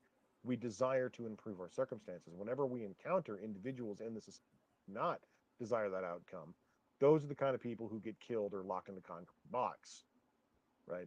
There doesn't have to be objective to work, like as far as like whether or not we adhere to it. It's like the definition of morality that we agree upon, subjective. Why we ought not subjective. Whether or not those behaviors achieve a particular outcome is objective. Yeah, no, I agree with that. I guess what I'm saying is, like, when you get into the nuances, like, sure, like something like about murder, like, it's much easier to fit that in the paradigm. But let's say, who was it, JL, that was speaking a moment ago? When you were referencing those earlier societies, if I were to ask you, like, if we were to compare their moral code and their moral framework to ours in 2023, I would feel, now if I were to ask you, like, which one was better, I feel like you would say ours is preferable to theirs. Well, that's also a subjective determination, because I would say the one that we have now is better because I subjectively value the well-being of others, and I kind of define well-being, or I define well-being the same as Xerxes does. So I have this particular, but that the way I determine like what well-being is, like the well-being of others, is informed by my empathy, by my parents, the way they raised me, and by the society that I live in. So yeah, I would say that the system that we live in now is better than the system that Genghis Khan's people lived in. But then again, in Genghis Khan's world, rape, while they raped other people. Go to Genghis Khan. No, I'm just saying. No examples of people who behave in a way that's like take Al Qaeda or ISIS. Okay, their desired outcome is not a happy, healthy, cooperative. At least not in the way that we mean it. Their desired outcome is an Islamic theocratic caliphate. They desire theocratic autocracy. They want the world to be ruled by their religion. And so the things they do, like the terrorist attacks, these people are behaviors which are productive to that end goal, right? Terrorizing people into submission achieves the caliphate, which is what Islam has been doing, right? This religion has spread across the globe at the tip of a sword, because it is their goal to force every human being into submission, Allah, right? So their desired outcome is happy, healthy, is not a happy. So okay, so Xerxes. Hold on, rather an Islamic caliphate. So they ought go out and do the things they're doing. My desired goal, being a happy, healthy, flourishing, which does not incorporate, would be to stop them. That's what I ought do, right? It's like George Hegel once said that the greatest tragedies in lives are not conflicts between right and wrong, but a conflict between two rights. Yeah. And Baked Alaska sub, but before you jump in there, just someone brought up in my live chat, Alien X Gaming brought up that there are tribes of human beings on this planet that are virtually uncontacted, that developed and in their languages have no concept of a god. And they still are able to make moral determinations. They can make moral determinations that are very similar to the moral determinations that the rest of the world makes, but they have no concept of a God. They have no word for it in their language. And when they were introduced to the concept of a God, they had no idea what that was. There's like that. There's like they deconverted the missionaries that came to them, who were linguists, who were trying to translate the Bible into their language, because in their language they have an epistemological root in every statement, which includes a source. And so because all the sentences from the Bible were unattributed to sources, when they asked questions like, well, who said that, or who saw that, or so on and so forth, it just sounded like all these were baseless assertions to them. Yeah. So they're called the Piraha. So we know that we know that, like, in a godless environment, an environment where there is no concept of God that exists, we know that morality can come up. Now looking at it, we have the evidentiary basis. We can independently verify that it exists with no concept of God, that no knowledge of God exists. So we don't need it. It's eliminated from, we don't need it as an explanatory method. So I'm just kind of curious, given that, why would we still appeal to God when we know that we have it ourselves, right? Well, no, I wouldn't concede all those points. I mean, I think there is explanatory power to the hypothesis, and something I wanted to mention to Xerxes, like, because just to illustrate my point, the example that the way you described it as a happy, a happy, healthy, cooperative society, is that what it was? Cooperative, flourishing society, but yeah. Okay. So, like, Brave New World. Thank you, Megan. Appreciate it. Good to see you. Thanks so much for being here. And any super chats that came through, I will address at the end of this. I want to make sure I pay them the attention they deserve. So thank you for all the super chats and everything. I will address them. They had maximum happiness. And thank you. Yeah, I'm really close to 4K. And yet, as the reader of the book, like, you realize, like, it's a pure happiness, absent the right constraints, cannot be the end goal. I think the challenge is that. Hold on. Whoa. What the hell is heaven then? Heaven is hell yeah, Logan. With God. Okay. And is that a place of, or a state of affairs of eternal, unwavering bliss? Yes. Is there suffering in heaven? No.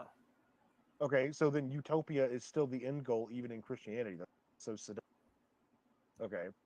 So while I don't believe that it's but the constraints are different. Well, no. I don't believe that it's possible to acquire utopia in the natural.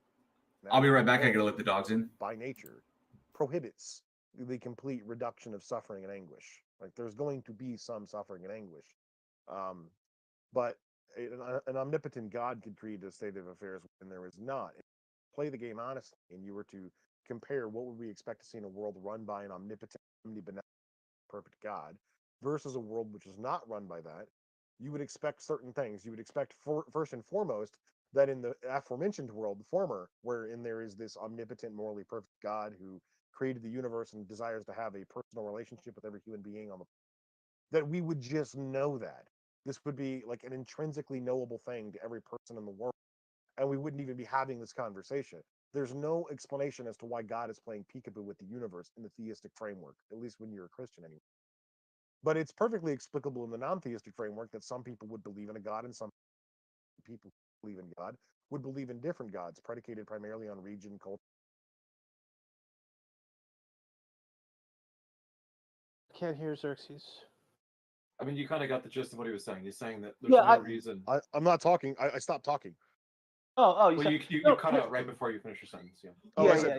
You would expect it in a world wherein God exists, particularly Christian God, with properties of omnipotence, omnibenevolence, perfection, and the desire to have a personal relationship with human beings, that we would just know that this would be something as intuitive to us as our own existence.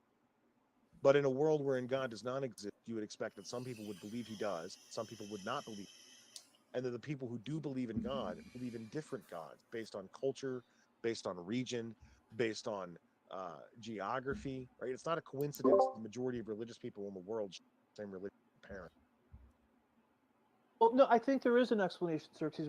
And I was discussing this in Tom's chat before I jumped on, which is that in theism, or in the Christian worldview, the hiddenness of God, the explanation for that is that the belief is supposed to be a free choice, And if knowledge of God was as evident as whatever example that you gave, the person would really have no choice in believing. And so the whole system is set up in a way to maximize the number of people who could freely choose to believe voluntarily. Does Satan know that God exists? Hold on, whoa. Belief is not a matter of choice. There is no such thing as voluntarily choosing to believe something. The apprehension of conviction is an involuntary reaction to your level of information and your based on your reason. Choose to believe. Yeah, but it's not a matter of choice. I don't choose to believe that you and I are having this conversation right now. But this, like going back to the example I mentioned at the start of the call, like you could choose to believe whether someone loves you or not. But there's that evidence. Doesn't have anything to do with me believing they exist. I can't choose to believe my sister doesn't exist. I can't choose to believe my brother doesn't exist. No, of course I not. can't But I'm choose to saying believe whether or not they love me. I can be convinced that they love me. Hold on. It's a truth claim, right? Hold on. I can whether or not I believe my sister or my brother or my father or my mother love me is going to be predicated on the behaviors that they show toward me. Like, how do they interact with me? A complete stranger is not going to interact with your brother, mother, father do. Okay. So I can be convinced throughout their behavior as to whether or not they love me. Like, there are certain family members I have, they do not love me because they do not act in a way that would be comport with them loving me. So, like, that's not something that is a matter of choice either. I never choose to be convinced of XYZ. Whether or not I am convinced is an involuntary reaction. Okay. Similarly, if God exists, he revealed his existence to a lot of people with infallible certainty, right? Now, while they couldn't choose whether or not to believe he's there, they were able to choose whether or not they cared, right? Whether or not they were going to modify their behavior to adhere to his moral prescriptions and do as he pleased, right? Satan is a paramount example of technology. This is a being who knows with certainty that God exists and that he's the paragon of morality and that he is all powerful and all knowing, and still inexplicably chooses to try and thwart him at every given opportunity, knowing that he's going. And that was beat an omnipotent God, all right? But the Bible tells us that God wants for all people to know the truth and be saved. 1 Timothy 2:4. It says in Romans 3:9 that God does not desire for anybody. Yet in the Christian theology, my destination in the afterlife is predicated not on how I behave, but on what I believe. What am I convinced of? So, of all the things I have a choice in the matter of, ostensibly, that is certainly not one of them. So, ultimately, my destination to hell in the afterlife, assuming your God exists, was because I didn't become convinced of the correct facts prior to dying. Not because I made any wrong choices in the long run, because if I did that Jesus Christ was my Lord and Savior, and I confessed that with my mouth and believed it in my heart, it wouldn't matter how I behaved, right? I could be Jeffrey fucking Dahmer, and I'm still going to heaven so long as I forgiveness. Well, very specifically, Jeffrey Dahmer was a born-again Christian by Christian theology. He is in heaven. Well, yeah, that's the problem. Well, he had to be saved, though. But he was saved. He went to his death a born-again Christian. He said that one of the reasons he committed the crimes was from his lack of belief in a God. This gets so problematic because then you walk into the this weird deal. Is like, for example, Baked. My mother is a devout believer, right? Saved, the whole rigmarole, blah blah, like this, and I am an atheist. So so by your worldview, my mother's going to die. My mother's going to go to heaven. I'm going to die, and I'm going to go to hell. Okay, that's just the brass tacks of Christianity. But my mother would then exist eternally without me. Do you think that my mother's heaven includes one that she is not with her eldest son? No, I think it includes you. Okay, so how could heaven be heaven for my mom if I'm not there?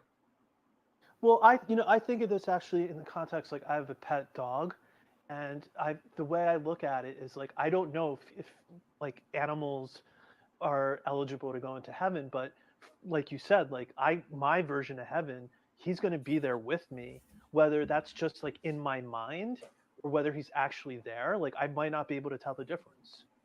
Wait, so this is the ego problem with eternal afterlife, because everything that makes you, like all your experiences, passions, desires, dislikes, interests, everything that comprises you ceases to exist at the moment of death, no matter whether or not you just go into the oblivion or you actually enter into paradise, because whatever ethereal aspect of your consciousness transcends the physical corporeal realm is not you. You are a product of your environment, and when that environment dissipates, so do you.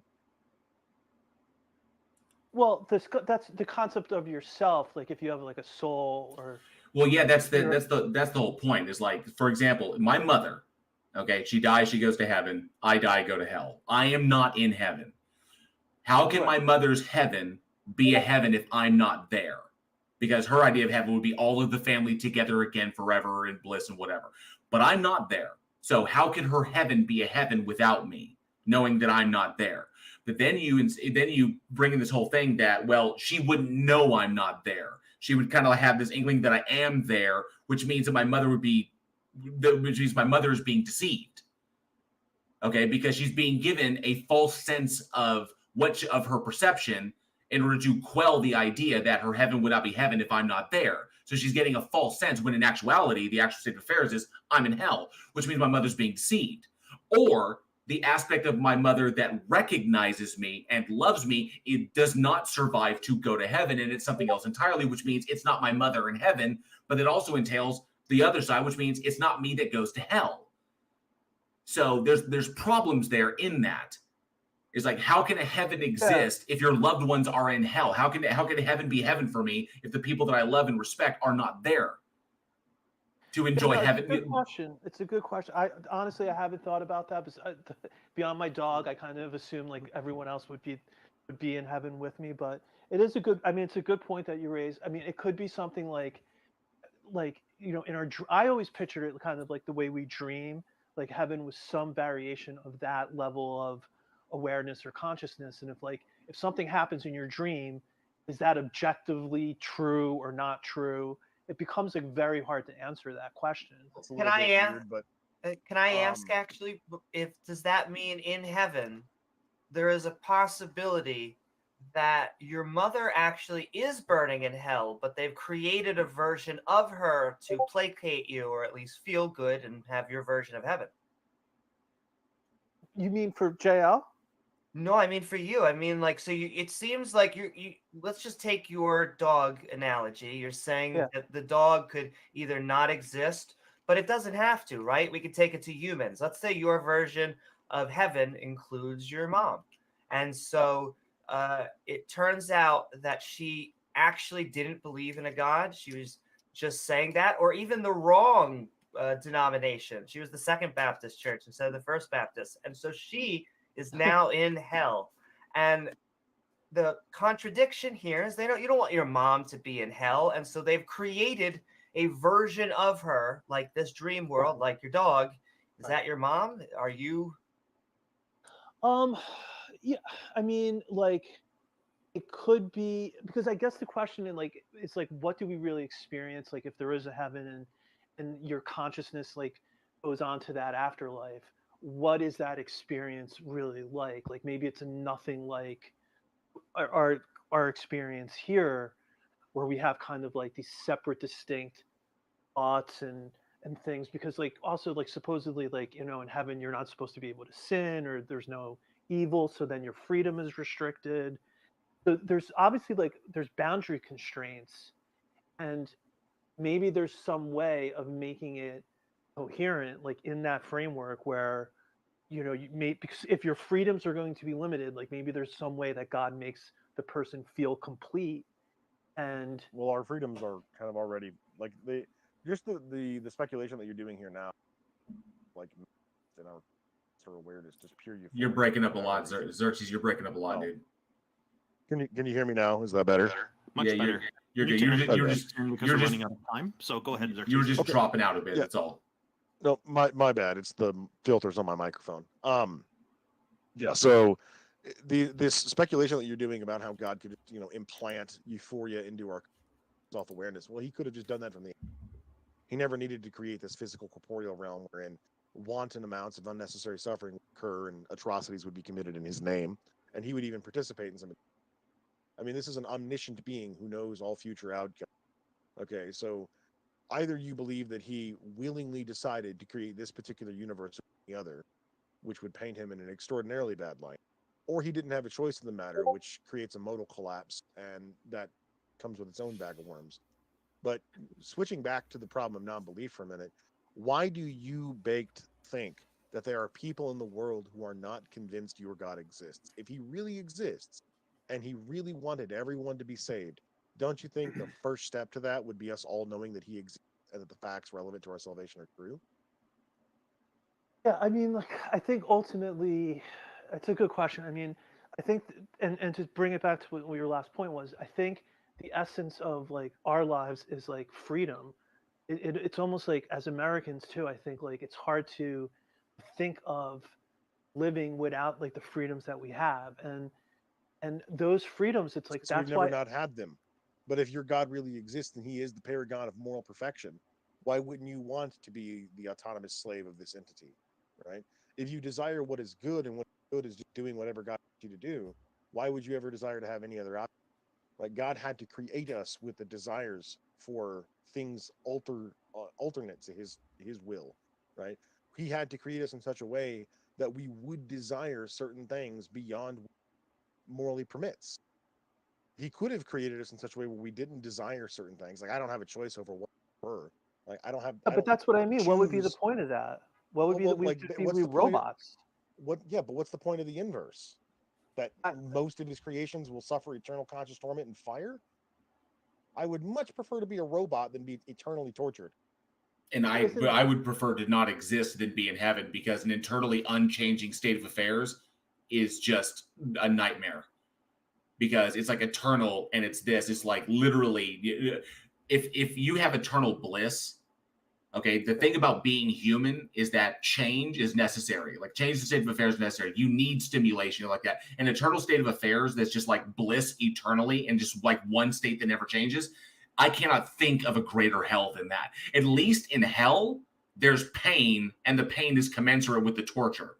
And at least I can count on that. It may be eternal, but at least there's different levels of it. Oh, that pain is sharp. Oh, that pain is different. But in heaven, it's literally just a static condition for eternity.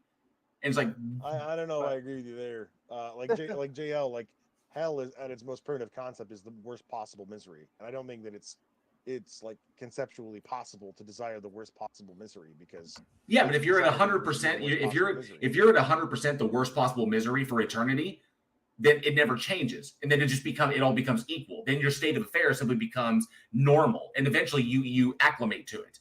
In order to, yeah, but we're trying to like sensory logic the ethereal afterlife. Well, yeah, but that just means that an aspect of myself has to be physical sense perception. Yeah, it's true, but that just means that an aspect of myself has to be sheared away in order for these end states to be effective. In order for them to have any meaning whatsoever, it can't be me that goes there. Yeah, sure, but I really just want Baked to answer this question. If he exists, why doesn't he just let us all know that?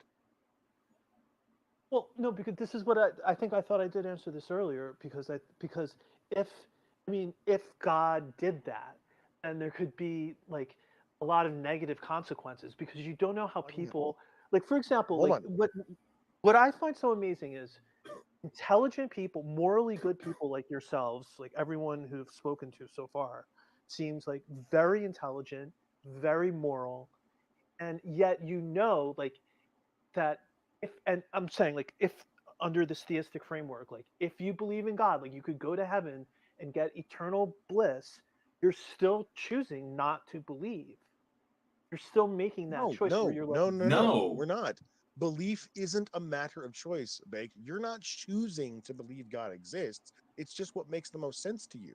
Right? You can't just flip the on-off switch when it comes to conviction. You don't choose to believe that it's daylight outside. You don't choose to believe that we're having this conversation.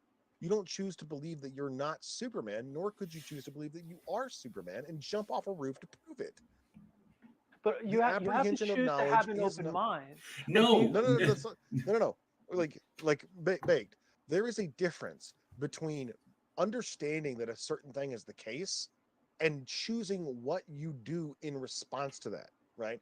Like, let's take my mother, for instance. My mother was a raging drug addict and an alcoholic, and we repeatedly staged interventions to try and get help. Okay. Right. She was not unconvinced of the fact that she had a problem. She just chose not to do anything about it. Like, she couldn't choose to believe I'm not a drug addict. She knew she was.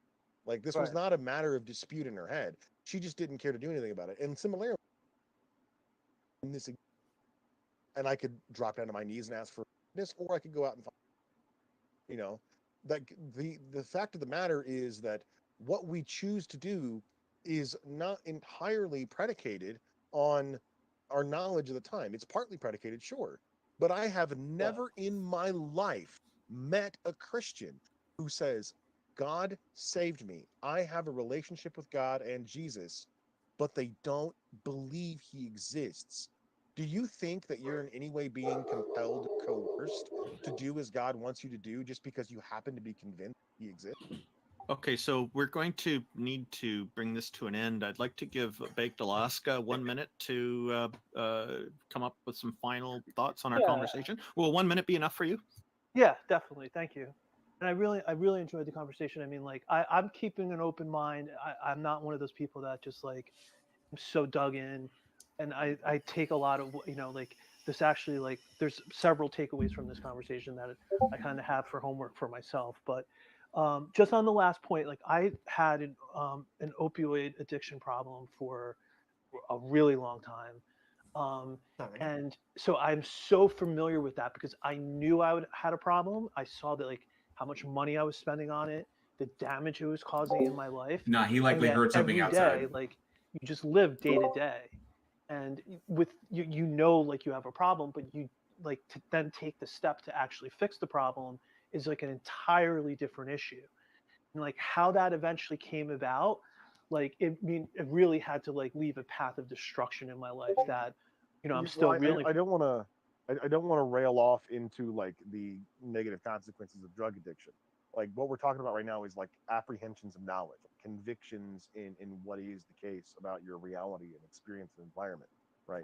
All I'm attempting to illustrate to you is that isn't a matter of choice. So God choosing not to reveal himself to me is as much of an infringement on my free will as him choosing to reveal himself to me, right? Because God knows that unless I have a similar experience like the road to Damascus, which he did for Paul of Tarsus, that I'm probably not going to believe he exists, right? He knows with infallible certainty, me, JL, all the other atheists on this panel are not convinced he exists, and he knows what it would take to convince us, and he's choosing just not to do that. All right. But at the very most basic fact of the matter, do you agree that if more people believed that God exists and that Jesus Christ died on the cross for our salvation, that more people would become saved? So I just need to say we do need to wrap this up. Baked Alaska, you did get into the opioid problem. Congratulations to you on getting through that and getting the better of it. Those things are hard. We give you another 30 seconds. You want to get the last few things in that are on topic, and then we got to go. If you want to continue this conversation, just hop down to the atheist room when the stage is over, and we'll keep talking. Yeah, or join us at a future Fortnite session here. So both right, are cool. options. Yeah, I'll try to do. I'll look for that page, and yeah, I mean, like, ultimately, I hear you guys. I know you guys are doing your best and keeping an open mind. I mean, that's all I think we could really do is search for the truth, and hopefully we find our way. Like, I don't have all the answers. I don't think anyone does. So I enjoyed the conversation. You guys are a good community of people, so glad. I appreciate and thank you for allowing me in. Thank you. We're really glad to have had this conversation with you today. It's been great. Right on, man. Okay, so as we close up here, I guess, did anybody have any final thoughts? We should try to keep them quick today.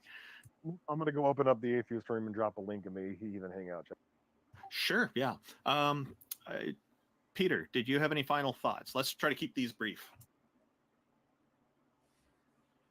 Oops, I was muted. No, I as usual, I had a lot of fun, and I think we had some good conversations. I was kind of hoping that the guy who was here before the stage started would come back, but he was in the audience for a while. But I'd love to continue that conversation. So yep, those are pretty much my thoughts. Do we make our closing statements? That's pretty much it for yours. Jack Burton. No, because this was just referring to the stage. So if there's a closing statement, this is basically it. We're just final thoughts means final thoughts. We're at our end here. Okay. So we're trying to keep them brief here. I did want to say one more thing, and I think this goes for Xerxes as well. Xerxes has left already. We take people to do a conversation where they're the only guest. So if this stage is not for you, but you want to have a longer conversation, you can message Xerxes, you can message me, and we'll make time for you to do an entire show just about you. So that was it. Thank you, Peter. Jack Burton, did you have any final thoughts? Oh yeah, final thoughts. Till next time, take care of yourselves and each other. Like a true trucker. JL Warren, did you have any final thoughts? This was great. Thank you so much. Thank you to everybody on the stage, and Xerxes and T-Jump who have left. But thank you to everybody in the audience, everybody in my live chat. Appreciate everything. This has been a really, really good one. Can't wait for the next one. Thank you. And the conversation will continue over on my channel if anybody's curious. If anybody's in the live chat wants to pop over, I'm live right now. So if you come over, you have questions you didn't get to ask, feel free to pop over and we can discuss them there. Thank you. And by the way, the links to everybody's YouTube channels and whatnot are also available at theisthelpline.com. You click on About Us, you'll find everybody's links in there. Ix, did you have any final thoughts? Theist Hotline, a way different podcast. Ix, are you there? Taco, final thoughts, sir. Yeah, that was fun. Definitely a long show today. But it was fun. I'll be streaming Dark and Darker tomorrow morning at 6 a.m. like all day. So make sure you click my links in the pin because I'll be playing on Twitch tomorrow. I might stop if I suck at streaming, but you're welcome to watch. It should be awesome. Woo! I hope it goes awesome, Taco. I'm trying to be there. Amy, it's your turn. Your turn for final. Oh, Ix, are you here yet? No, I guess Ix always talks about resources to help people, and those are available on the theisthelpline.com website as well, Recovering from Religion and others. And if you go into the resources section, you will find it in there. Amy, your final thoughts on today's show. So I also actually want to mention not only Covering from Religion, the Freedom from Religion Foundation, if you're having legal issues, or the Clergy Project, if you are a rabbi, preacher, pastor, and imam, and you want to escape, get a new life. But yeah, I had a really fun time. I will say we can't just presuppose the thing that we are trying to assert. It is really cool that we live here. Like it is a one-to-one, and it's but it is truly amazing, and we are one of the most amazing chemical reactions in the universe. Cosmological arguments aren't accepted in physics departments. Open-minded, we can just go back to the Big Bang right now, and Planck time, and if there is a multiverse, well, it will, once again, it's the physicists. I also find it interesting, Xerxes got to him to at least one of our bake to mention that God can't just explain to us that we can't just tell us that he'd exist. And the Satan thing is just so relevant into my mind. It's just no one knows without 100% with 100% evidence that God exists than Satan. And so it's just odd to me that him, demons, other entities can know, and yet we have to play this like game. Though he did seem open-minded, and I feel like he took a lot of the criticisms, and so I thought we had a lot of good conversations. What I'm trying to say is if you're looking for even more skeptical fun, I know that Xerxes and JL are about to be hitting their after shows. I have my own YouTube channel at youtube.com/Amy Newman, where I do skeptic comedy and fun with my co-host James W. However, I really want to thank Ix and Jack Burton and J.L. Warren and Peter Tucker and Randolph Richardson, Taco, Xerxes, Jefferson Spatchcock, and all of the, and also you should be like, follow, and subscribing on J.L. Warren's T Jumps, Xerxes, and of course on Randolph Richardson's stream. I'm sent in love. Another amazing episode. Thank you very much, Amy.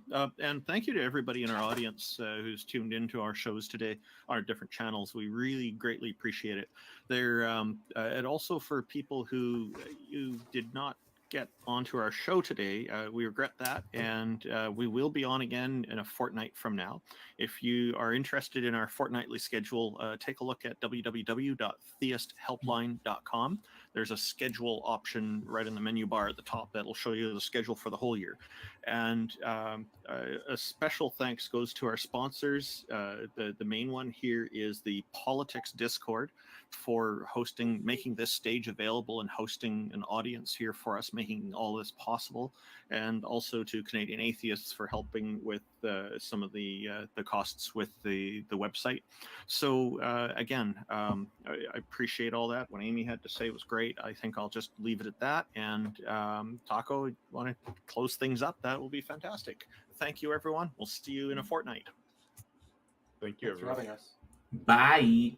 Oh, hey, Ix, message me, dude, because I have a theoretical physicist in my live chat, and I was curious, the whole argument you were proposing earlier about something from nothing. What is that called? The paper. We can talk to your friend about it. That'd be great. Yeah, if you link if you link that to me, that'd be fantastic. Have a great one. Sorry. All right, fantastic. I do wish that Clive Wells had been present when Ix was running down this particular paper, because it's really, really good stuff. And I know he's probably going to message me the link to it and he walked through the whole thing when this guy was like, something from nothing is totally impossible. But hopefully Ix will shoot that over to me. Let me see here. So I've got some super chats and stuff. Thank you very much, AlienX Gaming. It's always a blast to do these every 2 weeks. I know it can get a little hot in the room or up on the stage, but it happens. We got some strong personalities up there. Give me 1 sec.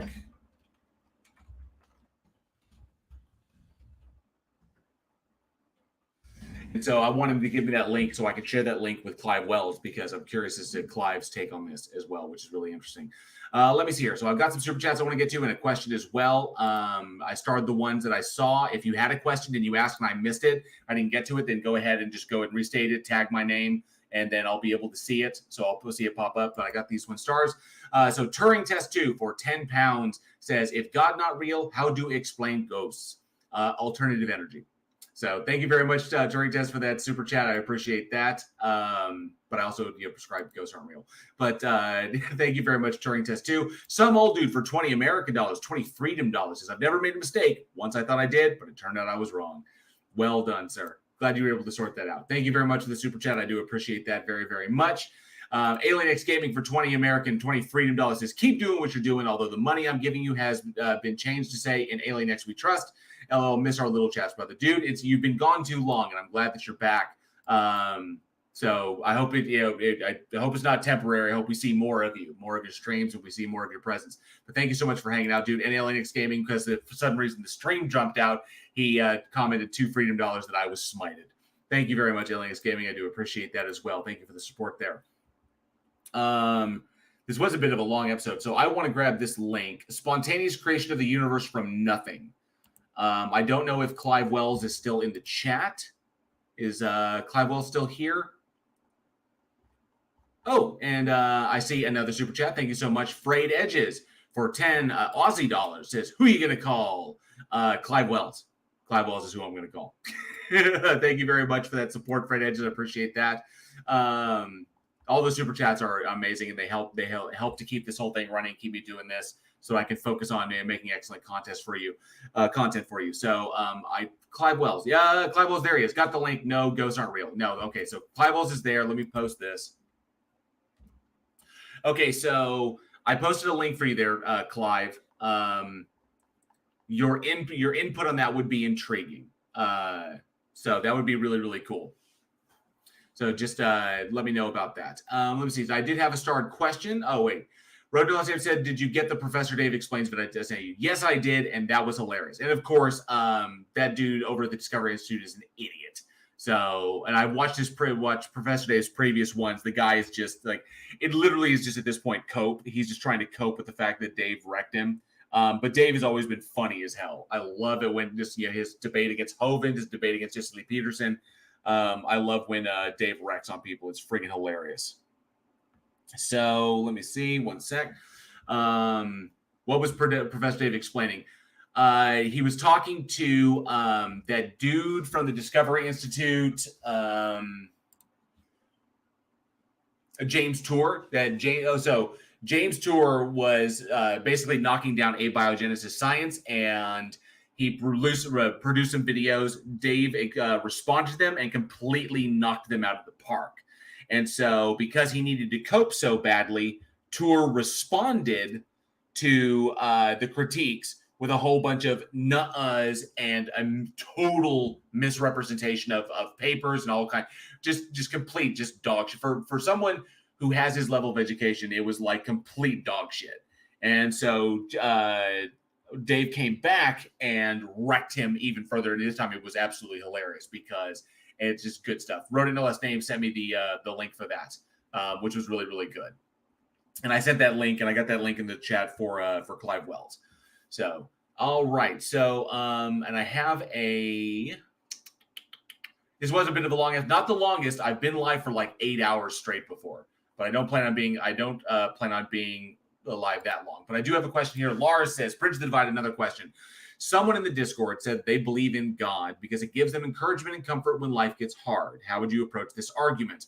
Well, one, it's not really an argument. Well, I mean, it's an argument in the fact that they're justifying why they believe because it has a psychological utility.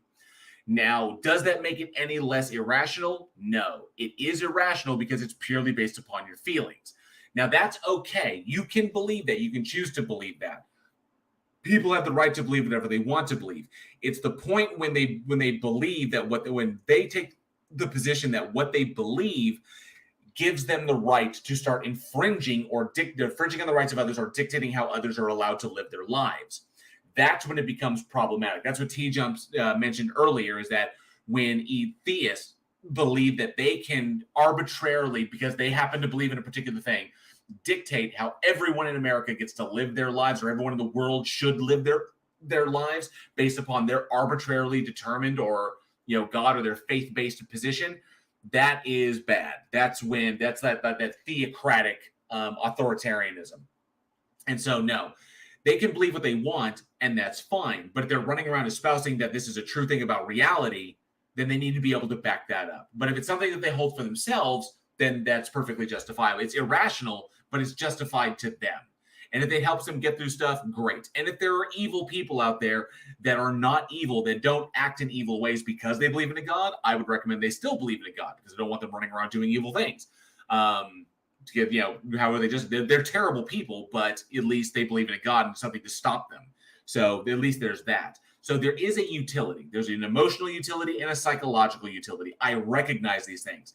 It doesn't mean, but just because there is, doesn't validate any argumentation that this thing exists in reality. So no different than any other imaginary friend.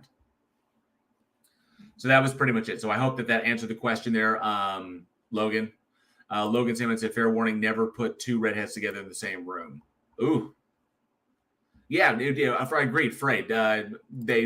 They need structure. They may need that structure. They may need that support structure. That may be a support system that they've developed for themselves, that they derive something from, which is great. They can do that. I mean, that's fantastic. The problems that I have is like when it dictates how others live or infringes upon people's rights, or when it's used as a tactic to replace one addiction with another, like when Narcotics Anonymous or Alcoholics Anonymous or any other kind of support system where all they do is take the addiction, remove it, and replace it with another addiction, and that addiction is God in the religion.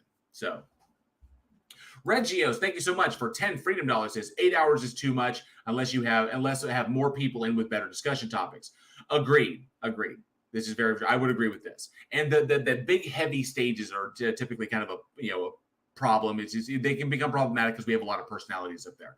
But Xerxes and I are working on trying to do something a bit more streamlined and a bit more accessible. So where we can get to things faster and get to more people. We're working on that. Trying to put that together has been very hard. Your super chats go a long way to helping us do that because there's some things that we have to set up in order to make that happen and do it consistently.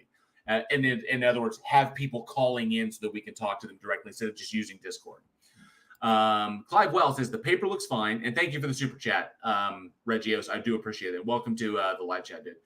Clive Wells says the paper looks fine. The use of Bohmian mechanics is somewhat unconventional, but okay. It certainly shows that there are possible ways for the universe to come into existence without a god. Fantastic. Cool. That don't entail a logical contradiction, so we're good. Clive Wells says it's pretty much along similar lines to the Hartle-Hawking construction. Oh, cool. Something I recently ran into was constructor theory. Clive, I recently came across that, which is kind of intriguing. I don't know if I fully understand. I'm going to keep reading about it and keep studying it, but constructor theory was kind of interesting as well. Just the way it's kind of like parsed out. So I don't know if you're familiar with that. You probably are familiar with that. So, 1 second. All right. Rodell Sam says, how can you do 8 hours straight when you're bisexual? That's a damn good question. There's just so much thirst. So much thirst. Let me see here. Freda just says, it's Rose. I will see, but can you read more for I Am God? This is, I wish that the conversation had gone on a little bit further with Baked Alaska. There's a lot of logical entailment I don't think that he has taken into consideration. There's a lot of implications for what he's stating he believes that are problematic, that create contradictions with how he defines God. So difficult stuff. I wish he'd been around. Yes, up and out. I do. If you're talking to me, I do watch PBS Spacetime on occasion. I haven't in a minute because I'm working on my current content. So if something new came out, I haven't seen it. But I do watch PBS Spacetime on occasion, which is really, really good stuff. I do have this video that I'm working on, which is a response to Matt Powell, that I'm working on that one. It's kind of a difficult video to get through. I also am going to take a big, hard look at Red Pen Logic and his nonsense, which I think is going to be absolutely hilarious when I eventually get around to that. So I've got good stuff coming up on Bridge the Divide. I was hoping that we would get some people from the Discord chat in here, but it looks like the audience numbers have gone down, so I don't think we've gotten any transplants over, which is kind of unfortunate. Yeah, PBS Spacetime can be a rabbit hole. It really can be. It absolutely can be. But I do love it though. Mind Trap, PBS Spacetime, and there's a number of ones out there that I really, really dig. Vsauce is fantastic stuff. So all good, all good stuff. Aaron Ray says you should do a live debunking psychic surgery videos. Psychic surgery videos are so. It's just I don't understand how people can like believe these things. It's ridiculous. But here's an idea. It goes beyond that, Rodent. I addressed the whole voicemail thing with Brett Keane. I addressed that on a previous live stream a few days ago. But this is just going into another thing that he asserted. So we can take a look. I'm very curious as far as like debunking and stuff goes. Let's take a look at this.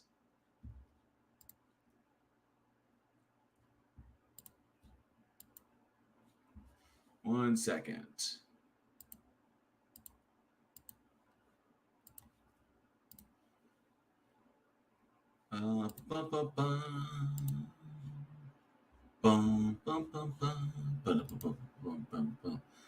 All right, so this is horrific. 4-foot snake pulled from woman's throat after it slithered inside her while she slept, which is pretty wild. Let's take a look at this.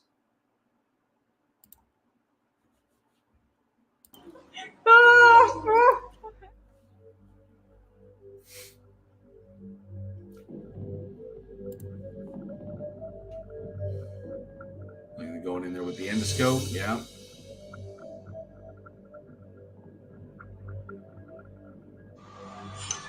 So they've scoped her.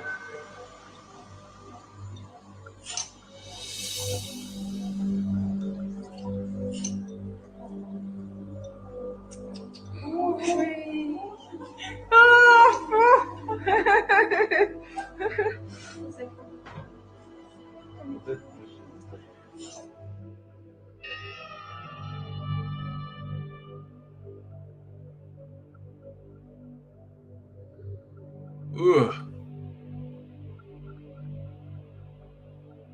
I don't think that thing was alive at all.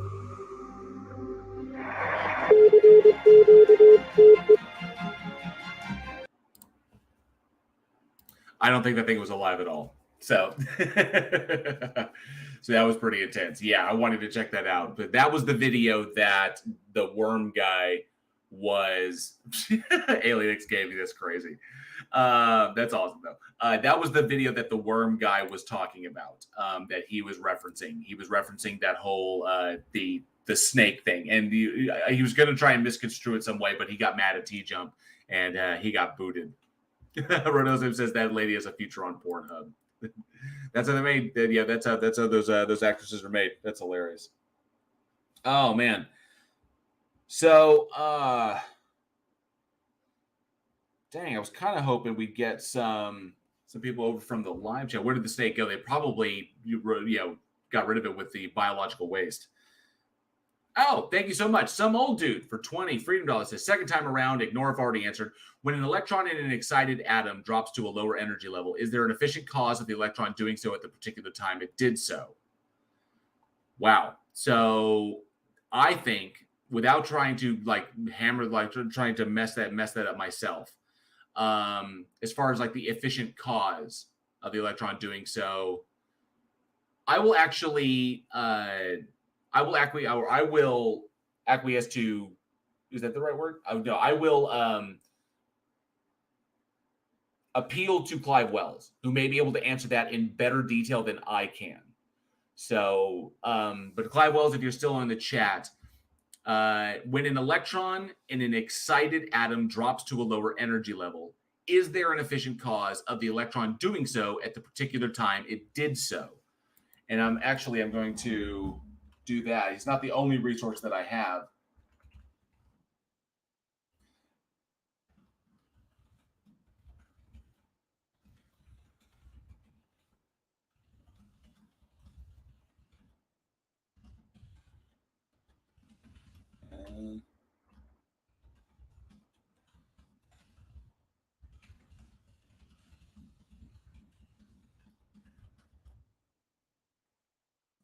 I want to put that there so I can get a sense of.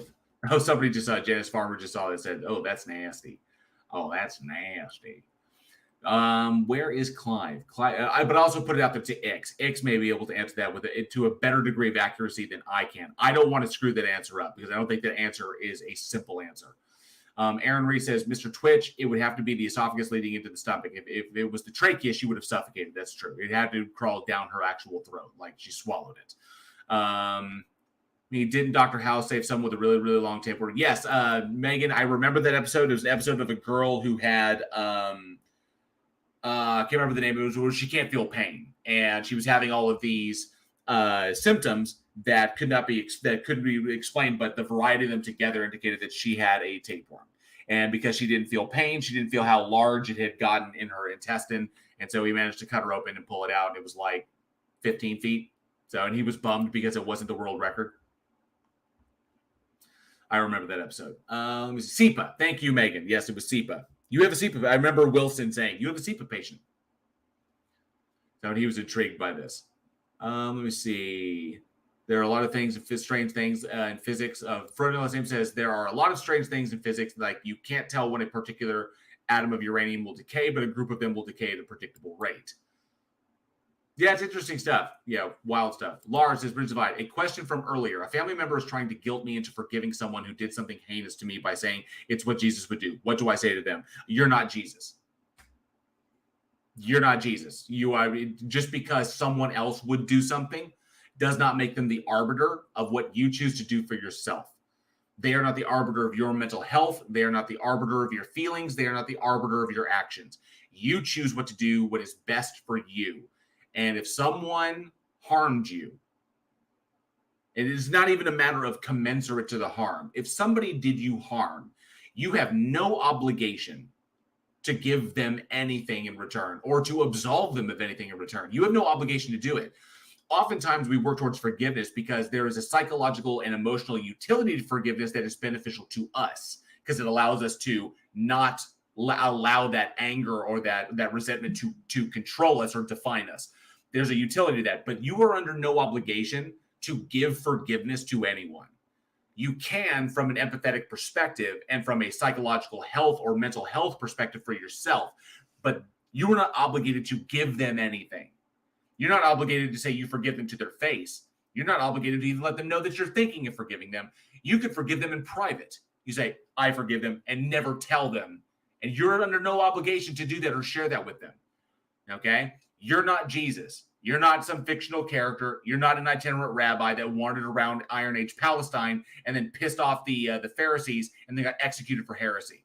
That's not you. You are your own person. Your autonomy is yours. And no one has the right, not even God has the right to strip that away from you. Okay? So that is yours. Do what is best for you. Because your mental health is not contingent upon anybody else's fucking happiness. That kind of guilt trip bullshit, it really aggravates the fuck out of me. Your mental well-being, your emotional well-being is yours to determine. Okay? You don't have to sacrifice shit for anybody else unless you feel that that is the thing you must do to heal. But if you don't feel you need to do that to heal, you have no obligation to them, especially since they harmed you. It doesn't earn them shit from you. Okay?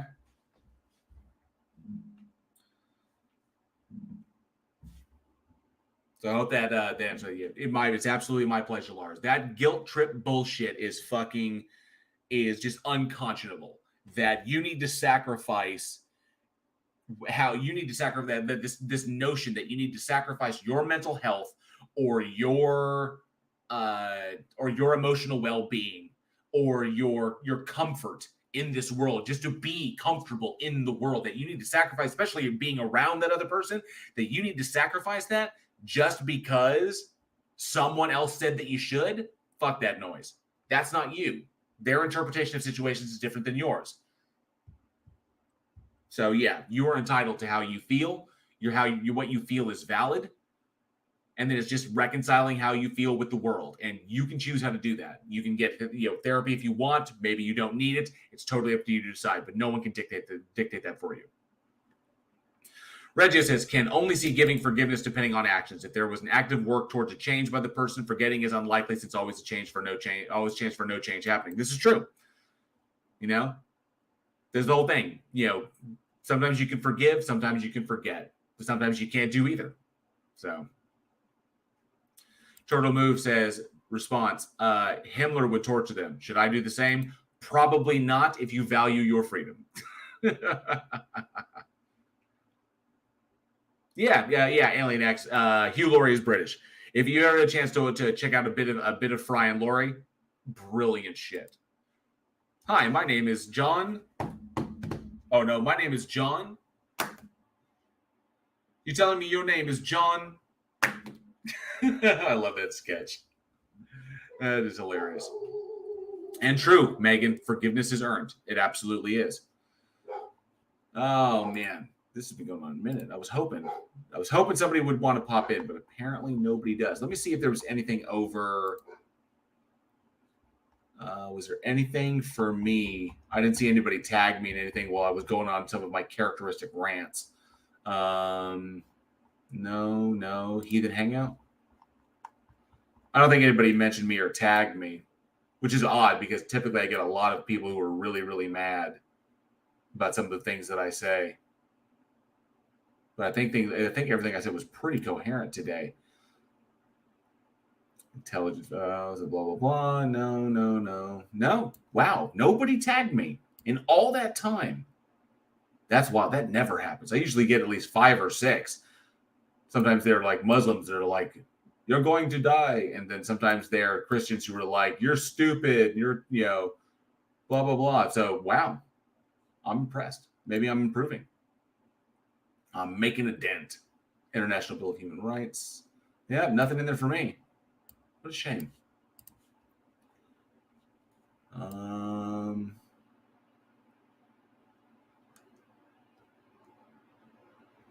No, don't see anything. Bummer. All right. Clive Wells says, Fry and Laurie also did some excellent series called Jeeves and Wooster from the Stories by P.G. Wodehouse. Very cool. Clive Wells. Clive. Hey, Mr. Twitch. Good to see you, bud.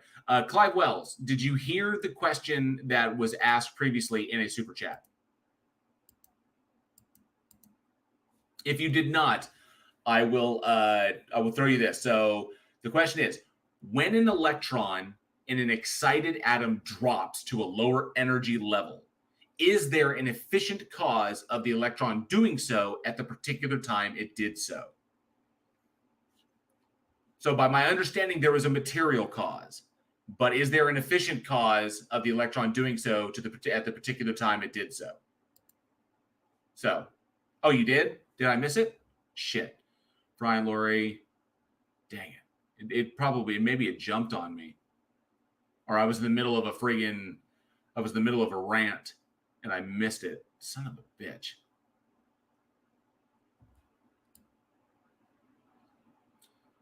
Oh, what the hell? What would Emperor Palpatine do? There was Lars's question. Clive Wells.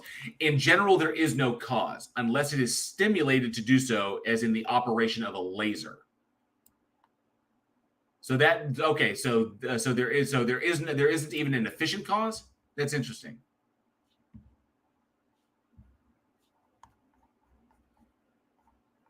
That's intriguing. Oh, that's what I get. Yes, Aaron Reese, you are correct. That's what I get for monologuing. Use control of your browser. Oh, okay, yeah. I found it, Clive. So I appreciate that. Thank you for popping in with that. So I wanted to make sure that some old dude got an effective answer that was better than what I could articulate, because I didn't feel I could articulate that one correctly without bouncing all over the place, like an excited electron. But thank you, Clive Wells. I appreciate that. Some old dude says, so there are events that don't have an efficient cause. I hope that doesn't affect any of your guys' arguments. I don't think so. I don't think it does. I never talked about ghosts.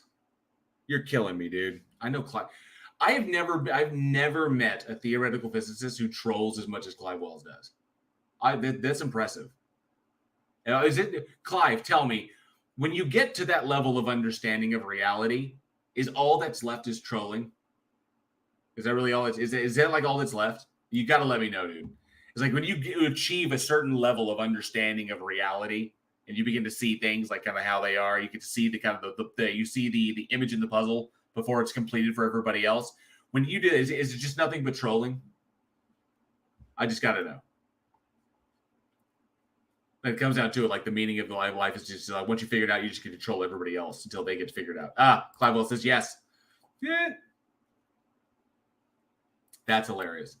It's like, yep, then that's the point. So yeah, I imagine like if I was putting together a giant 10,000 piece puzzle and like the puzzle was of elephants, but I didn't know what it was because I'm sitting there looking at it, and then Clive just walks by and he looks and he sees it's elephants, and because he's already figured it out, he can now just troll the fuck out of me, and keep telling me that what's in the puzzle is something other than elephants when it, and keep like just messing with my head and trolling me.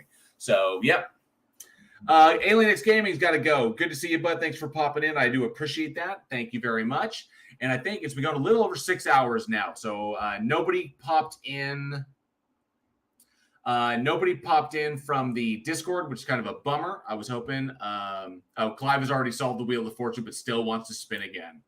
This is true. He does. And I'm glad I figured this out, that once you get to a certain level of understanding, all that's left is trolling. It's just trolls all the way down, you know? That means I can't even imagine the level of trolling we're going to get when we have a unified field theory. It's like the physicists are going to understand. There's going to be people that reject it, but those who would say it's just going to be like the level of trolling is just going to be commensurate to understanding that aspect. So it's going to be hilarious.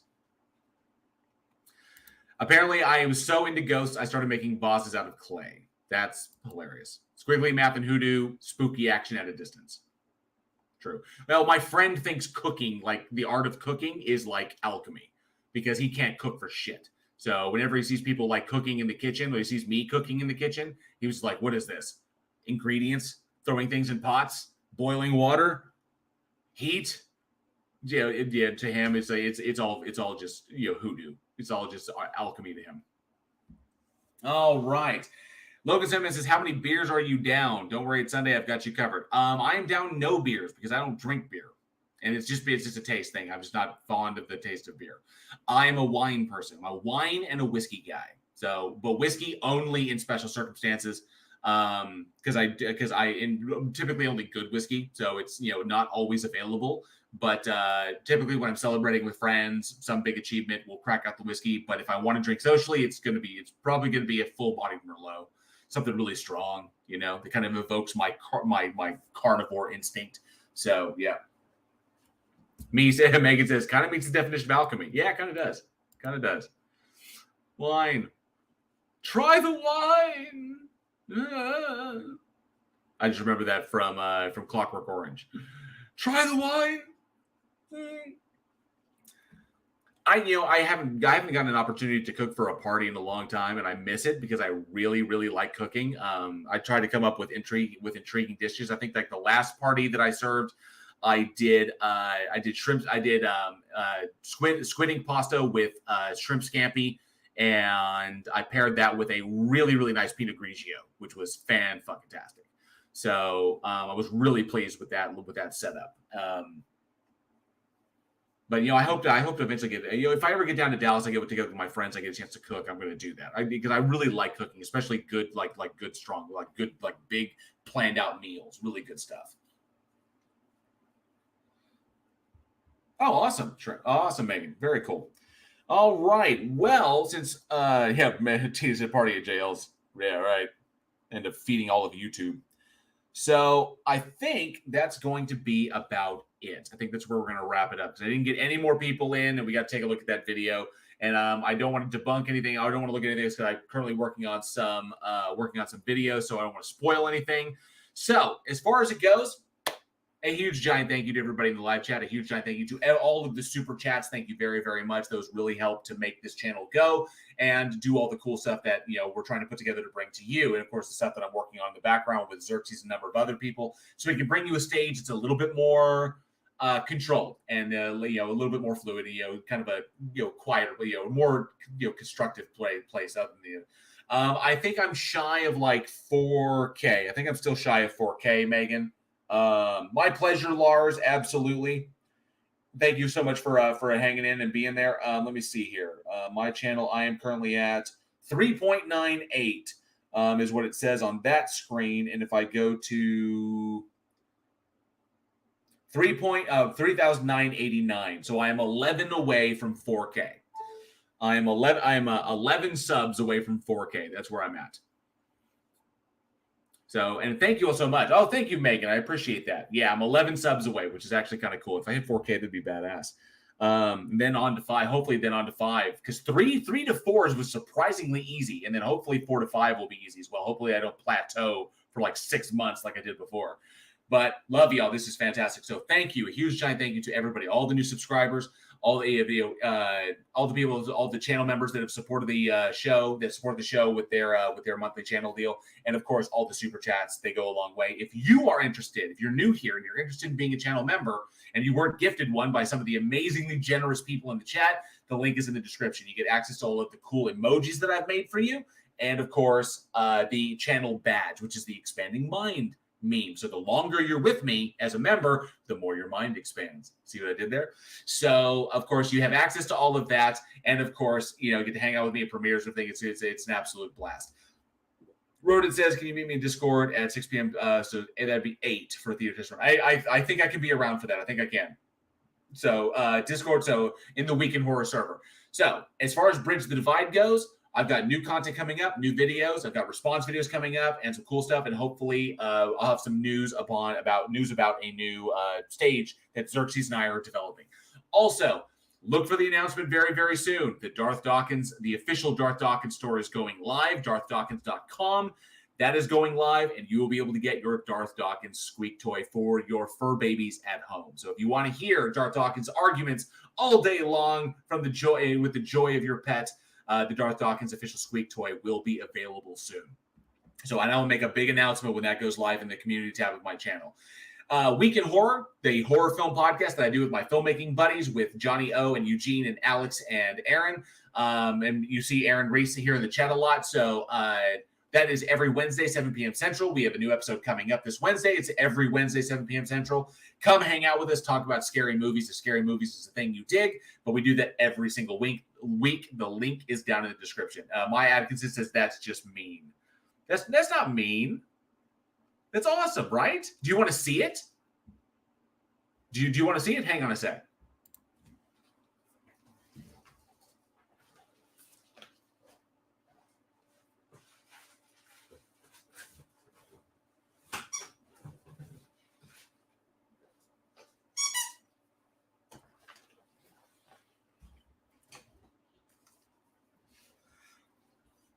Okay, so I have to be really, really careful with these because my dogs will hear them and they flip out because they love it. Bam. The official Darth Dawkins squeak toy. These will be available to purchase via the website. Once it goes live, I'll make a big announcement, and you yourself can get a Darth Dawkins squeeze toy for your pet. So that is what it looks like.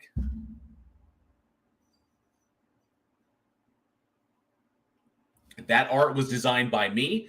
That's my art. I have the copyright on that. So I created that one. I just kind of amalgamated some Darth and some Darth Dawkins and just put the fake mouth on there. So that artwork is mine. And this bad boy is mine. So we will be these will be available, and we're gonna set it up. We're working out the shipping thing, the whole shipping thing, how we do the drops. But there you go. The official Darth Dawkins squeeze toy. So, and it's like loud. So it's a great outside toy. Dogs freaking love them. My 3 dogs love them. That's why I have to be really careful, because I squeak it, then they're going to freak out. No, I can't. So it's really loud. So it's loud. So if I hit it, then the dogs will freak out and start like trying to come through the door. But there you go. The official Darth Dawkins squeeze toy for your dogs. Bam, bam, bam, bam, bam. So I hope that y'all dig that. That's going to be a lot of fun. So, and we're working on like different colors. So the reason I went with yellow is because yellow, the logo was visible was the most visible in the yellow background. Plus his arguments are piss poor. So I figured it was kind of, apropos. But yeah, if you dig the idea, if you like that, if you want your own official Darth Dawkins squeak toy, you'll be able to get one soon, and you can give it to your dogs, and you can hear Darth Dawkins arguments all day long. Pretty much it. That's the joke. And plus it helps to support the channel. So something kitschy that I came up. Yes, up and out. It says it looks pretty cheesy. It's a squeak toy. Of course it is. It's a squeak toy with Darth Dawkins' face on it, which is fucking hilarious. Does the squeak toy provide intelligibility? Oh no, I was going to squeeze it. I can't do that. I can't do that. So, but yeah, those will be available as well. And of course, Week in Horror every Wednesday, 7 p.m. Central. Come and hang out with us and talk about scary movies. And it's funny because Johnny O's there, I'm there, Eugene is there, Alex, Aaron. We have a lot of fun. It's more intelligent than real Darth. You are correct, Aaron. So look forward to that. All kinds of cool stuff coming in 2023. Plus, I have some travel plans in the works. So some really interesting stuff, making some trips around the country that are currently being put together. So slowly but surely, I got so many cool fucking things set for 2023. It's going to be an absolute blast. So unless Putin decides to drop them or the EMPs come in, we're going to have an awesome friggin' year. It's going to be an absolute blast. Thank you so much for all of these. Man, my messenger's blowing up. Thank you all so much for all the emojis. Thank you for doing that, all the interactions. I really appreciate it. So, to everybody who's new, thank you so much for hanging out. I hope you subscribe. Hope you like the video on the way out. I hate asking for that; it sounds so disingenuous. But all the love for y'all. Thank you all very, very much. And as always, as long as there we go. And as always, and hey, it's me, Mario Rui. It's me, Mario Rui. Says thanks, Joel. Been quiet, but here. Good to see you, Mario. Thanks for popping in. I appreciate it. Y'all take care. And as always, be safe, be excellent to each other. And together we can bridge the divide.